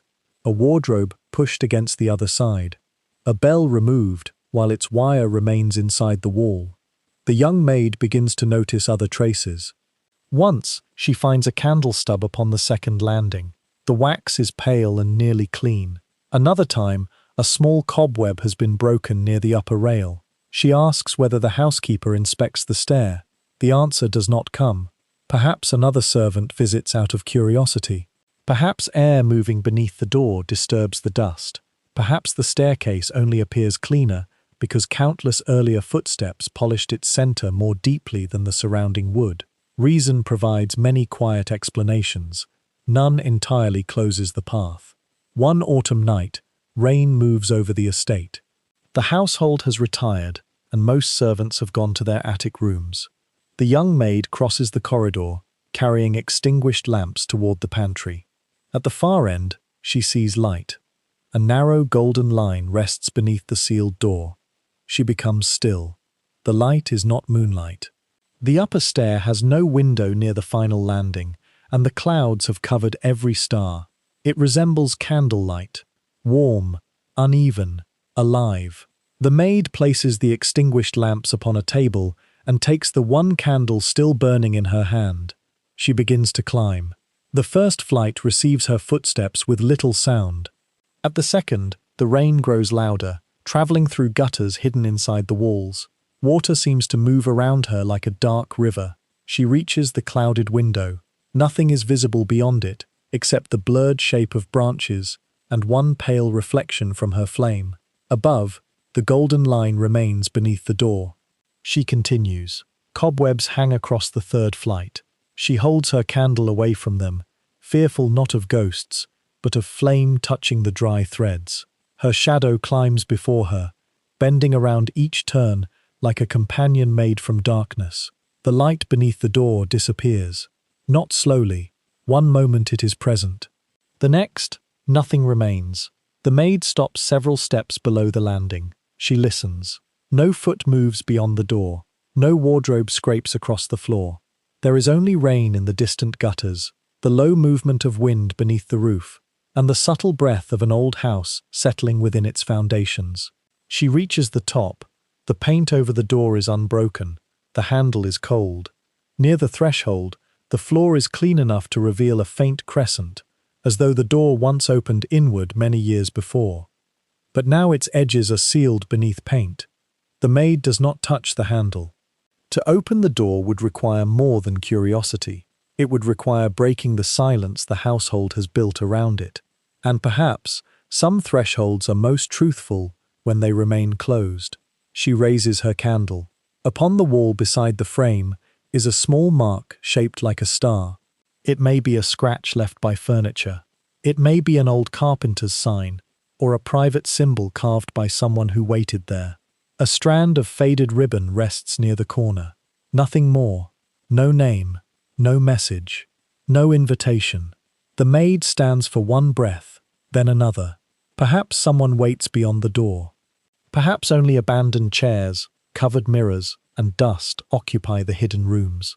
The wardrobe may hold old dresses no one remembers. The walls may preserve smoke from a fire, the bitterness of medicine, or the perfume of a woman excluded from the family table, but certainty would diminish the chamber. The mystery belongs not to what lies behind the door, but to the care with which the house removed it from memory. The maid descends. By the time she reaches the corridor, no light remains above. She collects the extinguished lamps and continues toward the pantry. She does not report what she saw. Not because she is afraid, because she understands that every servant carries a few unanswered things through the house. A word heard behind paneling, a name erased from a ledger, a bell that trembles beneath an empty label. Now the sealed stair belongs among them. Years pass. The young maid may leave service, taking the story to another household. She may become the older servant who pauses when someone new asks where the staircase leads. Perhaps she will give the same answer. Nowhere. The family changes. Rooms are redecorated. Portraits descend from the walls. Bells fall silent as new inventions enter the house. Still, the stair remains. Its 3 flights rise toward a painted door that no one opens. Where memory fades, the steps preserve the possibility of passage. Perhaps the sealed wing contained no forbidden life. Perhaps the lamp beneath the door was only light traveling through some forgotten opening in the wall. Perhaps it was never meant to be found. At midnight, darkness fills the staircase from the upper landing downward. Cobwebs move with the house's breath. The faint star beside the door disappears beneath shadow.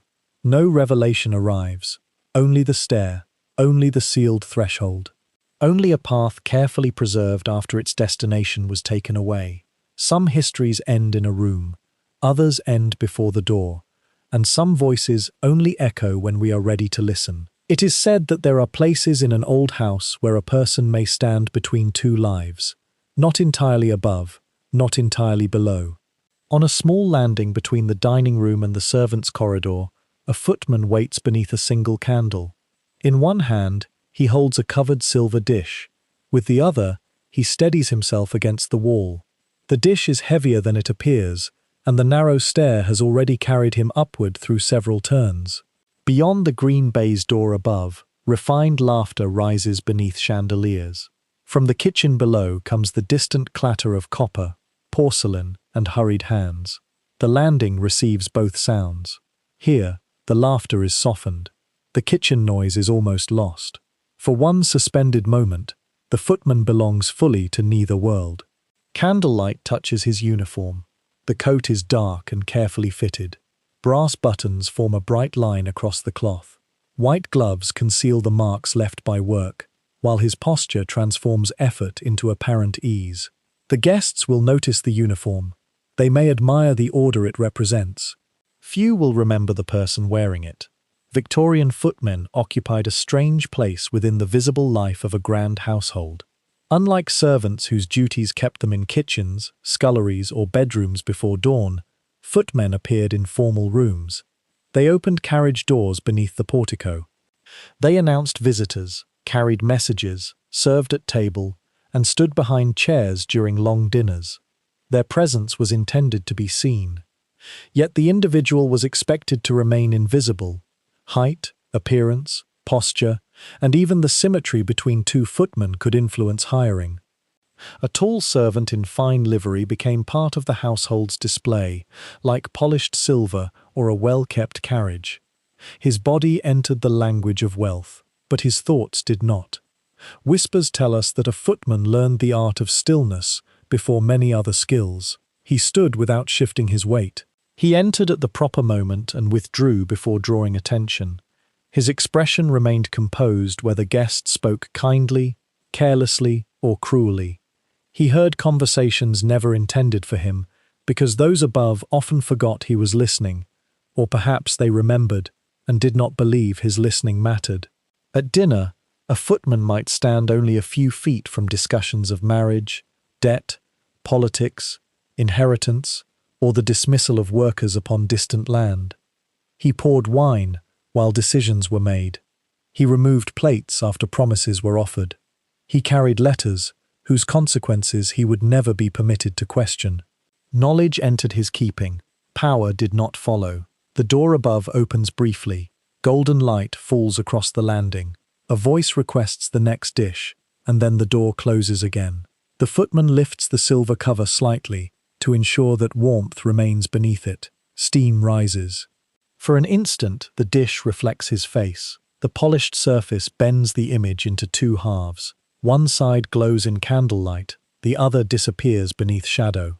His brass buttons curve into a spiral, and the landing behind him becomes an oceanic darkness without beginning or end.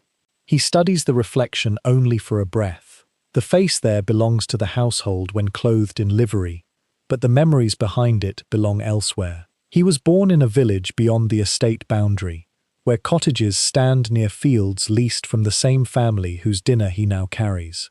His mother still lives there, perhaps with a younger brother who works among horses or soil. A sister may be employed at a smaller house nearby. When the footman first entered service, he believed the great mansion represented permanence. Its gates appeared ancient, its portraits reached backward through generations. Its stone walls seemed as enduring as the hills. Yet service has taught him that permanence is often an arrangement maintained by unseen labor. Carpets fray, silver tarnishes, families borrow money, and decisions spoken quietly after dinner can alter the lives of people who never enter the room. On this evening, the conversation above changes. The laughter fades. A gentleman speaks of the eastern farms. The footman recognizes the place immediately. The cottages near those fields include the one in which his mother lives. Another guest mentions improvements. The word sounds gentle. Improvements may mean drainage, new roads, different crops, or a change of tenants. But the next sentence descends through the baize door with unusual clarity. Several families must leave before winter. The footman becomes still. He is already still by training, yet now the stillness moves inward. A second voice asks whether arrangements have been made for them. The answer is almost casual. Work may be found elsewhere. The estate cannot be governed by sentiment. A glass touches the table. Conversation turns toward another subject. Nothing in the dining room changes. Candles continue burning. Wine is poured. A guest remarks upon the rain. But on the landing, an entire landscape has shifted. The footman sees the village lane beneath frost. He sees smoke rising from the cottage chimney. He remembers a gate repaired by his father and a tree beneath which he once waited for summer storms to pass. Perhaps the decision concerns another group of families. Perhaps his mother's cottage will remain. But uncertainty has already crossed the boundary. He holds the dish with both hands. Etiquette requires that his expression remain unchanged when he enters the room. He must not reveal recognition, alarm, or the private connection between the words spoken above and the life waiting beyond the estate walls. A servant was expected to possess perfect attention and no personal stake. Yet how could any listener be without a stake in the world? Land discussed as acreage may also be childhood.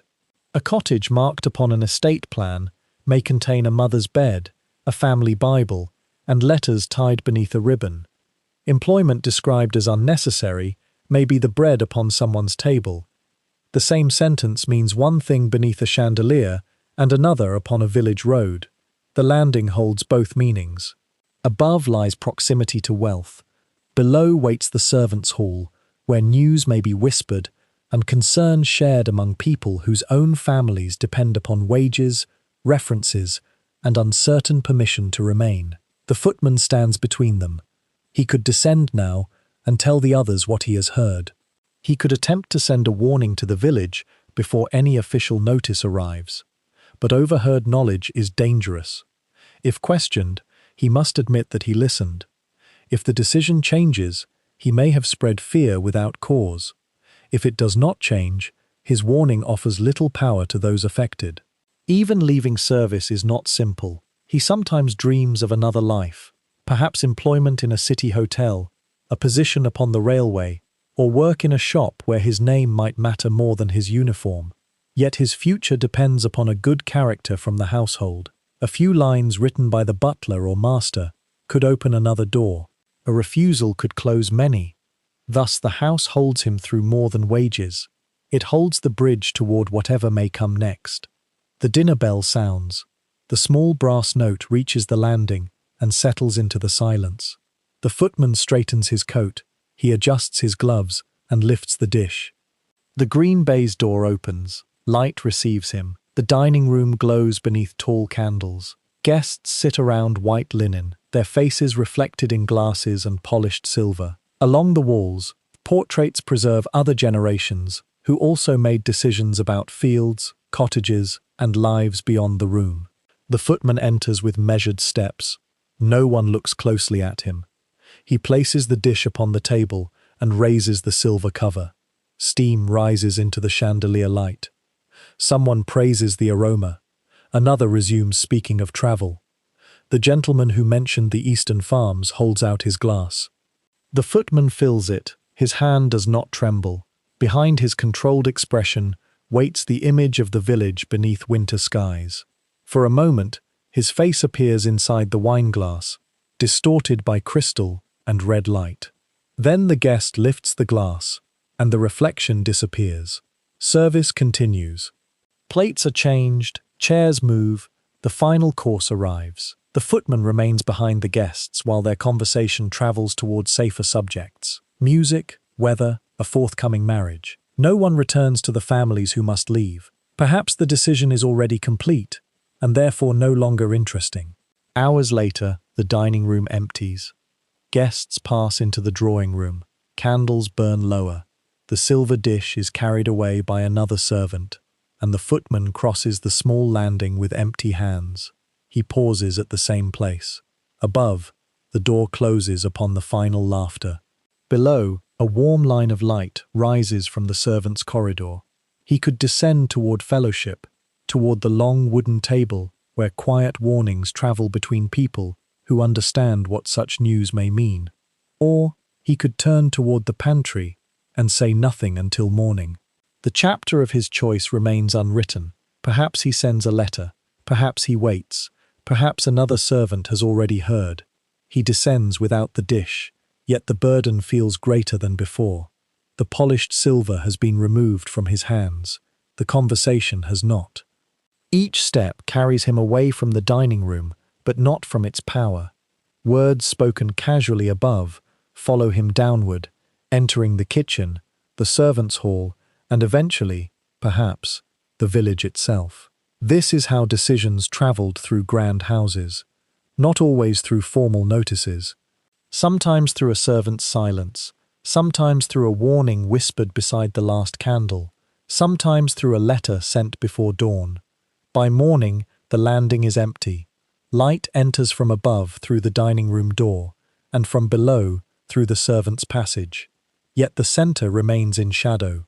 No portrait records the footman who waited there. No ledger describes the moment when his family's uncertain future was discussed within his hearing. Guests may remember his uniform. The household may remember that he served correctly. But the landing remembers something else. A hand pressed against the wall. A face divided in silver. A man standing between the world that employed him and the world that made him. Perhaps invisibility does not mean being unseen. Perhaps it means being visible only as a function, an ornament, or a pair of gloved hands. Where memory fades, the empty stair keeps the shape of his pause. Above, wealth speaks. Below, labor listens. And between them waits the shadow of someone seen by everyone and known by almost no one. Some lives are carried into portraits, others pass through reflections and vanish, and some voices only echo when we are ready to listen. It is said that before grief can enter the world, someone must prepare a place for it. Before dawn has coloured the windows, a maid descends the back staircase carrying a folded mourning veil. Its black fabric absorbs the candlelight. No gleam rests upon it. No shadow seems darker than its folds. Draped across her arms, it resembles a fragment of night removed from the sky and brought into the house. Above, behind a closed bedroom door, the family waits to announce a death. Below, the servants have already begun transforming the rooms. The house is not yet in mourning, but mourning is moving through it. The maid descends carefully. The veil is long, and one edge trails near the steps.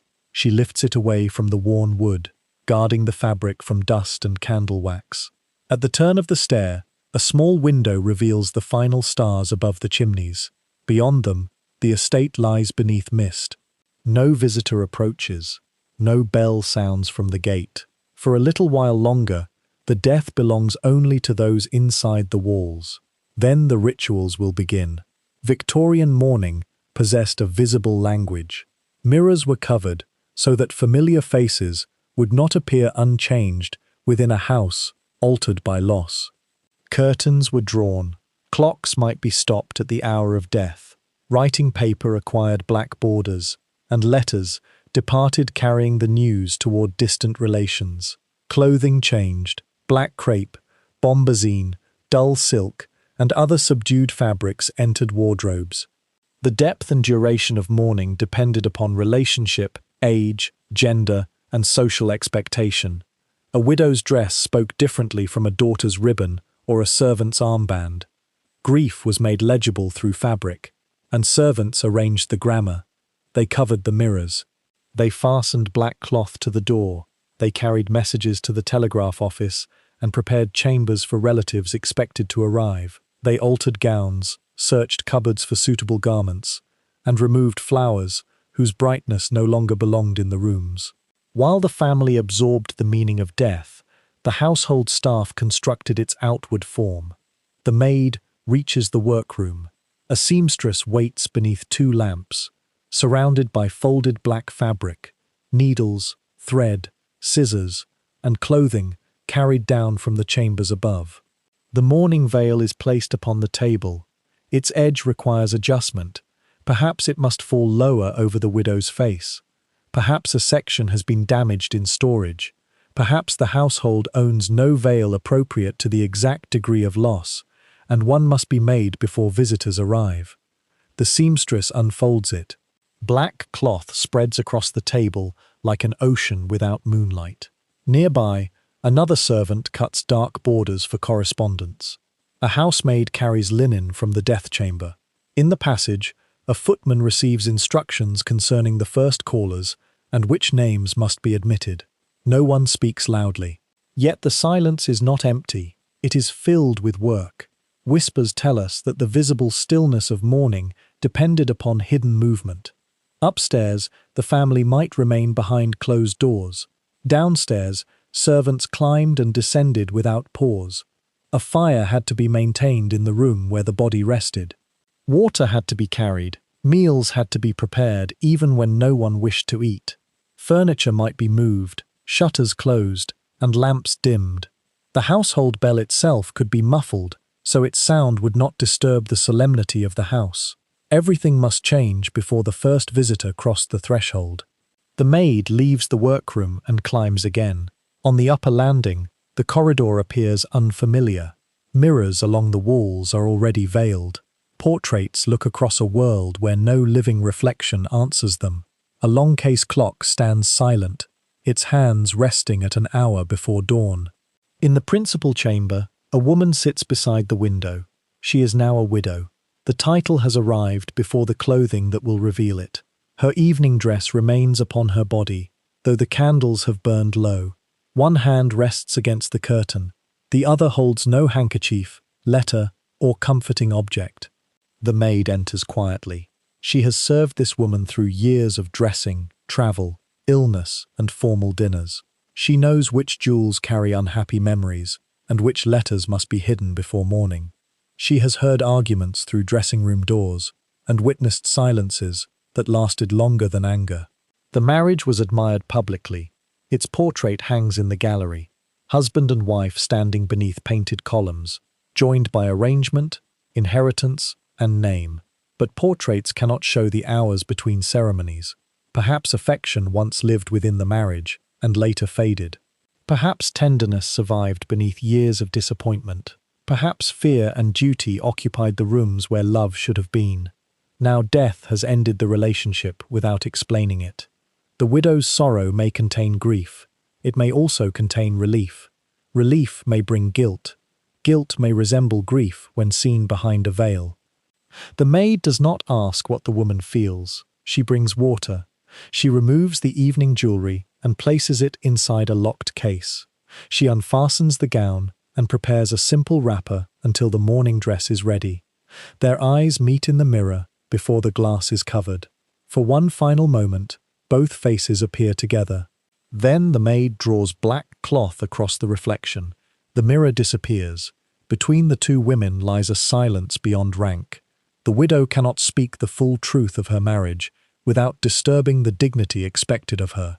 The maid cannot offer familiarity without crossing the boundary of service. Still, the servant's hand rests briefly upon the back of the chair. The gesture is small enough to remain unnamed. The widow places her fingers over it, only for a breath. Then the hand withdraws. The maid returns to the stair. Here, between the family chambers and the rooms below, grief loses some of its prescribed shape. There are no visitors to witness it and no seating order to preserve. The staircase receives sorrow as it receives coal, water, letters, and linen, without asking who possesses the greater right to carry it. The maid pauses at the landing window. Inside her apron is a letter received several days earlier. Her father has died in the village where she was born. The news arrived while the master of the house was failing. She read it beneath the attic candle, folded it carefully, and returned to duty. No curtains were drawn for her loss. No clock stopped. No black-edged announcement left the house. She could not travel home without permission, and permission was not offered while the household required every available hand. This morning, she prepares mourning for an employer, while her own dead remains far beyond the estate. Such contradictions entered service quietly. Servants might be required to wear black bands for a master they scarcely knew, while the death of a mother, child, or sibling altered no household schedule. Breakfast still rose. Fires still had to be lit.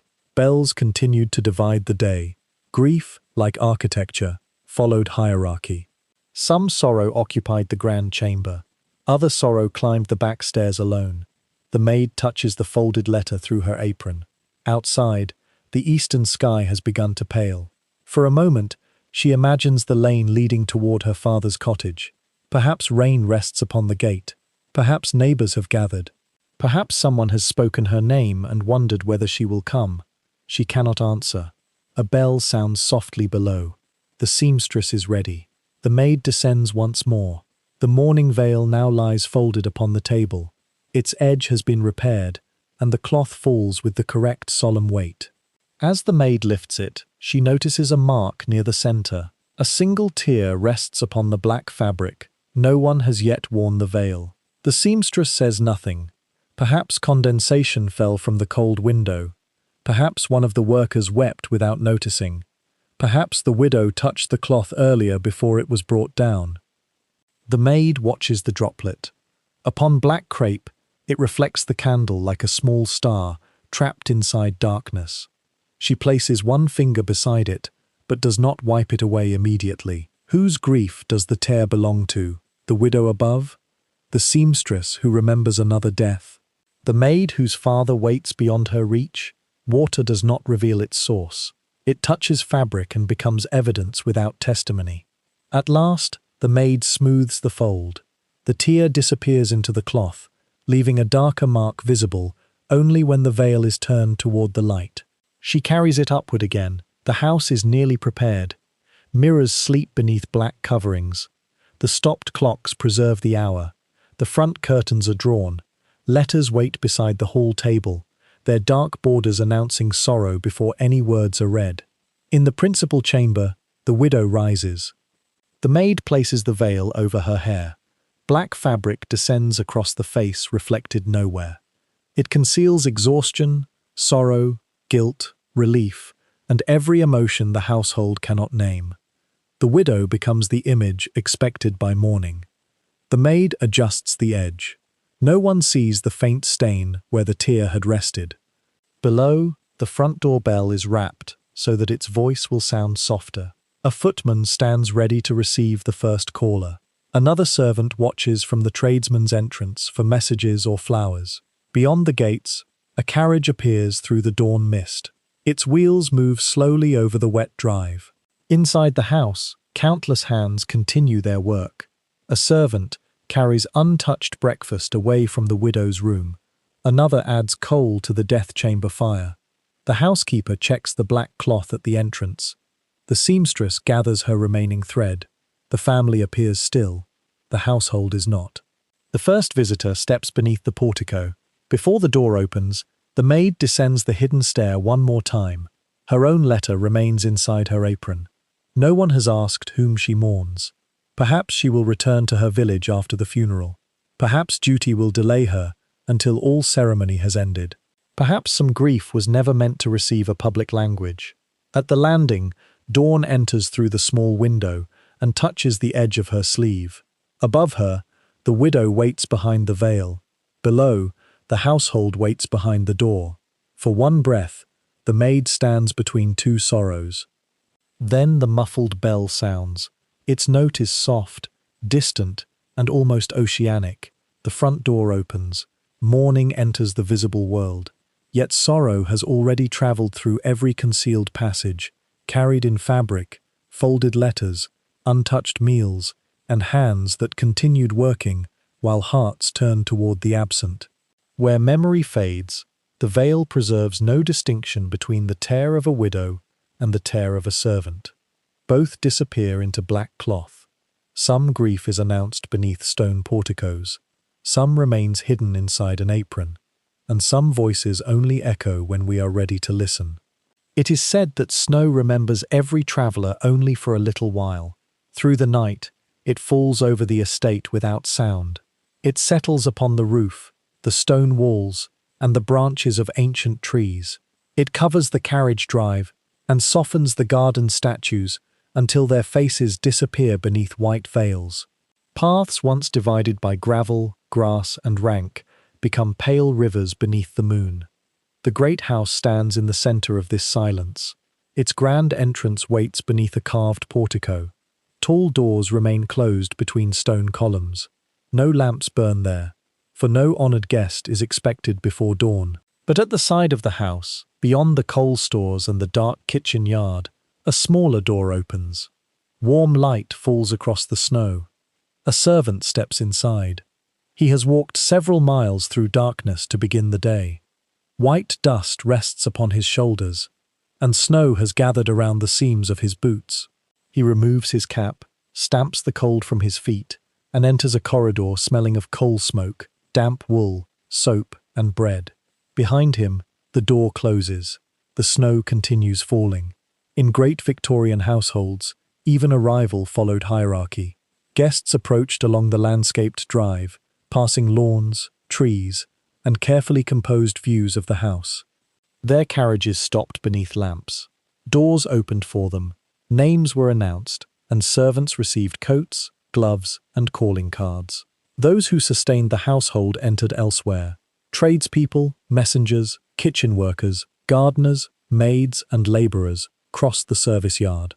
They passed bins, delivery sheds, coal stores, and steaming basement windows.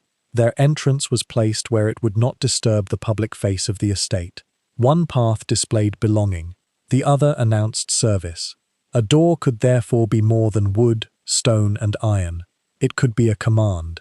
Enter here, remain unseen. Carry what is needed through the hidden passages, and do not cross the rooms built for arrival unless summoned. Whispers tell us that servants learned this separation before they learned the bells. The architecture explained their place without speaking. The grand staircase widened toward admiration. The back stair narrowed toward work. The front door opened into portraits and light. The servants' entrance opened into obligation. On this winter morning, another figure approaches through the snow. She is a young maid carrying a small wooden box. The road behind her has disappeared beneath the storm. Her shawl is thin, and one gloved hand holds a folded letter of character inside her coat, protected from damp. This letter may determine whether the house admits her. Inside the box are 2 dresses, several stockings, a comb, a small prayer book. Perhaps a ribbon saved from home, a pressed flower, or a photograph no larger than her palm. Everything she owns has crossed the snow with her. She stops before the servant's door. No bell pull is visible, only a metal latch and a small pane of clouded glass. Through it, she sees movement within the kitchen passage, but no recognizable face. For a moment, she stands between 2 lives. Behind her lies the village, the road, and the name by which her family knows her. Before her waits a house where she will be called by position, surname, or sometimes another servant's former name if convenience proves stronger than memory. She knocks. The door opens. Warmth reaches her first, followed by the smell of yeast, ashes, and wet stone. A kitchen servant looks briefly at the box, the snow-covered boots, and the folded letter. Then the maid crosses the threshold. The housekeeper receives her in a small room near the linen cupboards. The character is read, questions are asked about previous work, health, family, church attendance, and the tasks she claims to understand. The maid answers carefully. Her hands rest upon her lap. The wooden box waits beside her chair, like the last visible piece of home. At length, the housekeeper rises. The instruction begins. The new servant is led through the basement passages. She sees the kitchen range, scullery sinks, pantry cupboards, servants' hall, coal corridor, and back staircase. Each space carries its own authority. These doors are kept locked. These shelves belong to the cook. This passage must remain clear. This bell must be answered immediately. That door is never to be used by servants when guests are present. The mansion unfolds not as beauty, but as obligation. She does not first learn the names of painted ancestors or the history of the estate. She learns where hot water must be delivered, which fireplaces require early attention, and how many flights separate the kitchen from the nursery. The house becomes a map of places she must reach without being noticed. At the servants' bell wall, labels name rooms she has not yet seen. The library, the blue bedroom, the morning room, the nursery. Each brass bell waits beneath its title. To the family, these rooms are places of comfort, privacy, or ceremony. To the maid, they are destinations. The housekeeper pulls one bell slightly and lets it tremble. The sound is small. Still, it seems to contain the whole future. The maid is shown the back stairs. They rise sharply through the walls, turning around landings where little daylight enters. Her attic room is at the top. She carries her wooden box upward, pausing when its corner strikes the banister. Inside the room, the roof slopes toward a tiny window. Snow presses against the glass. She places the box beneath the bed and sets the ribbon or photograph beside her prayer book. Then a bell sounds below. Her first day begins before she has removed her shawl. Years pass through repeated journeys. The young maid learns which step creaks, which bedroom remains cold despite the fire, and which family member speaks kindly only when visitors are present. Her hands harden. Her feet begin to find the worn centers of the stairs without thought. The house ceases to be a labyrinth. It becomes a rhythm within her body.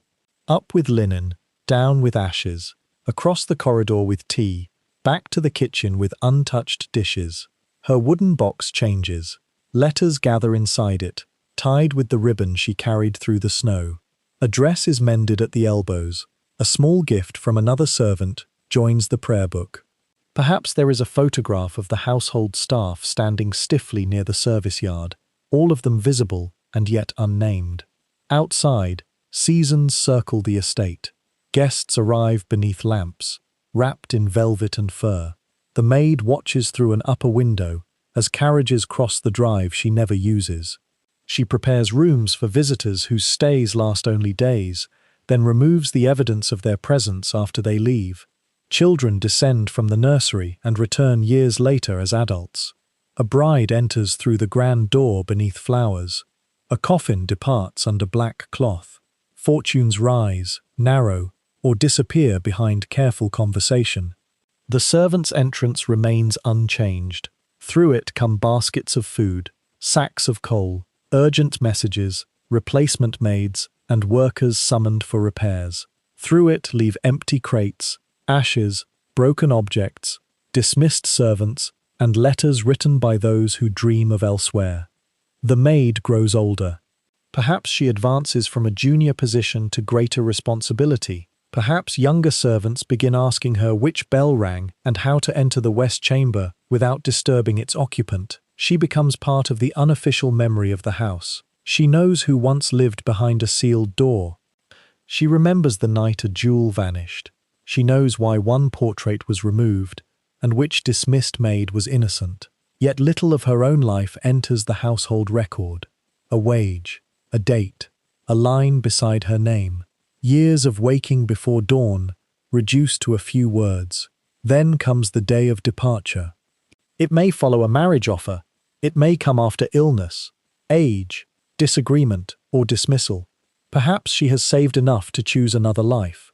Perhaps the household has fewer servants now and no longer requires her. The reason matters greatly to her. The house absorbs it quietly. On her final morning, snow falls again. The wooden box is lifted from beneath the attic bed. Its corners are worn now. It contains more letters than clothing, several mended possessions, and objects whose meaning no inventory could understand. The young woman who carried it inside has become someone else. She descends the back staircase one final time. Each landing holds a memory. The window where she paused after receiving news from home. The wall scarred by water cans. The place where a servant once whispered a warning that protected her from blame. The bell wall is silent as she passes. Perhaps no farewell is permitted during working hours. Perhaps the kitchen staff embrace her quickly before the housekeeper appears. Perhaps a footman carries the box only as far as the door.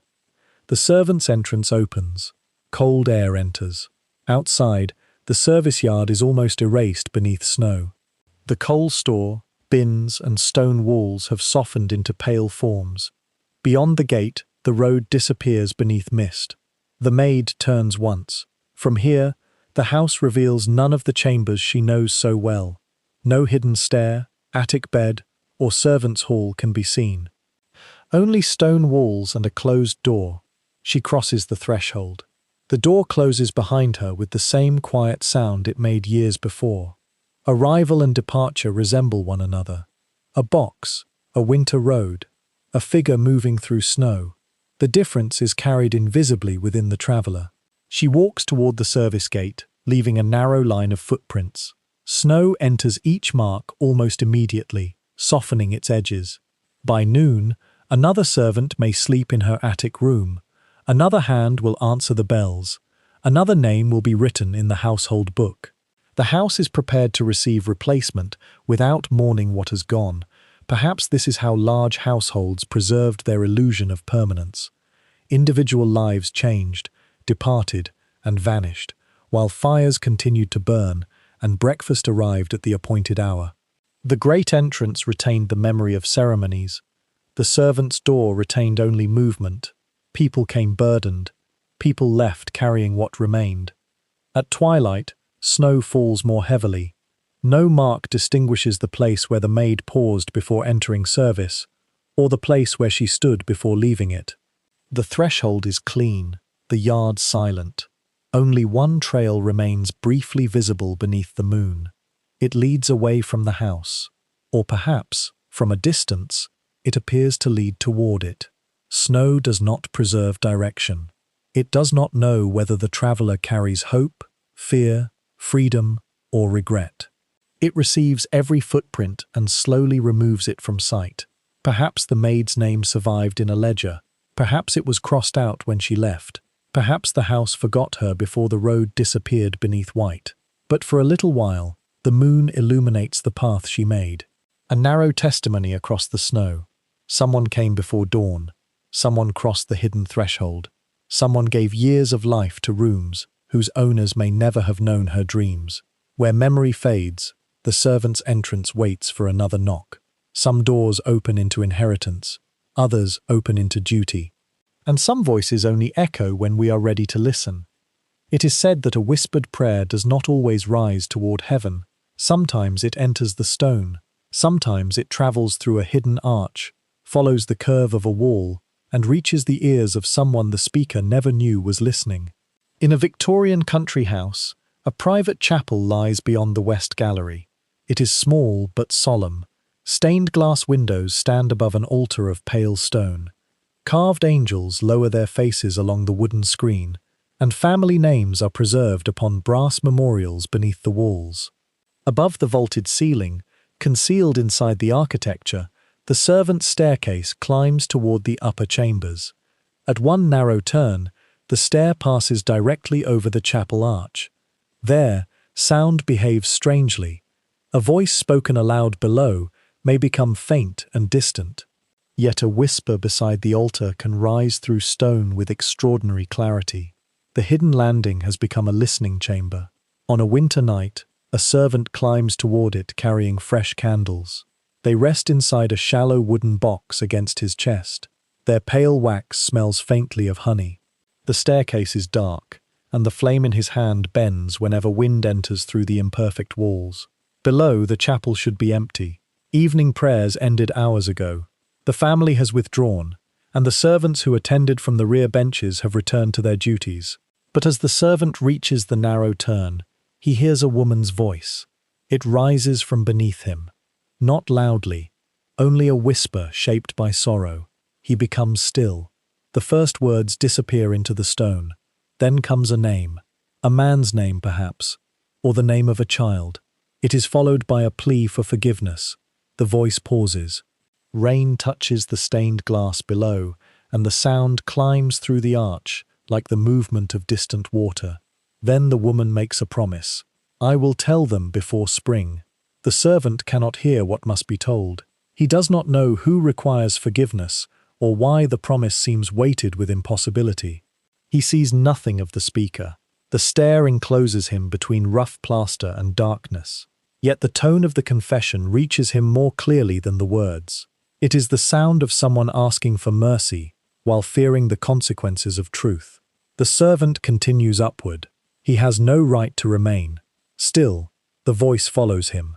It lingers inside the staircase after the prayer has ended, an echo suspended between stone and starlight.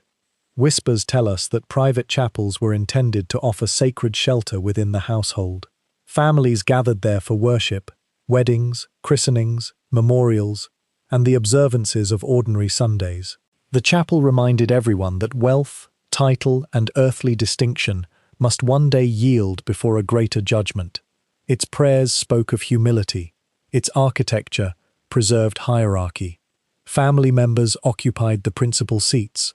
Guests were placed according to relation and status. Servants might enter separately, sit upon rear benches, or attend at different times if duties prevented them from joining the household. Faith taught the equality of souls.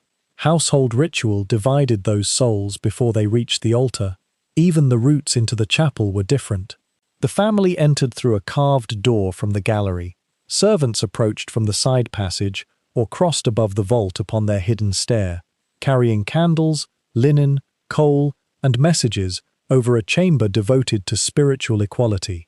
The whispering turn held this contradiction. Above, labor passed unseen. Below, humility was spoken aloud. The servant who heard the confession becomes its accidental guardian. He may recognize the woman's voice. Perhaps it belonged to the mistress of the house, whose place at chapel was nearest the family memorials. Perhaps to a daughter expected to marry before spring. Perhaps to a guest whose arrival had unsettled an older history. He never says. A servant repeating a private prayer would commit more than indiscretion. The chapel transformed ordinary secrecy into something sacred. Words spoken there seemed to belong neither to the household nor to any human listener. Yet the house had carried them upward. The servant stores the fragments within himself. A name. Forgive me. Before spring, incomplete words can become heavy because they offer no action. He cannot help the speaker, warn the person named, or understand whether silence protects anyone. He can only remember. Years of sound gather at the same hidden turn. On another morning, funeral hymns rise from the chapel. Black cloth covers the family pew, and winter flowers rest beside the altar. Voices move slowly through the vaulted chamber. The servants standing at the rear sing more softly than those ahead. Above them, a maid crosses the secret stair, carrying linen from an upper room. At the listening turn, the hymn reaches her with such clarity that she pauses. The funeral commemorates someone from the family, but the melody recalls her own mother, buried in a village, too distant for her to attend. No bell in the great house marked that smaller death. No brass memorial bears the name. Still, for one verse, the two griefs share the same music. The maid continues upward with tears she cannot stop to wipe away. Months later, wedding vows rise through the same stone. Candles fill the chapel with golden light. White flowers soften the altar, and silk moves beneath the stained glass.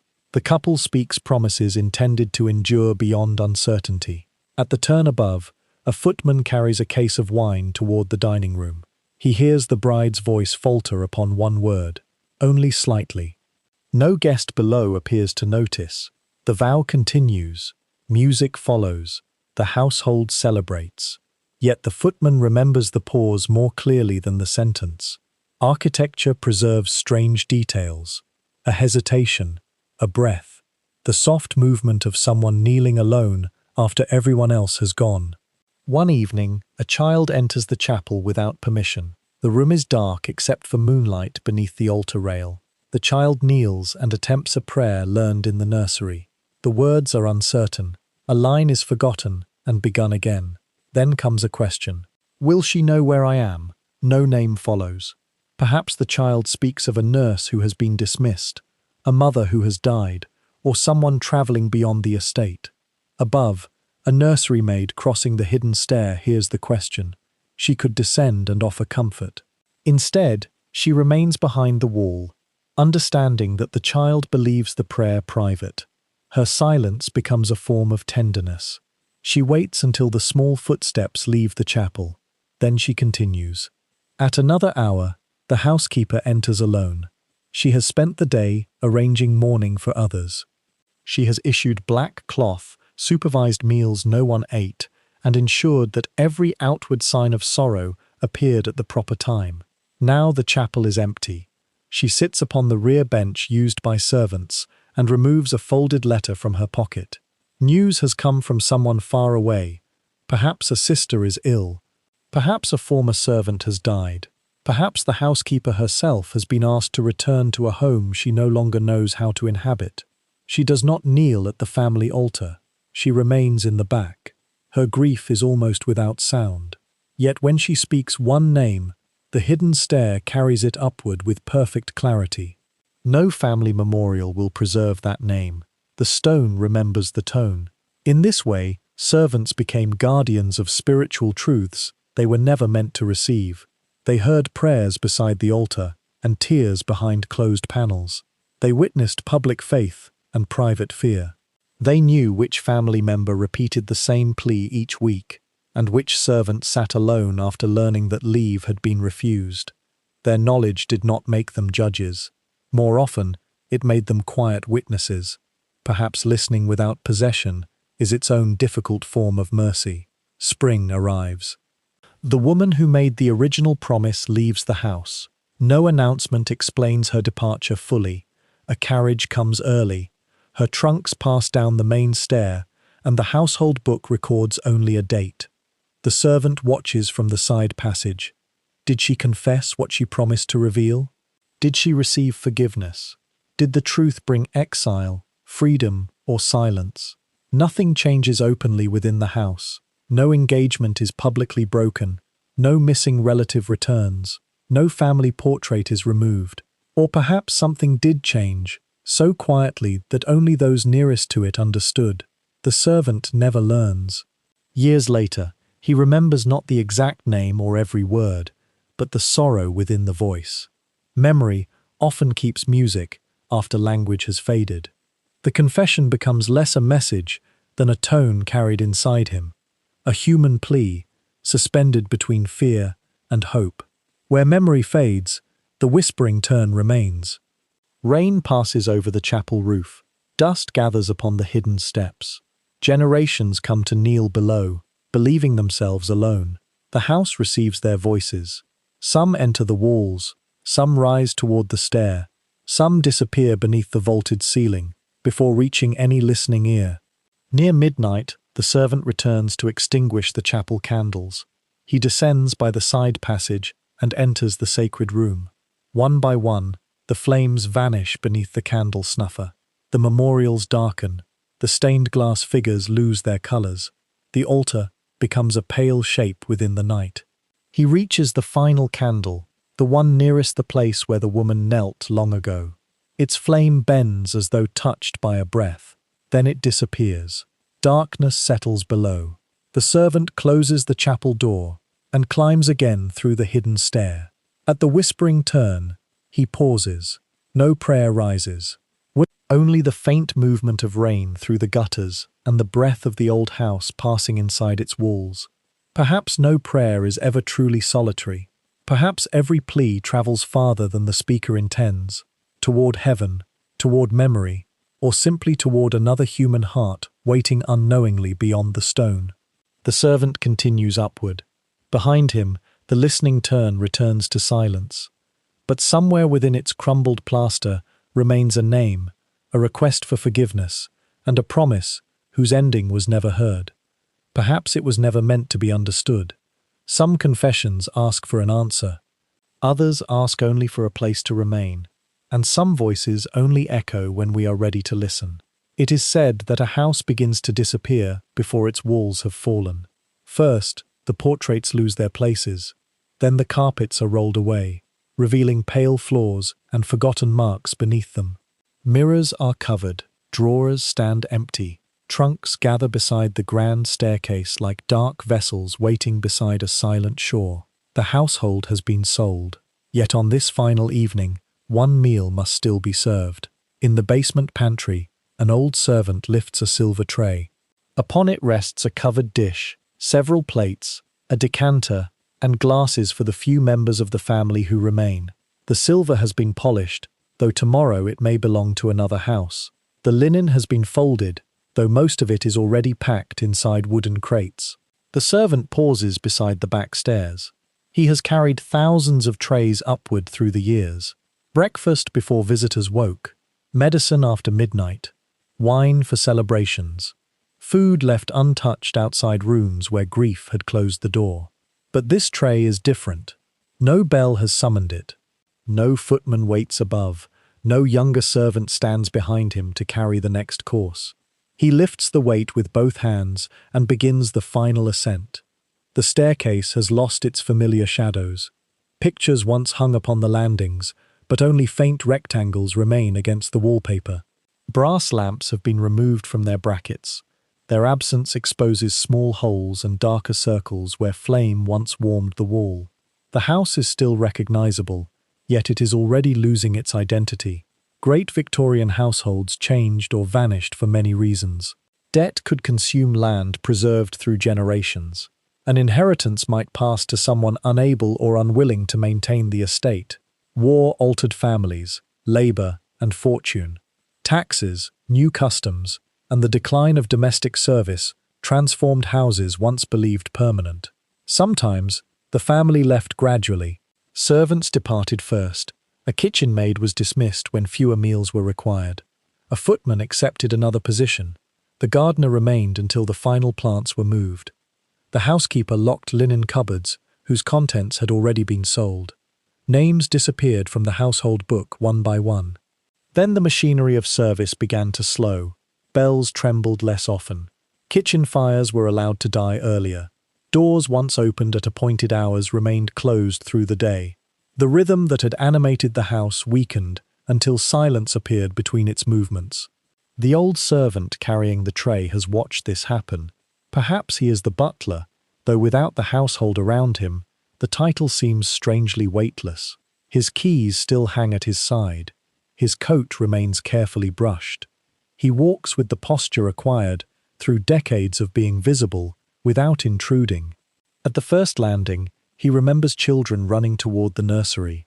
Their footsteps came quickly from above, followed by the voice of a nurse asking them to slow down. One child carried a wooden horse. Another held a ribbon taken from a dressing table without permission. The corridor was bright then. The nursery fire burned day and night in winter, and its bell rang whenever fever, fear, or mischief required another pair of hands. Now the nursery door is locked. The toys have been packed or given away. Only a pale mark upon the wall reveals where a child's drawing once hung. The servant continues upward. At the second landing, rain touches a window. The sound awakens another evening from many years before. Guests arrive during a storm, their carriages shining beneath the portico lamps. Footmen carried wet coats. Maids prepared fires in rooms not expected to be occupied. A dinner planned for 12 became a dinner for 16, and the kitchen stair filled with covered dishes, hurried steps, and steam. The guests laughed late into the night. By morning, one engagement had been announced. The family remembered the proposal. The servant remembered the water gathered beneath the umbrellas, the broken wine glass near the library door, and the kitchen maid who fell asleep while polishing silver after dawn. Grand occasions survived in diaries. He remembered the intervals, the waiting before the doors opened, the clearing after the music ended, the quiet labor that returned a room to innocence before breakfast. At the third landing, he sees the place where a coffin was carried down before sunrise. The family feared the narrow turn would not allow passage, but the servants knew how to angle the weight. They had moved wardrobes, baths, trunks, and injured bodies along these stairs. The coffin descended slowly. No guest witnessed it. Black cloth covered the banister, and a maid followed carrying an extinguished candle. Outside, mist rested upon the garden. while preparations for formal mourning had already begun below. The portraits preserved the dead person's face. The staircase preserved the weight of departure. Farther along, the servant passes a sealed door. Behind it, perhaps, once lived a relative excluded from family dinners, or perhaps the rooms merely stored furniture no one wished to see. The truth has softened with time. He remembers laughter behind that door one summer night. Only once. By morning, the passage was silent again.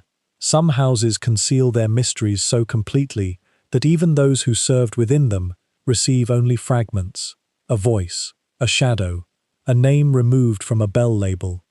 The servant carries these fragments with the tray. At last, he reaches the dining room. Only 3 places have been set. The long table appears larger now that most chairs have been removed. Pale marks show where cabinets once stood. Above the mantel, the family portrait is wrapped in cloth and tied with rope. Candles burn between the remaining diners. No flowers decorate the table. No conversation rises to fill the empty seats. The servant places the meal before them. A woman asks whether the carriage will arrive early. A man says that the solicitor has completed the final papers. Someone mentions the weather. No one speaks of the servants who have already departed. Yet absence occupies the room more fully than any guest. The cook who prepared Christmas dinners for 20 years. The nurse who carried the children upstairs. The housemaid who knew which windows admitted rain. The footman who left after being accused of something never proved. Their chairs are gone from the servants' hall. Their attic beds stand bare, but traces of them remain everywhere. A smoothed rail, a repaired curtain, a name scratched beneath a table. The family remembers the house through ownership. The old servant remembers it through people. He pours the final wine. The decanter releases one small note as it touches the glass. The sound travels through the dining room, delicate as a bell heard from a great distance. Then he withdraws. The meal continues in low voices. In the pantry, no one waits for the returning dishes. The old servant stands alone beside open cupboards. Dust marks the spaces where silver once rested.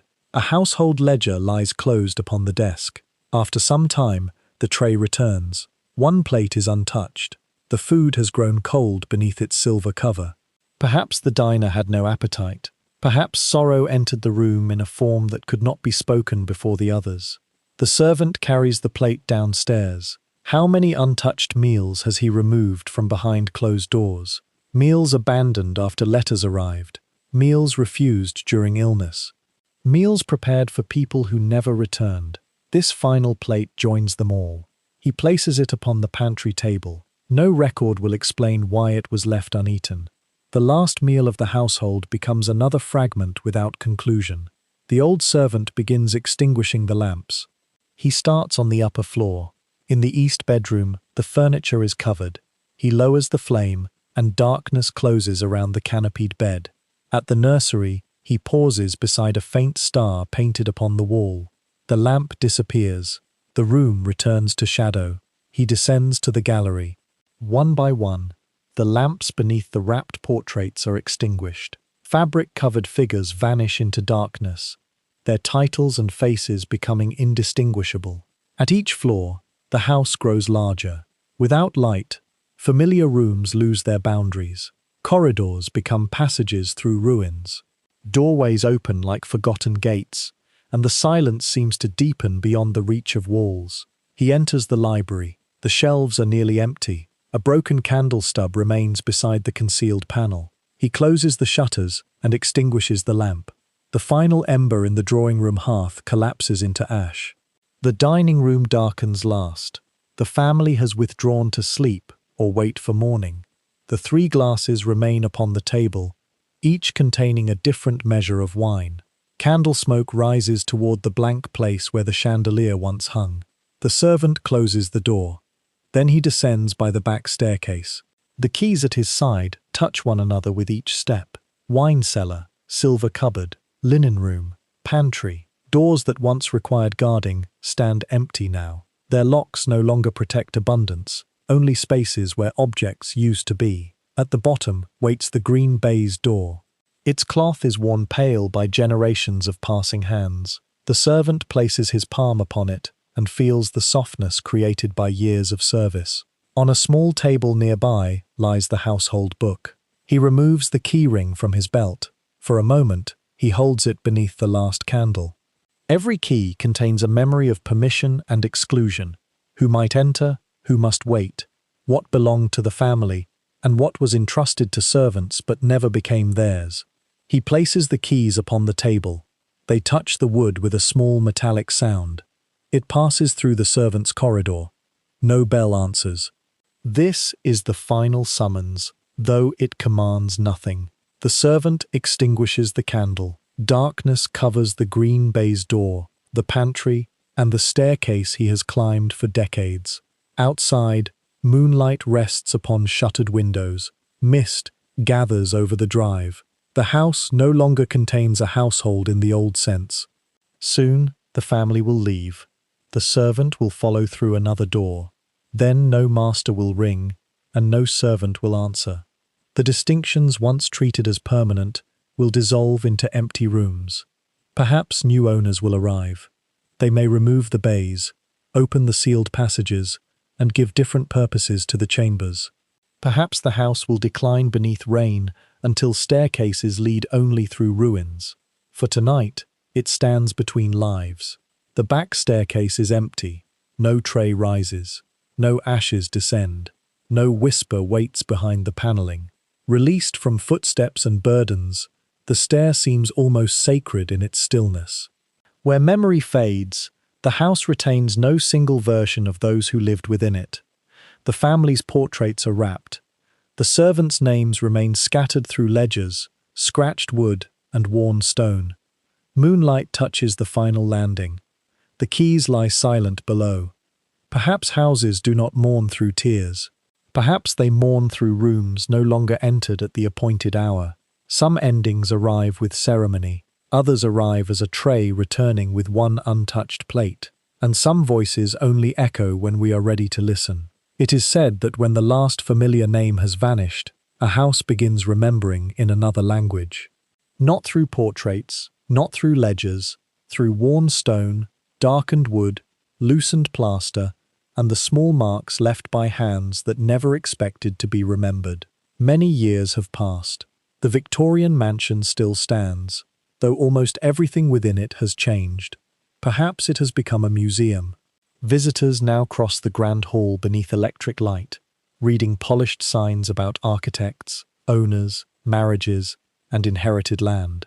Perhaps it is a private home again. The attic chambers have been painted bright. Bathrooms occupy former dressing rooms. A kitchen now stands where silver was once guarded behind locked cupboards.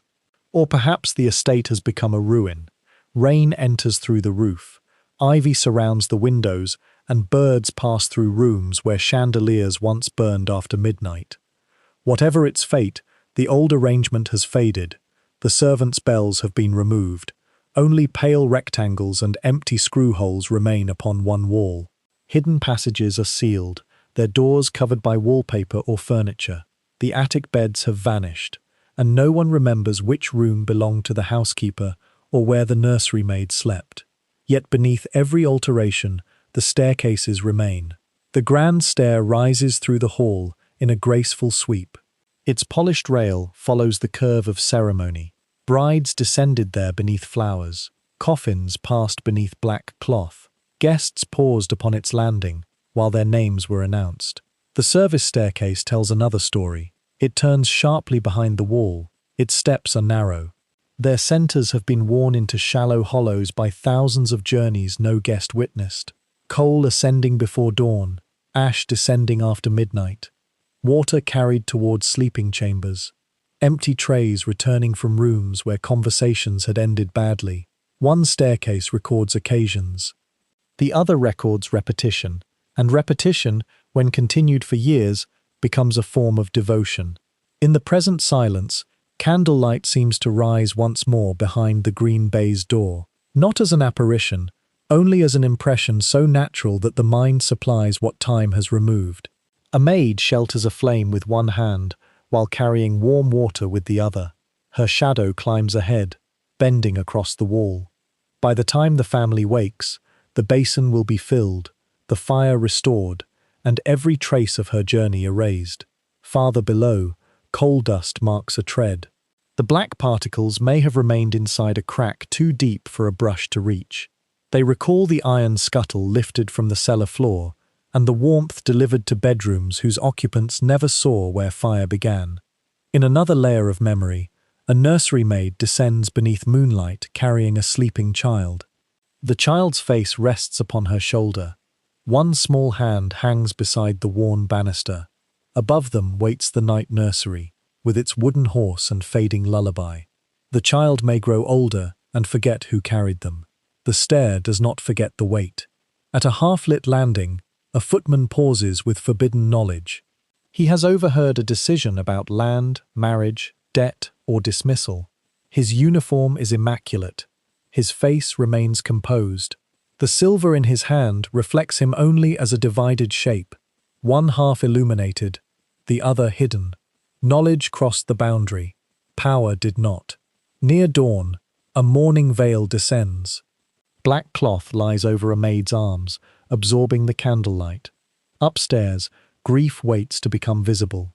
Downstairs, servants cover mirrors, stop clocks, prepare letters, and arrange the formal language of sorrow. Within the folds is a single tear whose owner cannot be known. These figures do not return as restless spirits. No door opens by itself. No footsteps must sound within an empty corridor. They remain as impressions held by material things. A scratch upon a rail, wax near a landing, the ring left by a glass, a faint initial beneath a table. History often asks for documents before accepting that a life was present. But those who served within great houses left few complete records. Their letters were lost. Their photographs went unnamed. Household books preserved wages and dates while withholding affection, exhaustion, fear, and hope. The building became their accidental archive. A worn step records that someone passed repeatedly. A polished banister records the pressure of countless palms. A scar upon the wall remembers burdens carried around a difficult turn. The house cannot tell us who they were, yet it refuses to say they were never there.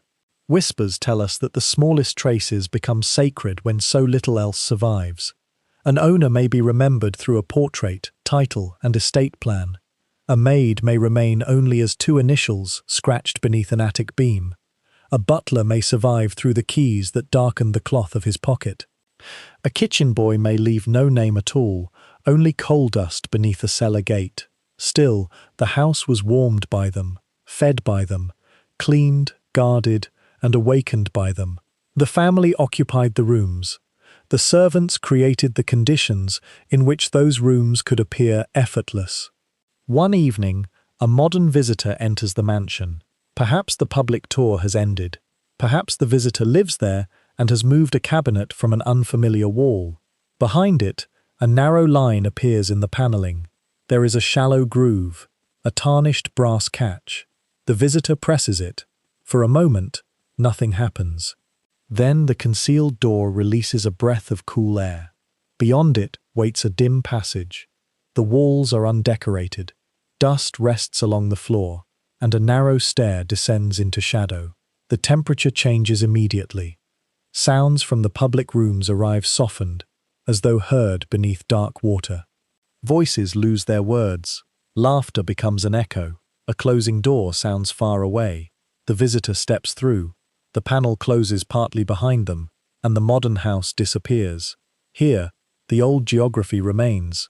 The passage does not reveal a treasure or written confession. There are no sealed jewels, secret portraits, or complete explanations. Only the path. A broken candle stub rests within a wall niche. A hook remains where an oil lamp once hung. Near the stair, repeated contact has worn the plaster smooth. The visitor places one hand upon the banister. The wood is cool. Its surface has been polished by people absent from every guidebook. For one moment, the house becomes many overlapping worlds. On the other side of the wall lies the visible mansion, the architecture admired by guests, the rooms described in inventories, the ceremonies preserved in family memory. Inside the passage lies the hidden mansion, a network of back stairs, service doors, attic chambers, pantries, coal routes, bell wires, and places where exhausted people paused for a breath. The worlds were never truly separate. Warmth travelled from one to the other. Food crossed the boundary. Letters, medicine, grief, and secrets passed through concealed doors. Yet custom insisted upon a division. The family must appear unserved. The servants must be constantly present and socially absent. The architecture made that contradiction permanent in stone and wood. The visitor descends. At one landing, a small window admits moonlight. Dust moves within the beam like a celestial field. On the wall is a faint spiral scratched beneath several coats of paint. Its meaning has vanished. Perhaps it was an inventory mark. Perhaps an idle carving made while waiting. Perhaps it represented a private promise between two servants whose names are gone. The visitor does not need to decide.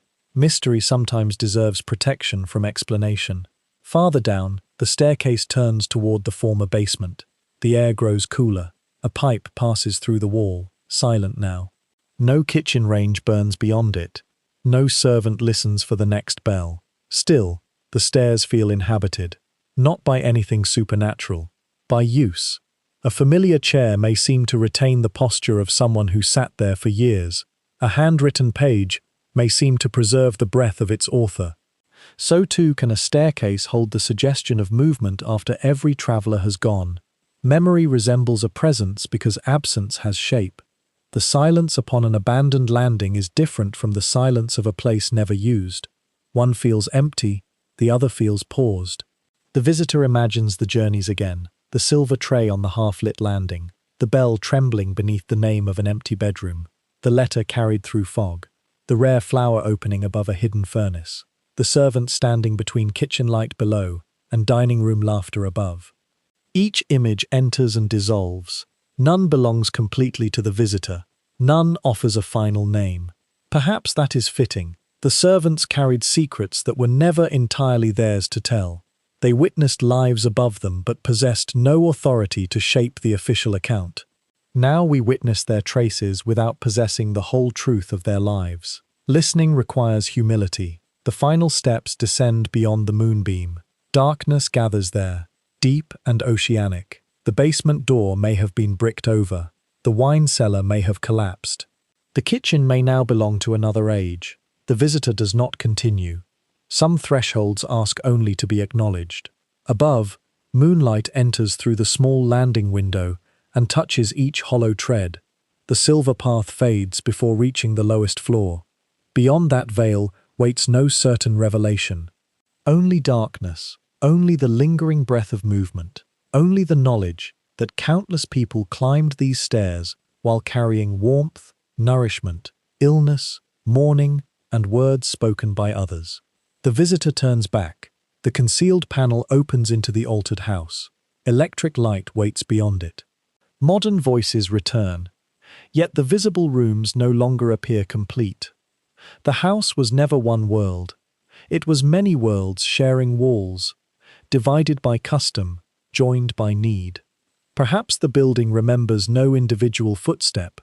Perhaps memory belongs only to those who pause long enough to imagine. But stone has changed. Wood has darkened. The path has been shaped. Something remains. At midnight, the concealed door is closed once more. Moonlight continues down the empty stair until it fades into shadow. No bell rings. No servant climbs.